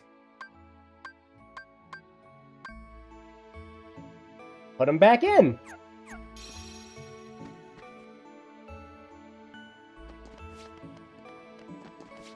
So now we have all the original PS2 MIDI soundtracks. So yes, we can in fact go listen to the glory and the splendor that is He's a Pirate. Oh shit, I forgot about this! Yeah, this is another optional one you can put in too. But Sora gets his gets his pirate look. You can actually just enable or disable this if you don't like it. But everybody gets a costume for this, which makes sense because they got one in Kingdom Hearts 3. So yeah. Oh boy.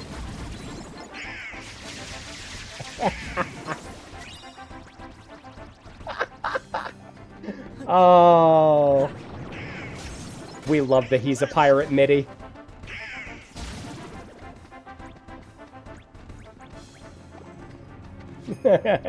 Pirate parts.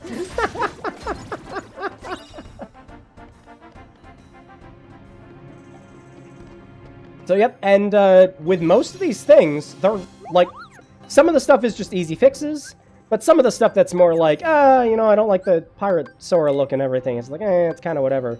That's just an optional thing. You can just change it if you want. I don't know where you do it from, though. I think it's a thing in the actual mod itself you have to set.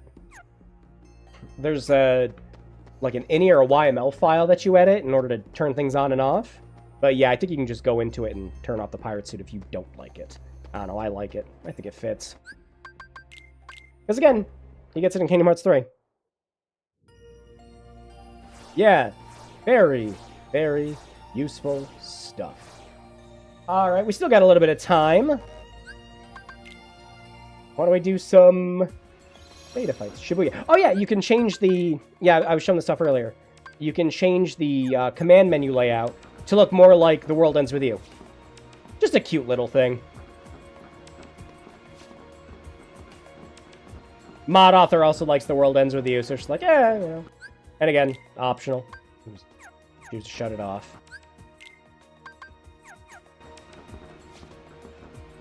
Very neat. There was another mod I wanted to get working for the stream, and for whatever reason, I got this one working just fine, and the other one working just fine. I don't know why. Like, the game just crashes. It refuses. I've done everything. I've reinstalled the game, redid all the mods. It just doesn't work. And in my research, I think it's just... There's not really much to do. You pretty much would just have to wait for the mod loader or the person who made the mod to update it to the new version. That's it. Come here, I'll make it all stop. I made it all stop.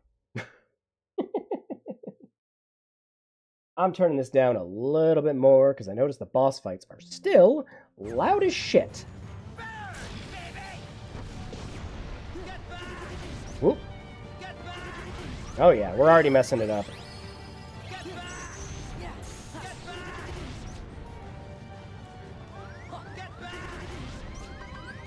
Dead. Yeah, this is just the Axel fight. Yeah, we don't have to go back and hit continue and walk back through the door. Don't have to do that. We just hit retry. Come here, I'll make it all stop. Get back! Yeah, this is get back the fight.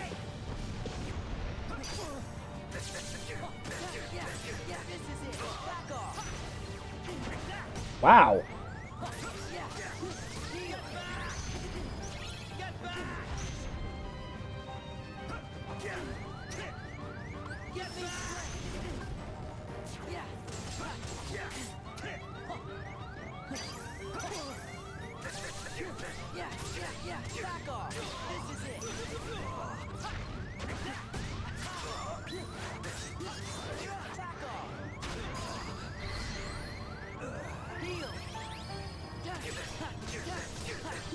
It's over. Take this. Get back! Turn, baby! Get back! Light. Get back! Get back!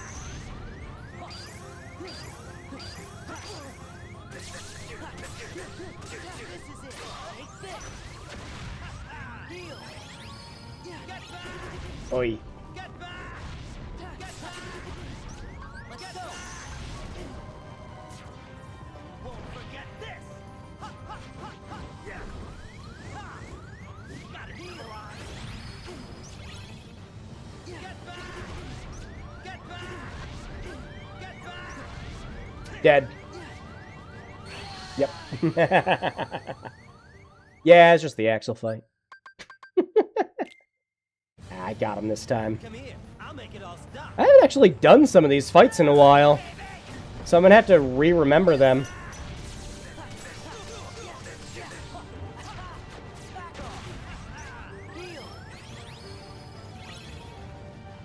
Get back! Get back! This is it. This is it.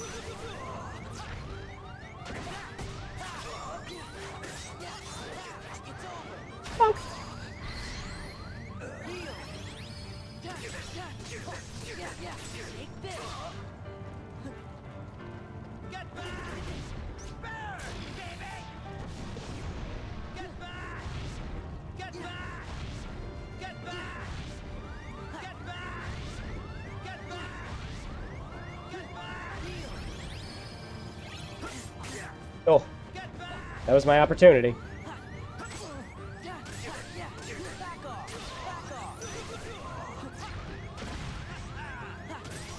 Nope. Just Axel things. Come here. Need a little I'll make it all practice. stop. Been a minute. Burn, baby! It's over.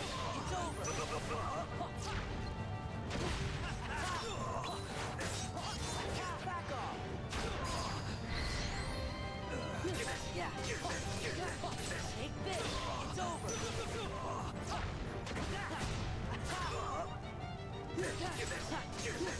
Back off. It's over. Burn, baby! Get back! Get back! Get back!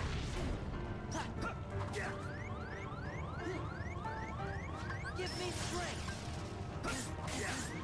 Heal. Get back! Nope. Aye. Aw, come on, man. Let's go. Problem is I'm out of practice, man. Get back! Heal. Yeah. Take this. This is it.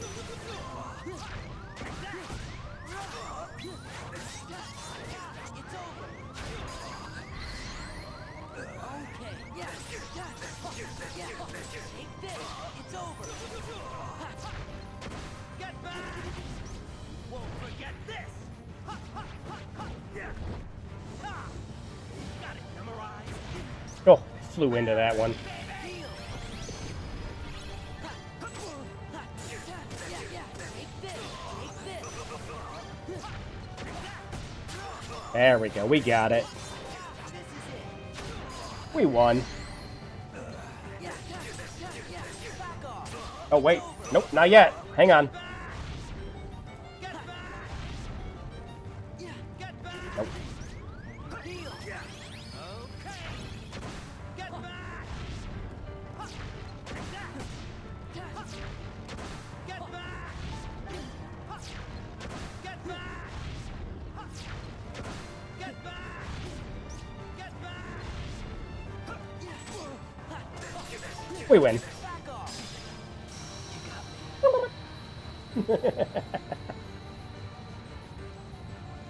Been a while since I did that. You know the other one that's probably going to mess me up, just because it's been a while since I did it, is Alexius, maybe? No, we did Lexius. What am I talking about? How good the visuals are, being a counter god with everything and walking slow to attack. It looks so stylish, kind of like being a block god during the fair. Yeah! Fuck was that Animal Crossing noise? So, every time it does the little speed up thing, it's always the funniest shit. So I always make that little noise. Zexion, yeah, Zexion's the one that might fuck me up again. Yeah, that'd actually be like a fun, like, drive form kind of thing that they could do for a future game.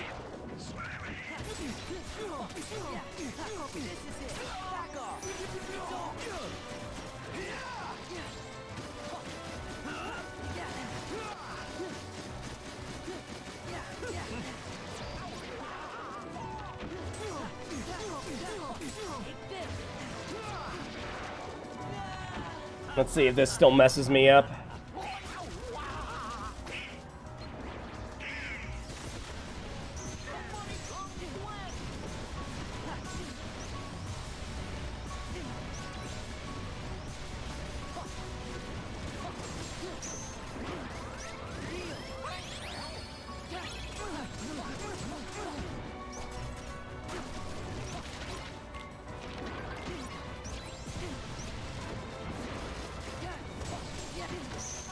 This is where negative combo matters.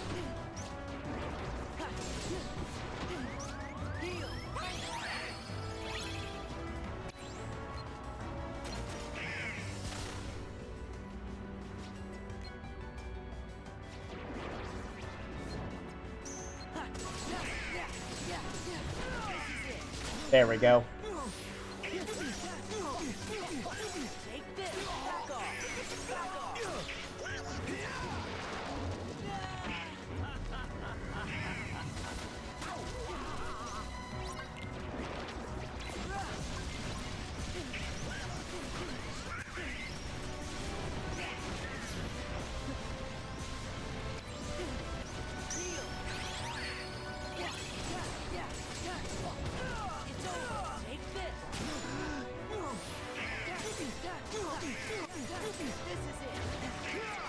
Nope.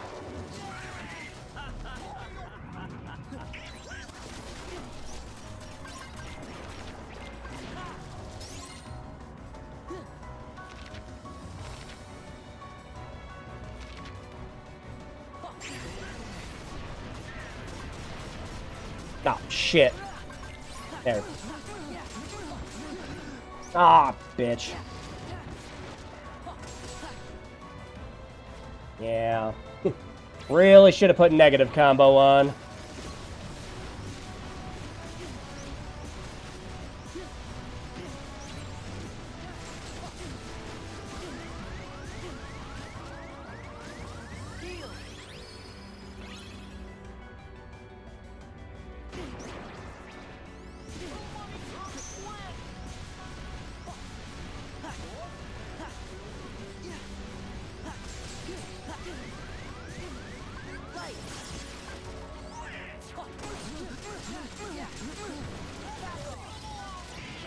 Wow, okay, buddy.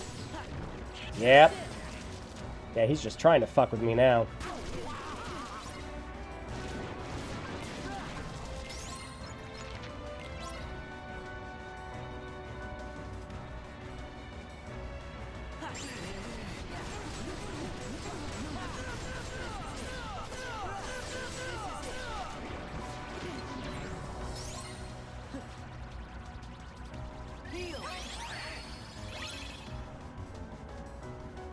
Nope.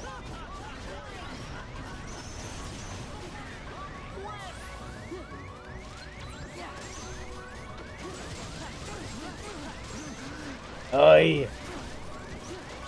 Yeah. This is my punishment for having too many combos on.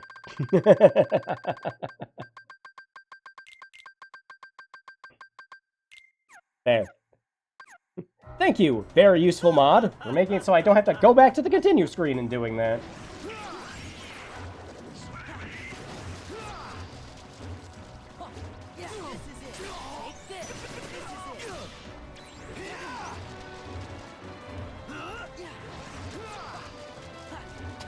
You can't get Goofy while he's spinning.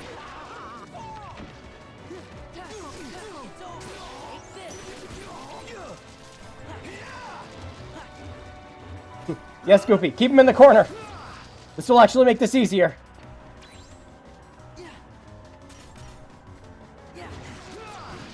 Aww. Sorry, you must learn to read.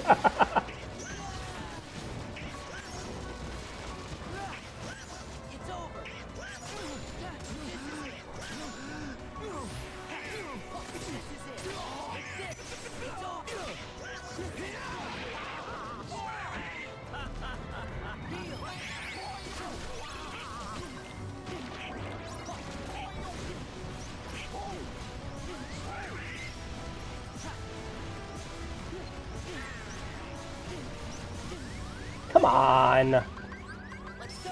Twice in a row, man.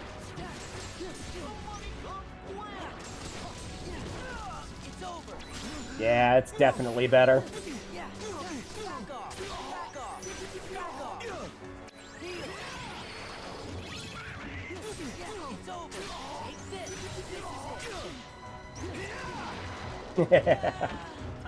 I think we got it this time.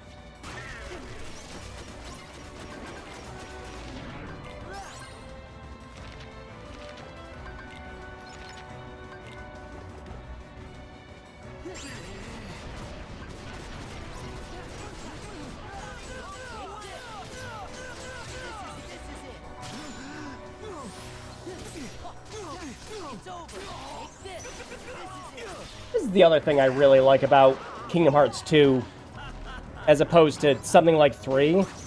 3 just kind of incentivizes that you slap everything on.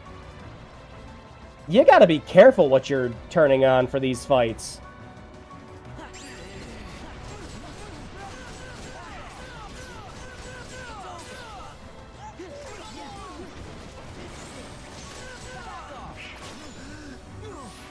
Well, that was a fight.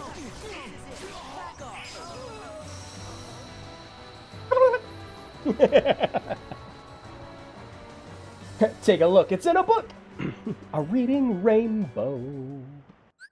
Yeah, I thought that one might mess me up a bit. Been a while since I did it. You know, Marluxia's not gonna be a problem, because I'm level 99. Whatever, haven't done it yet.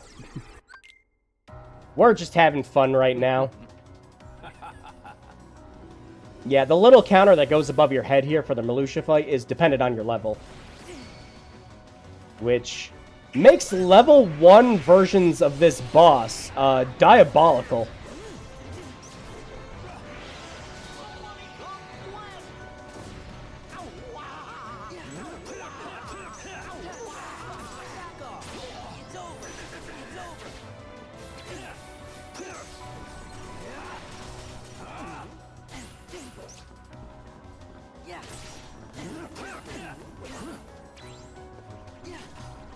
Ugh.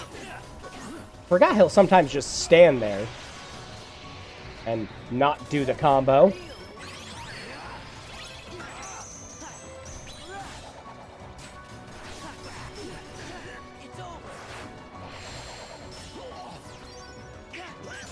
Oh, missed that.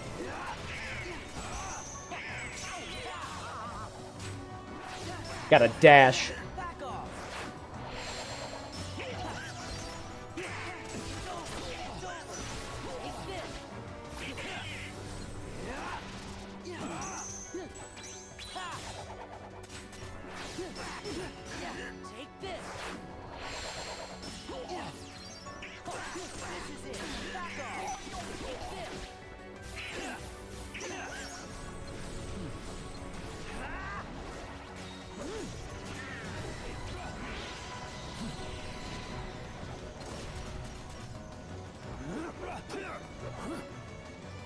Yeah?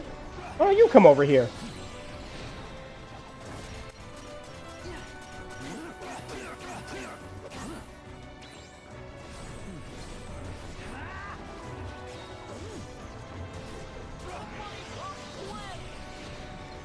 You know what the other problem I started having with a lot of the more modern Kingdom Hearts bosses too? You didn't have as many punish windows. It was mostly just, I'm resisting all of your attacks and you can do nothing, lol. And we didn't start getting more bosses with proper punish windows and shit until the Remind DLC.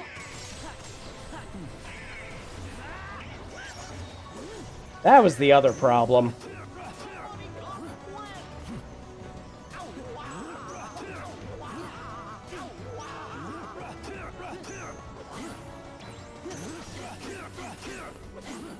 Not reflecting. Whoop. Time to get a little better. Get over here. Wow.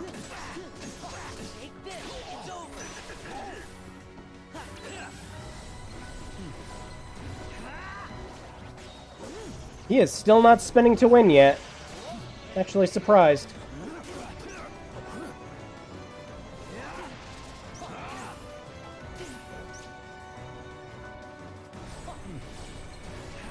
Come on, man. You gotta let me hit you at some point, right?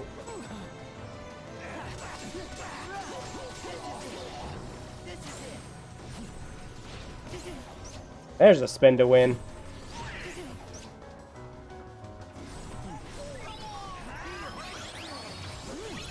He is loving that today.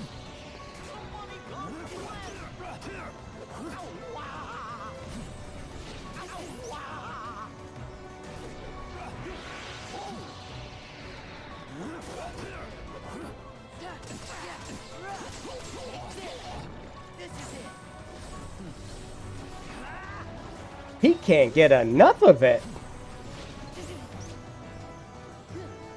Ah. Did the delay.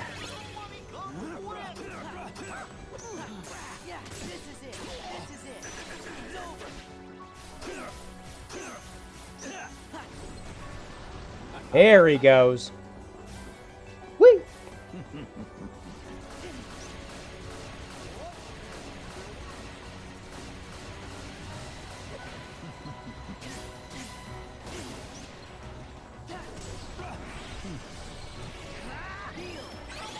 Everyone up.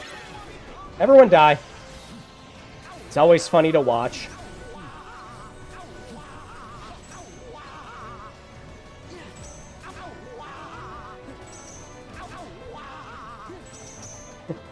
Stop! He's already dead!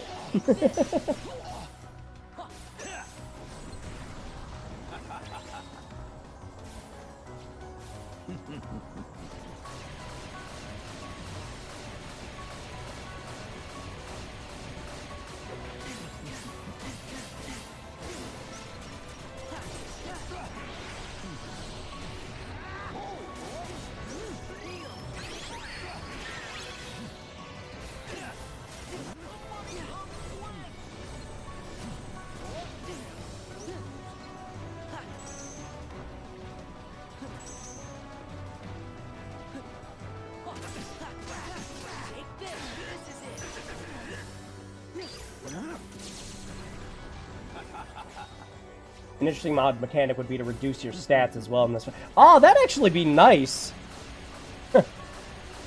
Another one of those things where it's like, I don't want to do a level 1 run, but I would want to make it challenging still.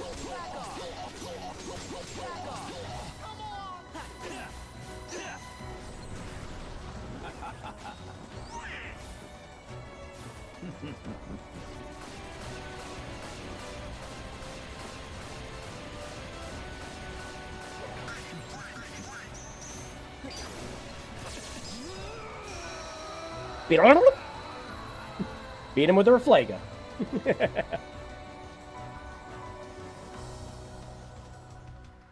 What a fight.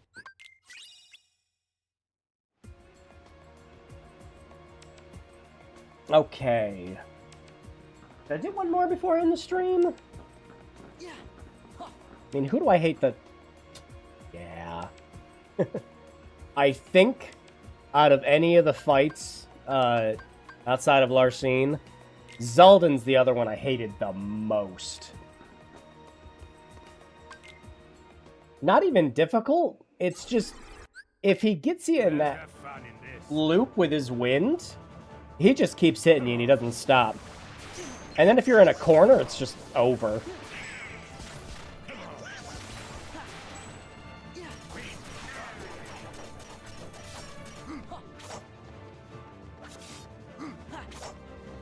Really, man?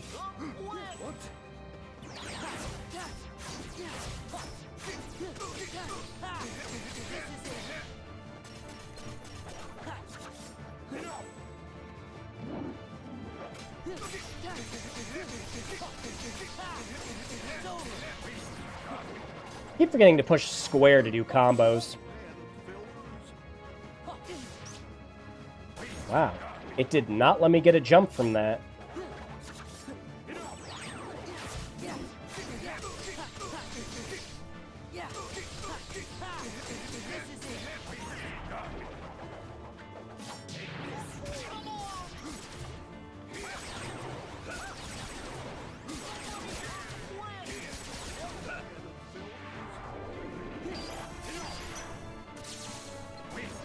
Well, I still sort of got his patterns down.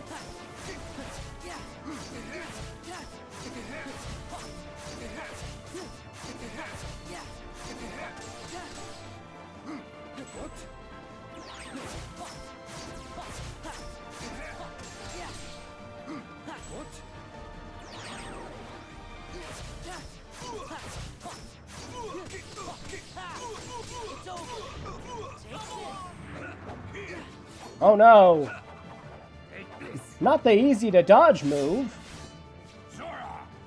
You wear the face of despair.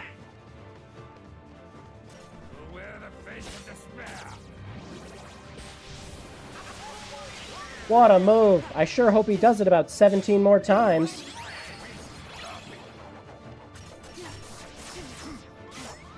Ah. Here's where the problems come in.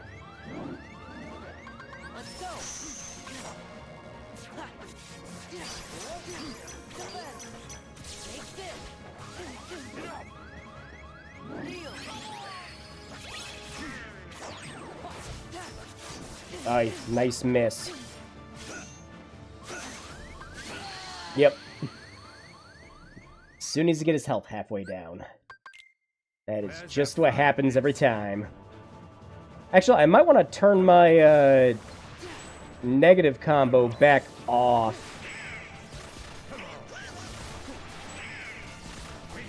Because getting a bunch of hits is very good for this fight. Really, man?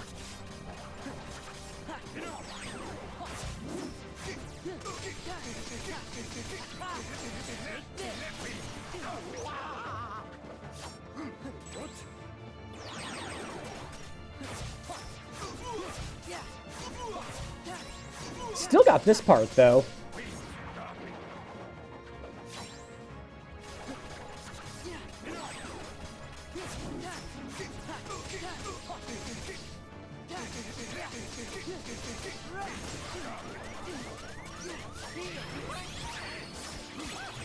Nope, jump.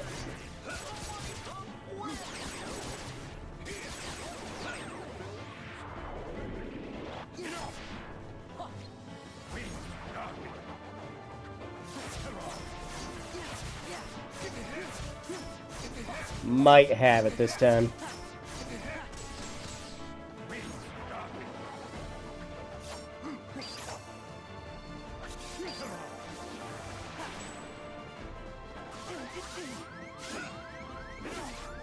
Nope. We're in a corner.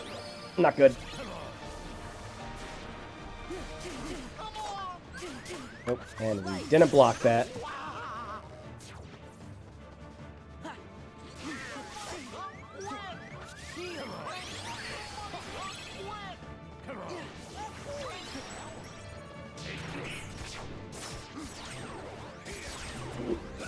I think I hit my microphone.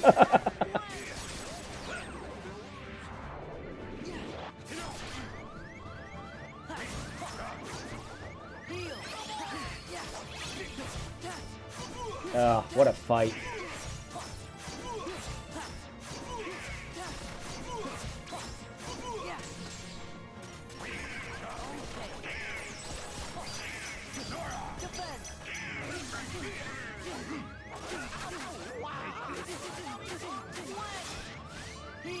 I was about to say, don't let me land on the ground. Please.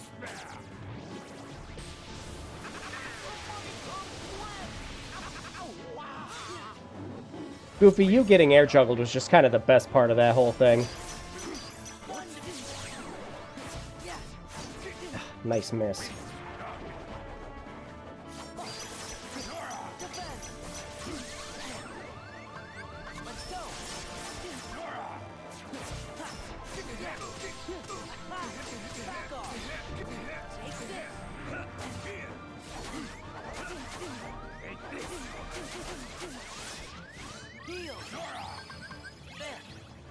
Whoop.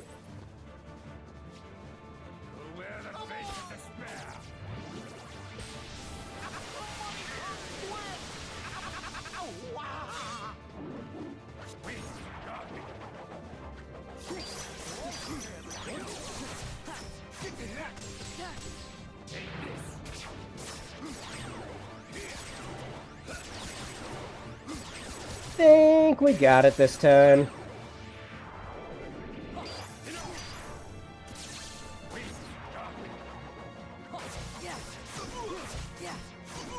Yeah, we got it. Bye.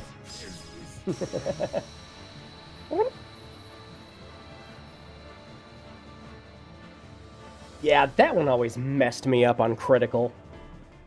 Because on Proud, you get plenty of health to deal with his bullshit. But on critical, no. No, not really, no.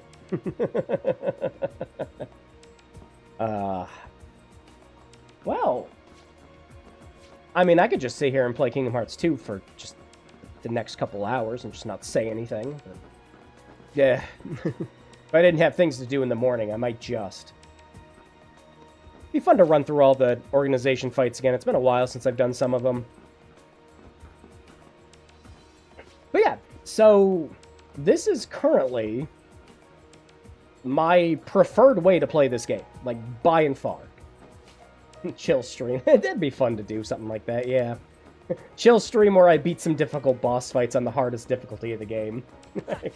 Doing data fights. Yeah, no, I was just showing off all the really cool quality of life stuff that the Refined mod adds in.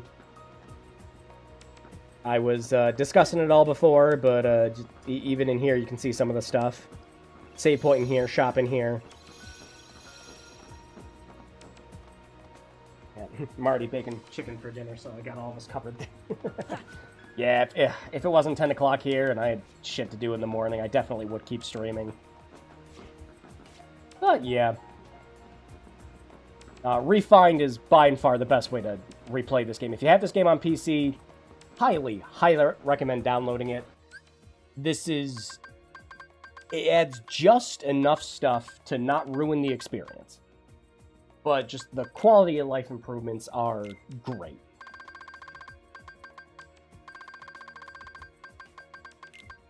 Turn that off now. Yeah. Again, Encounter Plus, yeah, thank you. Being able to have multiple shortcut slots and being able to assign your forms to them, very nice, thank you.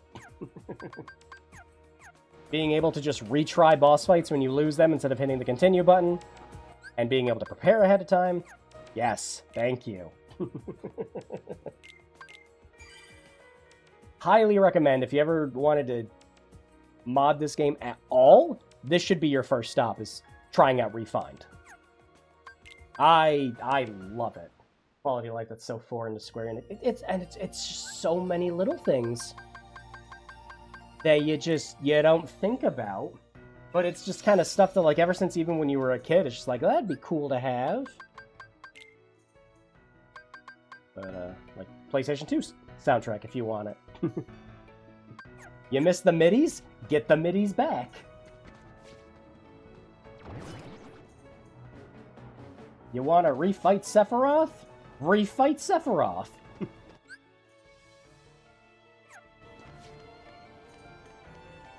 Just do a little sum up of everything since you're just coming in, Dragoon. I was showing all this stuff off over time.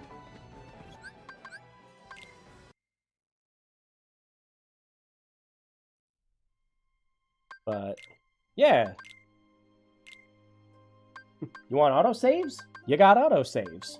It just saves it whatever's on the it just saves it to the 99th slot. But there's autosaves. Want to just have controller prompts if you're playing on Steam Deck or another handheld that's going to register it as keyboard commands? Set it so it always shows controller prompts. Oh, hey, you can actually change this here if you have the mod on for it. That's cool. I didn't know that. Neat. And again, don't want to do the Roxas prologue? Skip it.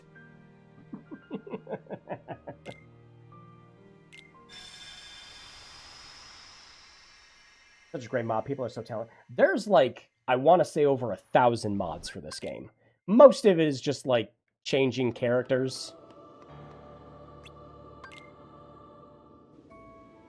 Yeah, that's it. Now you're playing as Sora. Just, it's so nice. Sometimes I don't want to do the 3-hour prologue, you know? Yeah. Again, pick this game up on PC, this should be your first stop.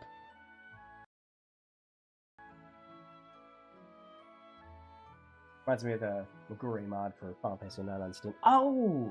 I haven't played 9 in... Oh, yeah, this happens sometimes.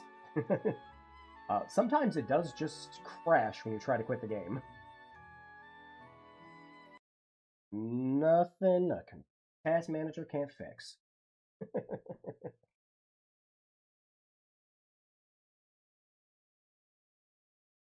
That's literally, I think, been my only problem with doing mods. But yeah, there's just a bunch of stuff. One of the ones I really want to try, maybe we'll do a stream for it at some point in the future, because I think it'd be a fun way to play through, is there is a randomizer for Kingdom Hearts 2. I'd love to give that a go. I think that'd be a lot of fun for a stream. Especially since, like, how much I've played Kingdom Hearts, just jeez. It would be interesting. Although I might, like, just put that on proud and not critical, because I wouldn't trust what it would randomize on critical. Yeah. So, yeah, we have a PS3 port. Honestly, the PS3 port really isn't terrible. Again, I just kind of wanted to do it as a little break between just playing some, like, of the worst god-awful shit that we've done for these, and more address it as, look how far we've come. You know, we had a long-ass fucking load times, 30 FPS, bugs, glitches. 1.5 actually had a lot of bugs and glitches because of them assigning stuff to the triangle button instead of just using the command window like you did in the original. I saw one rando where they got Sephiroth as the first struggle. Oh, fuck. Yeah, that's what I'd worry about. Roxas with his, like, 3-hit combo at the beginning of the game. Show me your strength. Yeah, I think a randomizer would be fun in the future.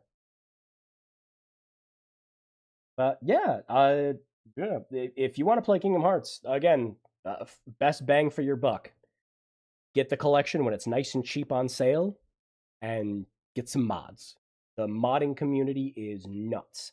And the modding tool that you use for this, OpenKH, actually just lets you search mods that are on GitHub, and you can just type in the name of the mod and download it. So, like, for example, say I wanted, let's see, I don't know.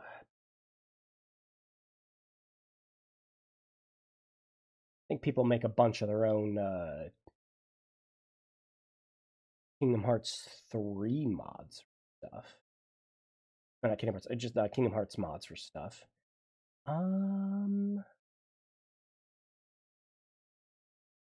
Yeah, I'm just kind of looking through. Oh, what? Yeah, sure, okay, why not? I don't know what this is, but we're installing it. Yeah, we'll get this one. Yeah, I literally just hit a button, and it just brought up a bunch of pages. You can just search stuff. I've seen lots of mods where they combine data bosses into one arena. Oh my god. I love playing this game to like hell and back, but I don't know. I don't know if I take the challenge with that.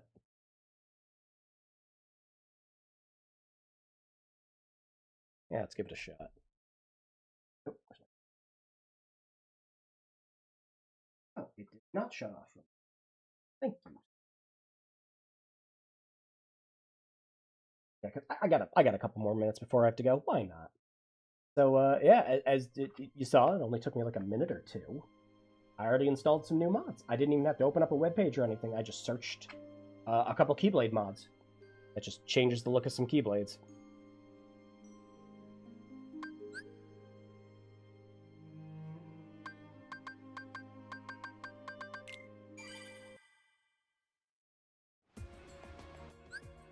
Let's see. Oh my god, it did. It changed the Ultima weapon to look like this fucking thing from Metroid. Oh my god, that's so stupid. But that's the fun with the modding community, isn't it? Is you can just do stupid shit like this. The other one I got changed the kingdom key. Where are you? Oh, it has a new name. Centennial Trace. Oh, that's cute. I think it's made to look like the 25th anniversary design thing that they did for one of the soundtracks. Cool. Yeah, again, didn't even take me more than like a minute to do that. No. Really just seems to be a problem if you Alt F4 out of the game. Because if you just quit it normally, it doesn't tend to do that. Just wanted to show how easy it was. Literally, you can just hit a button and search mods. That easy. Don't even have to open up a website. Do it right from the mod manager. Powerful as Decisive Pumpkin is, I really wish I had a different looking Keyblade. Well, I mean... let's look up Decisive Pumpkin specifically.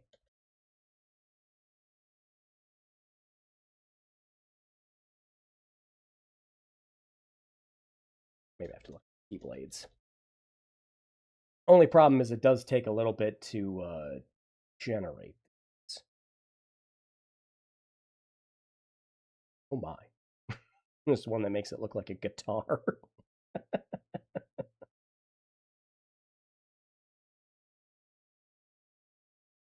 Oh, that's nice. Somebody made a mod that was specifically for a charity event, so they made their own Keyblade for it. Very cute.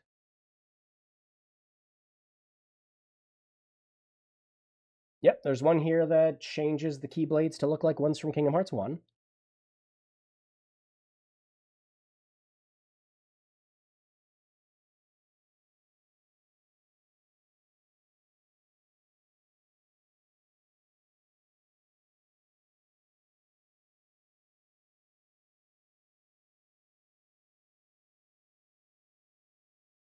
Well, I'd hate to be the bearer of bad news. I am not seeing anything that changes Decisive Pumpkin specifically. But it's there if you want to make it, I guess. There's so many mods for this, I imagine just swapping out the texture wouldn't be a problem at all. texture in the model. Lots of cool shit. And I haven't even gotten any of the stuff that like just overhauls the gameplay mechanics. I'm sure there's plenty of those out there. All right, well, we will wrap up the stream this week. This was fun. This was actually a lot of fun. It was really fun to pull out the PS3 and see just what I dealt with back then. Again, really not bad. If it was your only way to play Kingdom Hearts, I mean, shit, it's not a bad way. And hell, it's cheap. Again, you can just like pick up a PS3 and pick up 1.5 and 2.5, and just cheap enough to get. Like what, $10 on eBay for the games, and you'll probably get a used PS3 for like $50.